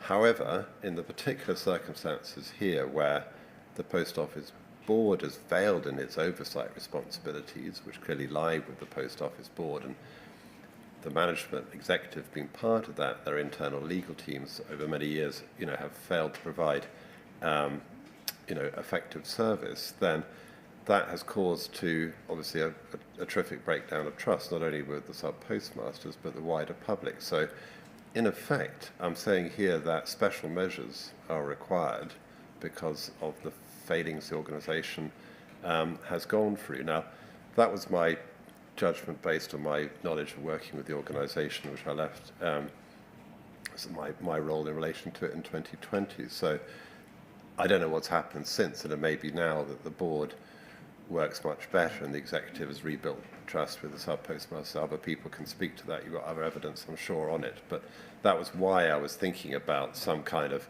external oversight committee as a potential tool for doing that. But it's not a straightforward matter, because then you have run the risk of undermining the board and its own responsibilities, and you've got sort of, guards for guards for guards, and that itself, can obscure the underlying reality. Turning, please, to consideration given to settlement of the litigation. You've touched on this already. Yep. Can we have on screen, please, paragraph 131 of the statement?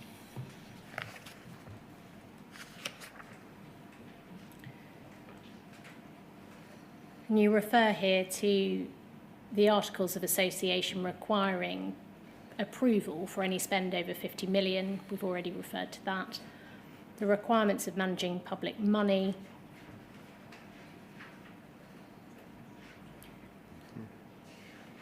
And you say it seemed possible that ongoing investment would be needed if there was to be wholesale change required to the sub-postmaster contractual relationship with Post Office and or the Horizon system.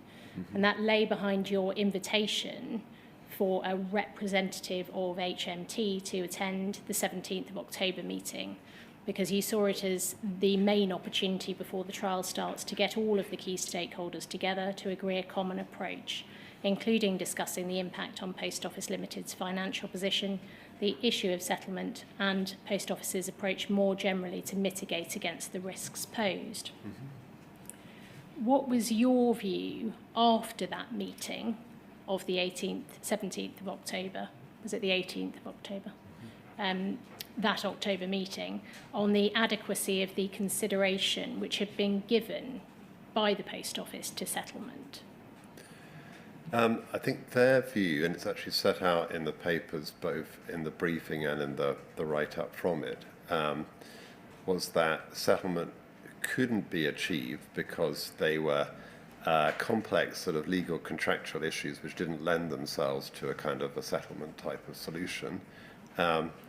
They also, were quick to point out that, by no means all sub-postmasters were party to the litigation, so there would be, it wouldn't bring finality or a complete resolution. On the whole, I think they were mainly saying, it's too difficult, we can't do it now. I was saying, you're in a hole, you're still digging, so that was the area of debate. You say in your statement that you also raised concerns about settlement in early 2019. What were your concerns and how did you seek to address them at that stage? I sort of kept on at the Post Office about settlement, and you could see lots of other internal documents they have. As there he goes again, kind of Alex Chisholm's trying to get us to settle. At the end of it, when they brought in new management, they said, I could see a note from Ben Folk to Nick Reed saying, actually we should have settled this a long time ago, that was a big mistake, and then, we'd all have been a much better. So that clearly was right, but it did take them 2 years to recognise that. You describe your disappointment at paragraph 199 of your statement, that it took that length of time for the leadership to recognise the importance of settlement. And you also refer to disappointment that it required change of almost the entire legal team to get away from the groupthink. Why do you think there was such resistance to proper consideration of settlement to that point? I think it was a continuation. It's an interpretation, so I can't say for sure, but in my mind it's a continuation of this quite embedded view that the Post Office is right, the Horizon system is correct in all possible respects, and the kind of the errors are user errors within the postmaster community, and that you see that from all of that documents, a kind of sense of we're right and other people are wrong. And I think it was a kind of the Common Issues judgment in March 2019 was a sort of a substantial blow to that point of view, but actually required, unfortunately, further blows, both in the judgment from the appeal court and recusal and in the appeal itself, substantive appeal, and furthermore in the second issues, which was the Horizon issues. So those four, they lost 4 times in a row, and at that point, finally, they were prepared to accept that they were wrong.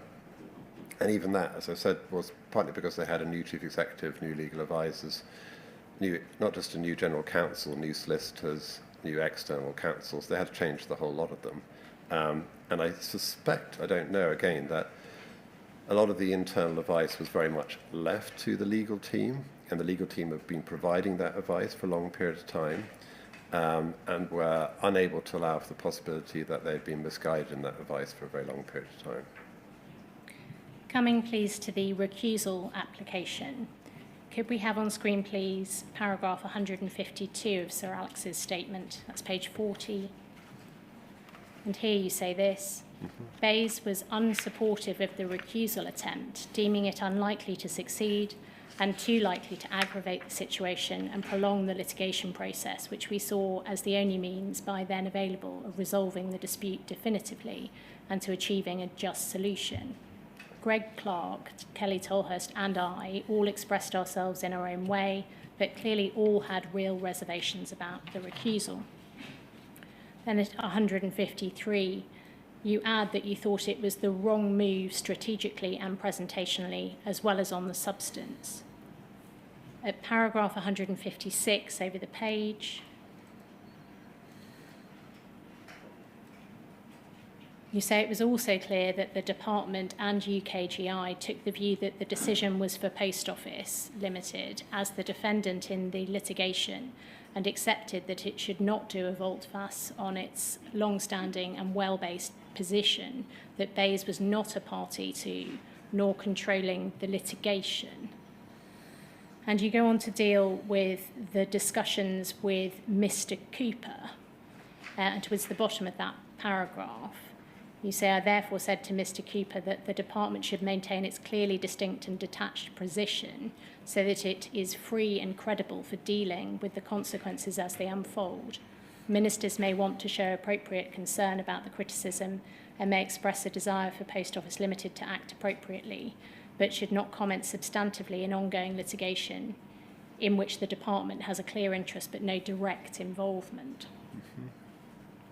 And you go on to deal with Mr. Watson's reply, asking whether you were agreed that we should not try to engineer a position whereby if the board decided to proceed with recusal, the minister is given a chance to object.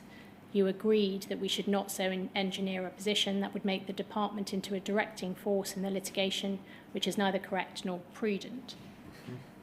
Do I understand your written evidence correctly in being that although the department did not want to direct the Post Office's decision on the recusal application, you understood that the department's view on the application would be communicated to the Post Office board?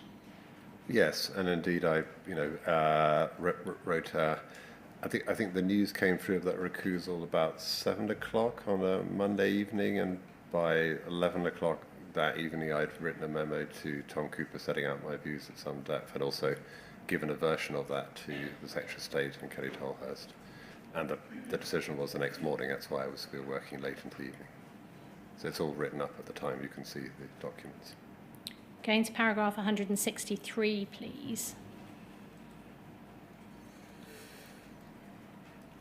You say, I'm aware now that Tom Cooper was advised to recuse himself from the meeting. I do not recall being aware of this discussion at the time, and I was not asked then for my view as to whether Mr. Cooper should absent himself from the decision. You say the decision did not, however, inhibit Mr. Cooper from conveying the department's views, and Bayes expected him to do so. I expected that Mr. Cooper would participate in the discussion, and in doing so relay the department's objections, as indicated in Stephen Clark, UKGI's email, dated the 19th of March. Your understanding from listening to the evidence given by Tom Cooper to the inquiry was that he did not participate in any discussion with the board regarding the recusal application, as he'd interpreted our correspondence as a clear instruction to stay out of this thing. What do you say to that, to Mr. Cooper's interpretation of your correspondence? Yes, so I think it's absolutely the case, first of all, that we didn't think that ministers should take a decision which should probably be taken by the Post Office Limited Board. We were the department responsible for correct corporate governance, everything else, the responsibility clearly was with the Post Office Board, so we shouldn't sort of secretly take their decision for them or take it on, and there were all kinds of negative consequences from that. So that's the first part. Secondly, I'm pretty sure I didn't know, and as I said, not aware that I knew that he was advised to recuse himself from the meeting. I've seen some of the legal chain thereafter, on that now, but which I didn't see at the time, wasn't copied to me. Seems to have been based partly in a sense that, if a government official was part of a recusal, it might show a lack of deference to judiciary, which I think it's an argument. It's probably a bit of a stretch, maybe a super cautious interpretation. I think maybe, notwithstanding that, people said, okay, well, don't be a part of the decision, but you should certainly be part of the discussion. I have seen again that email chain from UKGI lawyers and Bayes lawyers saying, yeah, you can make representations, you can make people aware of the department's views, but don't take the decision itself. I'm a bit unclear, even now from the evidence, what party did play in the discussion. I have seen the email from Tom back to the department reporting on the discussion, so he was clearly in it, but it's not a verbatim he said, we said type thing. It's just, this is the decision we had. It did say that in the discussion they had gone through very carefully the legal advice, the downsides, the issues, etc. So there clearly was a full discussion on it, but I don't know what Tom himself said as part of that discussion, though.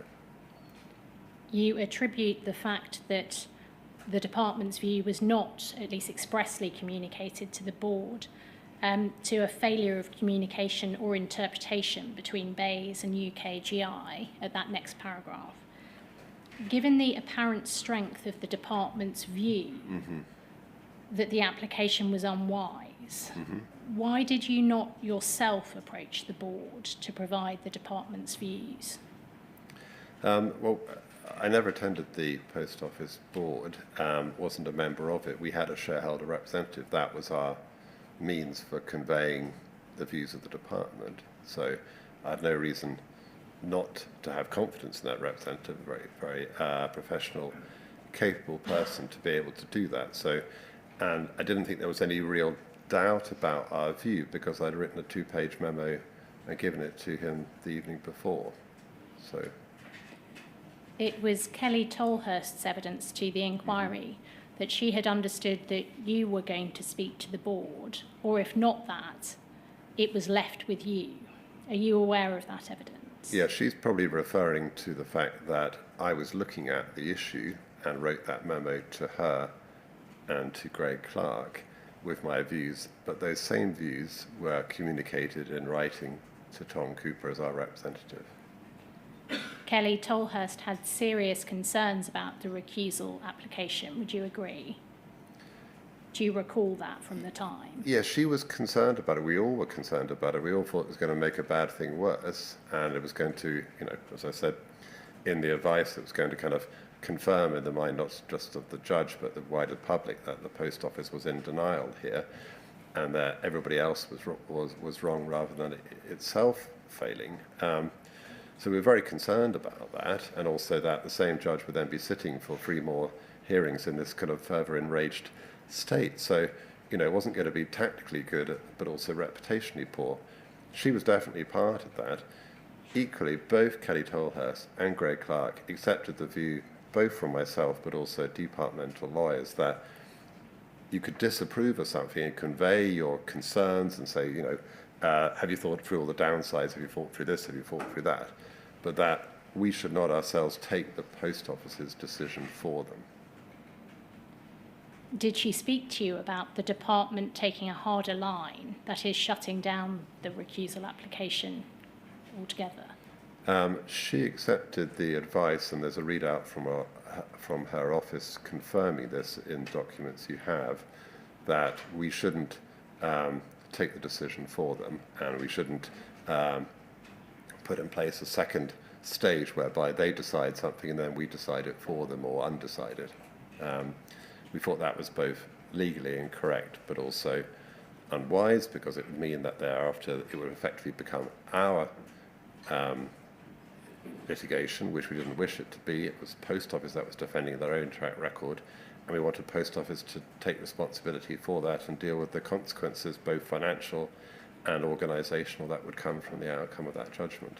We wanted, as you've read before, to be outside of the fray, to be standing above it, to be able to respond as necessary and not to become a party litigation ourselves. Did Ms Tolhurst express any view on the need for the Post Office Limited Board to be spoken to before the application proceeded? Did she give an instruction to anyone to that effect? No, I think she had a conversation herself with the chair on the Sunday, I think. At that stage, the chair was expecting there not to be a recusal attempt. I think the legal advice from two different QCs at that time and from a former president of the Supreme Court arrived on the Monday, or at least was shared and distributed on the Monday. Everyone rushes around reading this advice and updating their thinking. That's when I wrote my memo saying it's going to have all these disadvantageous effects, but it's not wrong in itself, and we shouldn't make the decision for them. And they took the decision on the Tuesday morning. Ministers were advised on Monday and accepted that they shouldn't undo the decision or try and take it themselves. So that's the sequence that we had, and it's clear that ministers accepted that advice, which is why they acted as they did.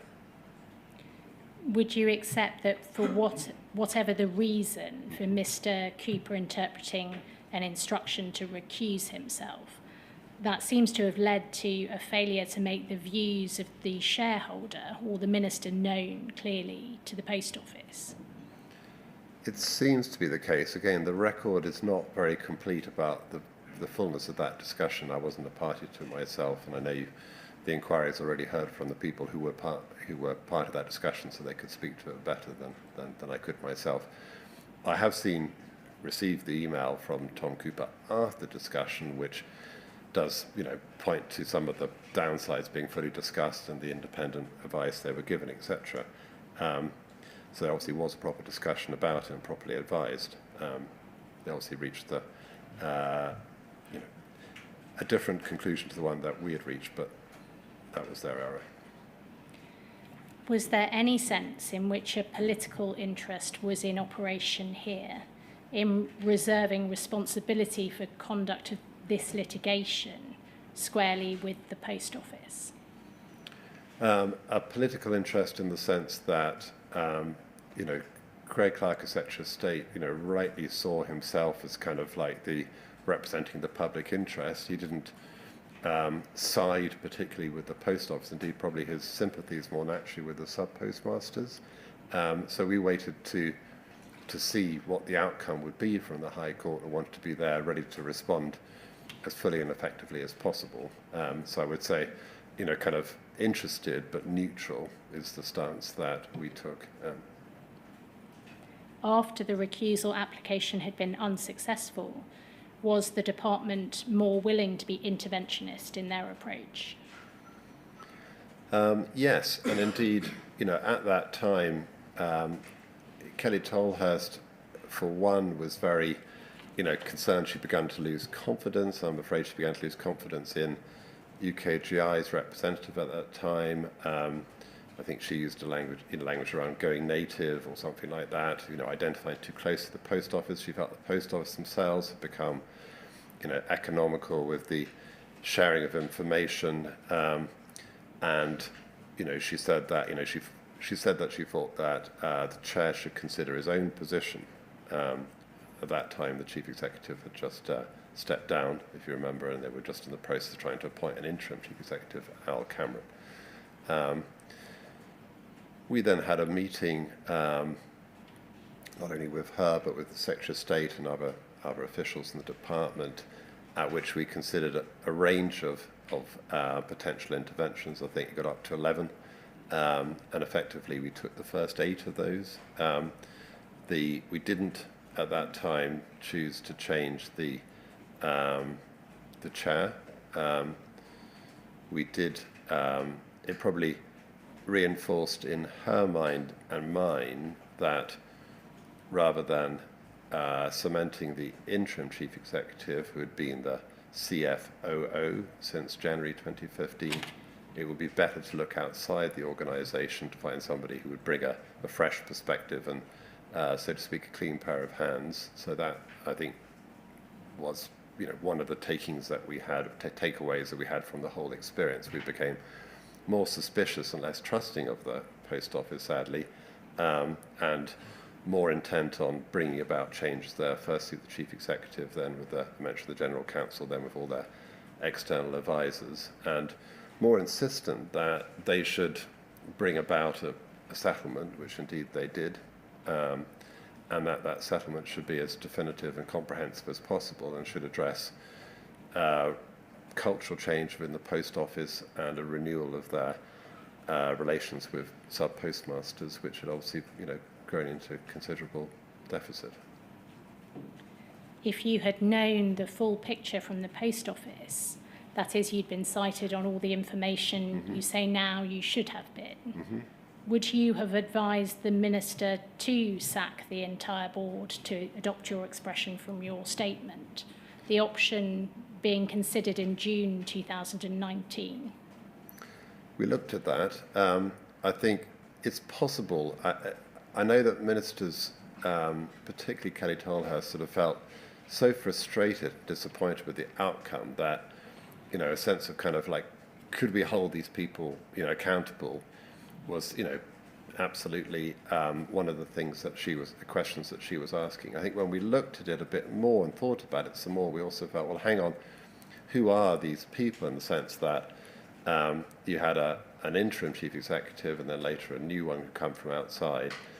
Most of the board members have been appointed in the last 2 years, and indeed I think that board renewal process continued over the next year. So if we had chosen to change the whole board, we'd have got rid of, so to speak, some of the people we just hired to bring about change, and also we wouldn't really have had a body to then oversee that change, which is what you would obviously be necessary. So I think we changed quite a lot in the chief executive and the general counsel, and we tightened up the oversight that was applied to them and put in place a new framework agreement and strongly encouraged them to settle in the way that they did. So I think all of those actions came from it. It's possible that if they had known then, ministers, that there was a very big report, the SWIFT report, which had been withheld from the scrutiny of the board, I think they would have taken a very dim view of that, as would I. That might have tipped in favour of changing the chair at that time. It's hard to say because we didn't know. And I know that subsequently when that became known, the later Secretary of State and later Permanent Secretary decided to write a kind of a letter of sanction or censure. But if it had happened at that time when, people were feeling so disappointed by the recusal attempt and by the common issues judgment, felt the post office was still in a kind of denialism, that might have caused them to make that change at that time. I also think that if the clerk advices that I referred to before had become known to the department, that would have pointed to just egregious failings within the post office, because this is people being unfairly prosecuted. I can't think of a worse thing to do. So again, I think that would have absolutely made us bring more extreme changes than occurred. Just 2 short points finally. One on the issue of bonuses. You gave a fairly strong steer to Tom Cooper in a letter dated the 29th of July 2019 in respect to bonuses. I can put the document up on screen if it would help you. Thank you. It's BEIS 5085. And the first paragraph goes straight in to commenting on an email informing you of Post Office's intention to extend performance bonuses to the executive and wider leadership group. And you go on to set out your reasoning for opposing that with express reference to the common issues judgment. If we can just scroll down, please. Over the page, please. Reference to the common issues judgment at the top there. And then the third paragraph down, you say, taking the picture as a whole, the department's view is that executive bonuses should only be paid at a much reduced amount compared to the proposed maximum until tangible improvements have been made. Was your instruction or steer, or the word instruction is used as the title to your letter, but it appears it may have been a steer. Was it followed? Yes, it was, but it was resisted initially. First of all, they came seeking support for the 100% level, and I was disappointed in that from UKGI because I thought it showed a want of understanding about what had actually occurred, and that doing so would kind of not involve any recognition on Post Office Limited's part that they, even in their conduct of the litigation, was criticised by the judge, and that was a contemporary matter, even if the matters being looked at by the judge in terms of the historic treatments were from a previous era. So I thought that was a poor judgment from Post Office Limited, from its REMCO, from its Remuneration Committee, which had independent NEDs on, and actually on this occasion by UKGI itself. So I spoke to Tom about it, and he only somewhat agreed with me. I then had a call from the chair saying, oh, everyone should be paid their bonuses in full, and if not, they're all going to resign, and, it's a sort of semi-contractual matter, and there's reasonable expectations and all this type of stuff, which I just didn't accept was appropriate, and that's why I insisted that they make these reductions, why formally they get this letter. As a matter of fact, under the then framework agreement, we didn't have control over remuneration. That was a Post Office devolved matter. If you look at the changes to the Articles of Association made in early 2020, that's one of the things that was added to it to say they would have to get our consent to compensation, including bonuses. So that was, if you like, kind of a new thing that was added because we felt that's not satisfactory, that they should be able to do it. And anyway, nevertheless, it does show that they were very, very clear about our views and about the reasoning, and that's why I set it all through. And I said it's not just me, it's the Minister as well. And they did reduce their bonuses for that reason. Very, very reluctantly, and incidentally, people didn't resign. That document can come down now. Just finally, I won't put it up on screen unless you need to see it, but you will have seen in the document sent to you more recently a reference to a meeting at which there was a discussion about the merits of a more limited review into what had happened at the Post Office versus an inquiry. And it seems to suggest that your view and your advice was a more limited review was appropriate. Is that right? And if so, why? Yes, so my view at that time, which is also the view of ministers, was that we'd had at that stage a lot of findings from the High Court, because we had not just the Common Issues judgment, but the Horizon Trial judgment as well. So between them, hundreds of pages of findings. We actually felt at that time, not correctly as it turns out, but at that time we felt we had a good picture of what had been going on, and the focus needed to be on the Post Office to make recompense, and not just financial recompense, because that is not inadequate itself, but to reform itself, see through the organisational renewal programme, which was initiated in August, and deliver on the 3-year plan, deliver on all the promises made to the sub-postmasters as part of the settlement in terms of the changes to the treatment of them, a whole process of reform. And our concern was that obviously we needed to have an independent review right from the beginning. That was clear.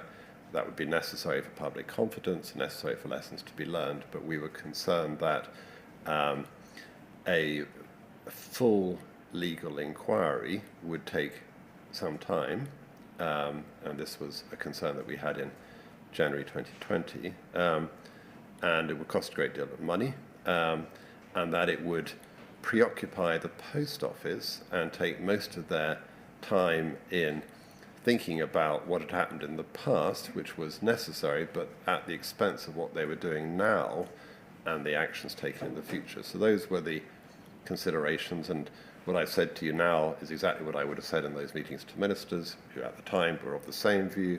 In fact, I can see a decision from the then Secretary of State had changed, and it was Alex Sharma by then, and he said he thought it should be done in 4 months and for a budget of £1 million. So those are all the questions that I have. There are, I think, a handful of questions from several CPs. Ms. Watt, no? I think it may just be Mr. Henry, unless there are any other questions that I'm missing. Just Mr. Henry, sir. Thank you very much. Sir Alex, the question, what would you have done differently, sometimes invites a self-serving justification caveated with the benefit of hindsight.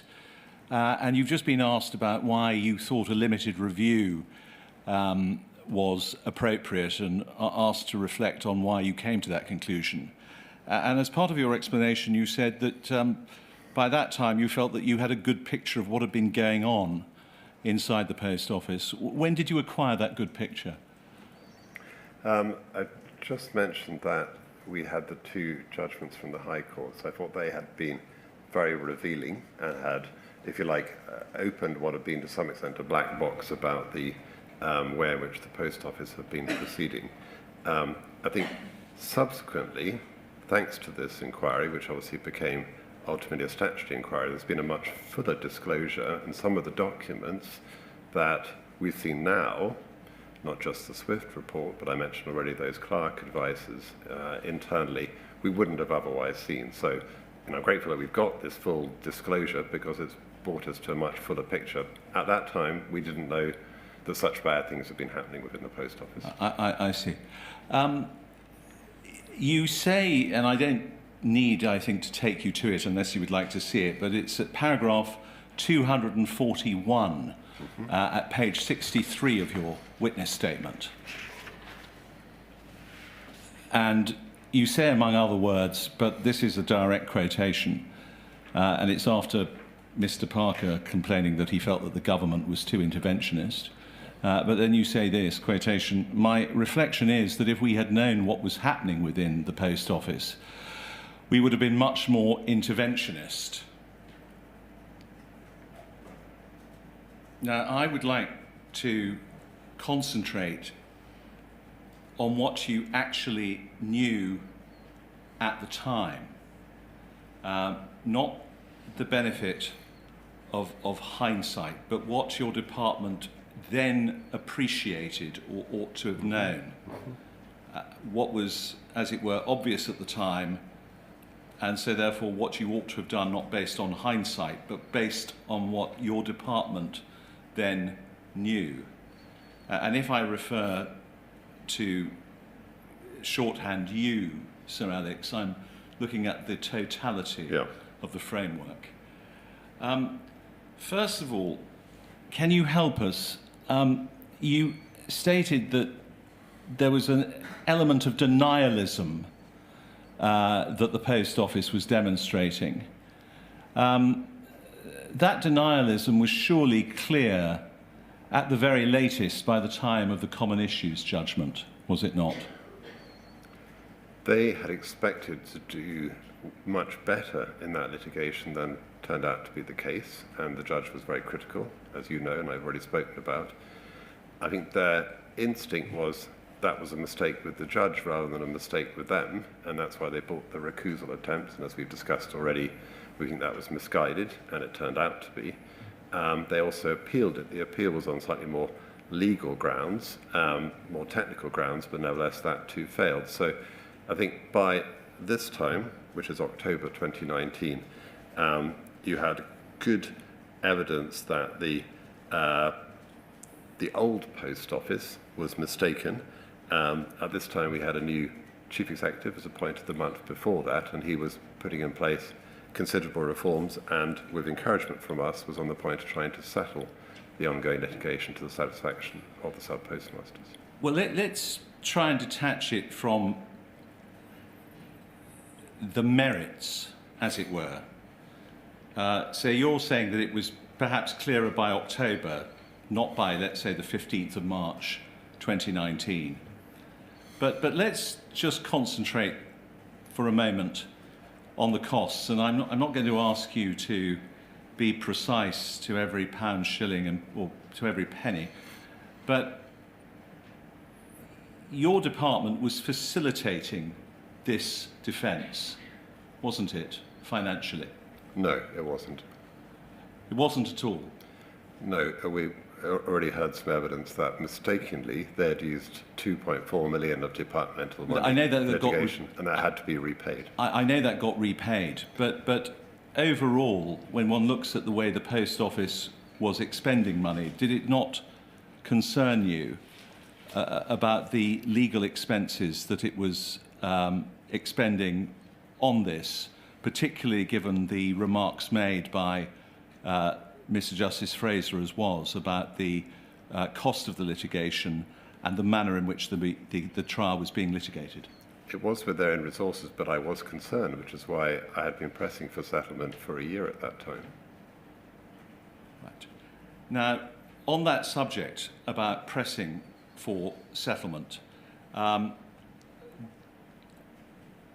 do you, on reflection, feel that you ought to have been more prescriptive and directive about that, based upon a number of factors, and I want to come to them. First of all, Pol's long-standing refusal to share information. It did not welcome scrutiny or accountability, did it? I didn't get that impression, no. You didn't get that impression, but you have spoken about it being resentful about sharing information and also the information protocols. We have seen Apologies, we're confused. I'm confusing myself or you with my double negatives. Yes, that my impression at the time was that they did not welcome scrutiny. I do apologise. Thank you. So that must have been a red flag of which you were aware at the time. Yeah, they didn't refuse to give us information, but I became aware over time of this pattern of, as I tried to describe, stock phrases and rationing of information, a wariness, an institutionalized wariness is the expression that I used there. And that was indeed a concern. That's why we became more and more involved, and that's why we tightened up and required them to give us more information and put in place a new framework of oversight that applied to them. And to the question, should we have ordered them or directed them to make a settlement? I think at that time, it's not clear we had the legal authority to do so. You're probably aware the Articles of Association of 2002 included a power of direction that had been removed in 2013, was reinstated in 2020 during my time, but that wasn't in place at that time, so we wouldn't actually been able to do that. We could have tried in some other means to try and get them to see that they needed to settle. We tried pretty hard on that at every meeting I had with them pretty well. They had, respectable legal reasons for saying that they needed to pursue the litigation. They were convinced that they were right, but also that questions, precise definitions about the duties that are responsible under contract law were things which perhaps did need to be adjudicated in the High Court rather than by means of a settlement. As soon as they'd had the common issues judgment, I felt that's when they should have moving into settlement. That's when they were in a period of denialism, as I've called it, with the recusal and the appeal attempt. And that used up more time, more money unnecessarily, and delayed justice by a further 5 or 6 months. Can I just test that with you, Sir Alex? Yes. Just in as neutral a way as possible. Mm-hmm. By reference to the timetable in 2019. Mm-hmm. So get the common issues judgment, Yeah. March, I believe. Yes. Am I not right in thinking that the Horizon issues trial was due to begin within weeks of that? Yes. And in fact did take place within a few months of the common issues judgment. Yes. So that it's not impossible, I know, but in litigation of this kind, where, as everybody has, I think, acknowledged, there was more to any settlement than simply a financial amount. Yes, and that was the point that... It was the actual window of opportunity for a settlement prior to Horizon Issues trial beginning. Yeah, it's a very good question, Sir Wynne, and I don't think there is a precise answer where there was a perfect moment, and indeed, I think it's more a waxing and a waning. There are various points where there were so-called windows of opportunity for settlement opened up. I felt there could have been one potentially immediately after the common issues judgment. The Post Office, for themselves, decided that they wanted to bring a recusal attempt and an appeal, which I think was launched in in May. So then we got the judgment from the appeal, or they got the judgment from the appeal in November, I think. So the whole of issue 1, the common issues judgment, was before the appeal court until that time. As you rightly say, meanwhile, the Horizon issues hearings are underway. The questions which everybody wanted to get to the bottom of was, was this system as good as they said it was? Were there problems with it? Were there errors? A lot of technical evidence there, a lot of asking Fujitsu, who were obviously on the stand a lot, who built the system in the first place and maintained it. So there was, I think, you're right to point out very gently that possibly a public interest in allowing those proceedings to bring their natural course. I remained the whole way through of the view that the Post Office was losing, and the longer that they persisted, the worse it was going to be for them, for the postmasters, for their, their customers, their future reputation. And I think that was borne out by the turn of events. So ultimately, they did actually settle, I think, after they'd had the embargo judgment on Horizon issues. The settlement came in December. They'd had the embargo judgment had been given to their counsel, and that also to the sub-postmasters bringing the claimant. So both parties, when they settled, knew that at that stage, the JSFA, the claimants, had won not once but 4 times, both the first 2 hearings and in the recusal and in the appeal court, and that was settled in those terms. I'm sure you've got that right, but even on that, if I may say so, mediation process which led to the settlement had been started in the sense of being discussed between the lawyers and set up before you had the embargo judgment. And I just want to make sure I got this. and that's right. And perhaps I could just draw your attention to the fact that it was actually a recommended mediation from Justice Fraser as part of his judgment in the common issues judgment in March. So I just wanted to kind of test, and thank you for your assistance, what actually happened in 2019 in terms of how likely it was that a settlement could have achieved much more quickly, let's put it in that way, than it actually was. So thank you for that. And sorry to take over, Mr. Henry. No, thank you very much, sir. I'm very grateful. So finally, from me, this question of a direction, which Ms. Gratton and I had a discussion about this morning. The trouble is that it takes 2 people to settle, isn't it? So even if you said to the Post Office, we direct you to enter into settlement negotiations, it may or may not have happened, is the reality.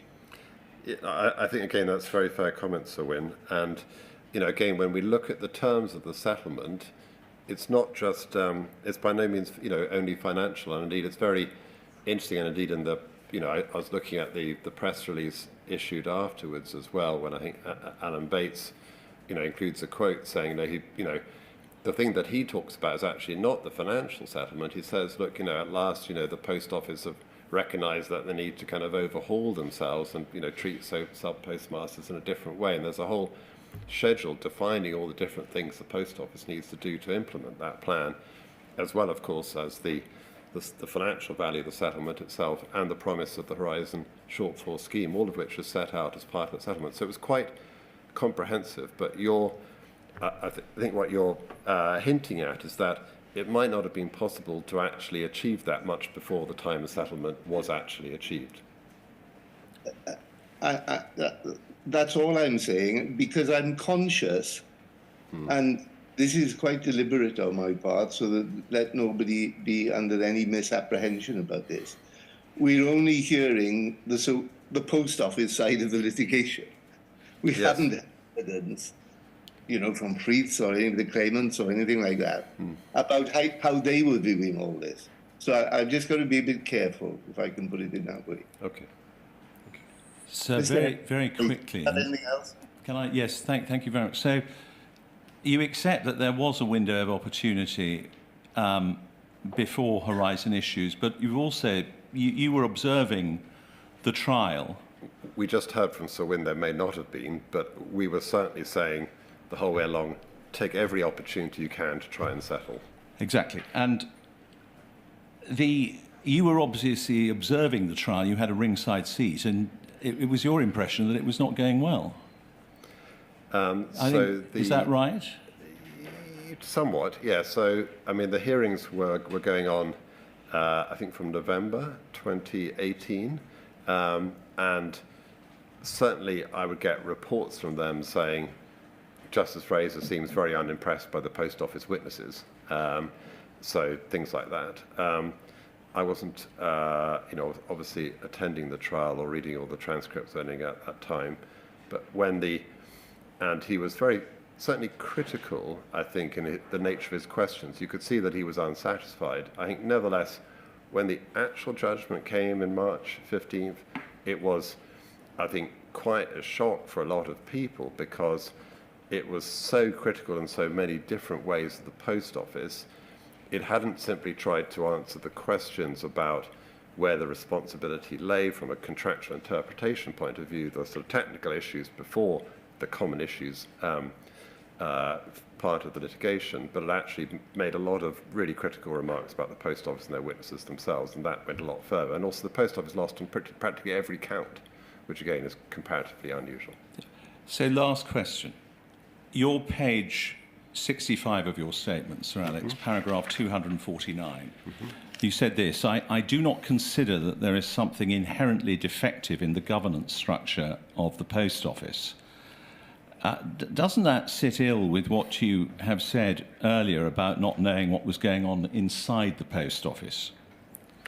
Well, yes and no. So I think it's an interesting question. I think what I would say is that the setup of having a public corporation with articles of association, with a memorandum of understanding, with a specialist body providing oversight, at that time UKGI, with additional reinforcement from the post office policy team in the department, with defined residual powers given to the Secretary of State, with a framework agreement all in place.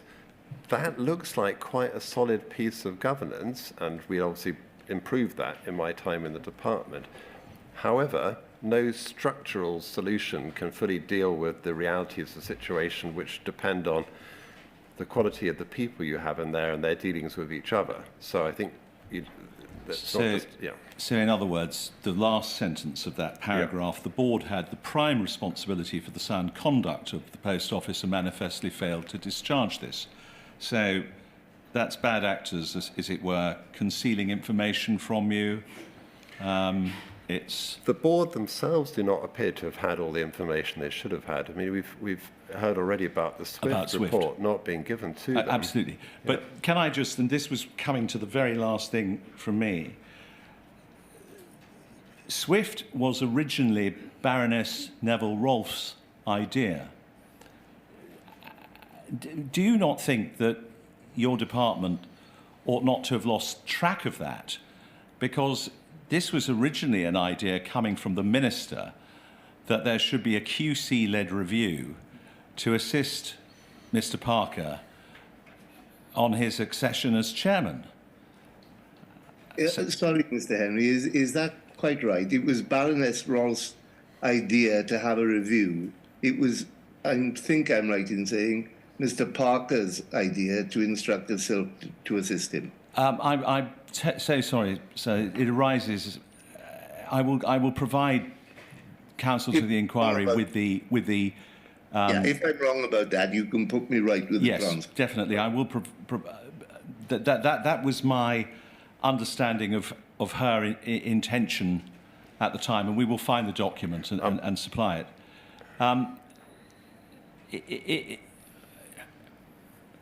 What I'm trying to suggest is that there are a series of oversight failures by the department, and that you had found yourself, as it were, in a classic frog boiling analogy, and that over a period of time you gave too much latitude, you were thereby compromised, and then ultimately this resulted in a disaster. What do you say to that? I don't recognise those phrases or that description, no. So, Henry, I think you've had two last questions now, so that's quite enough. Thank you,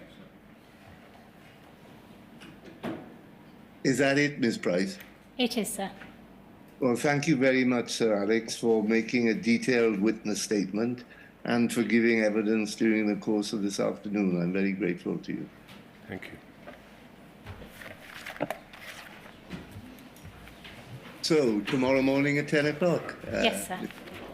Fine. Thank you very much. Thank you.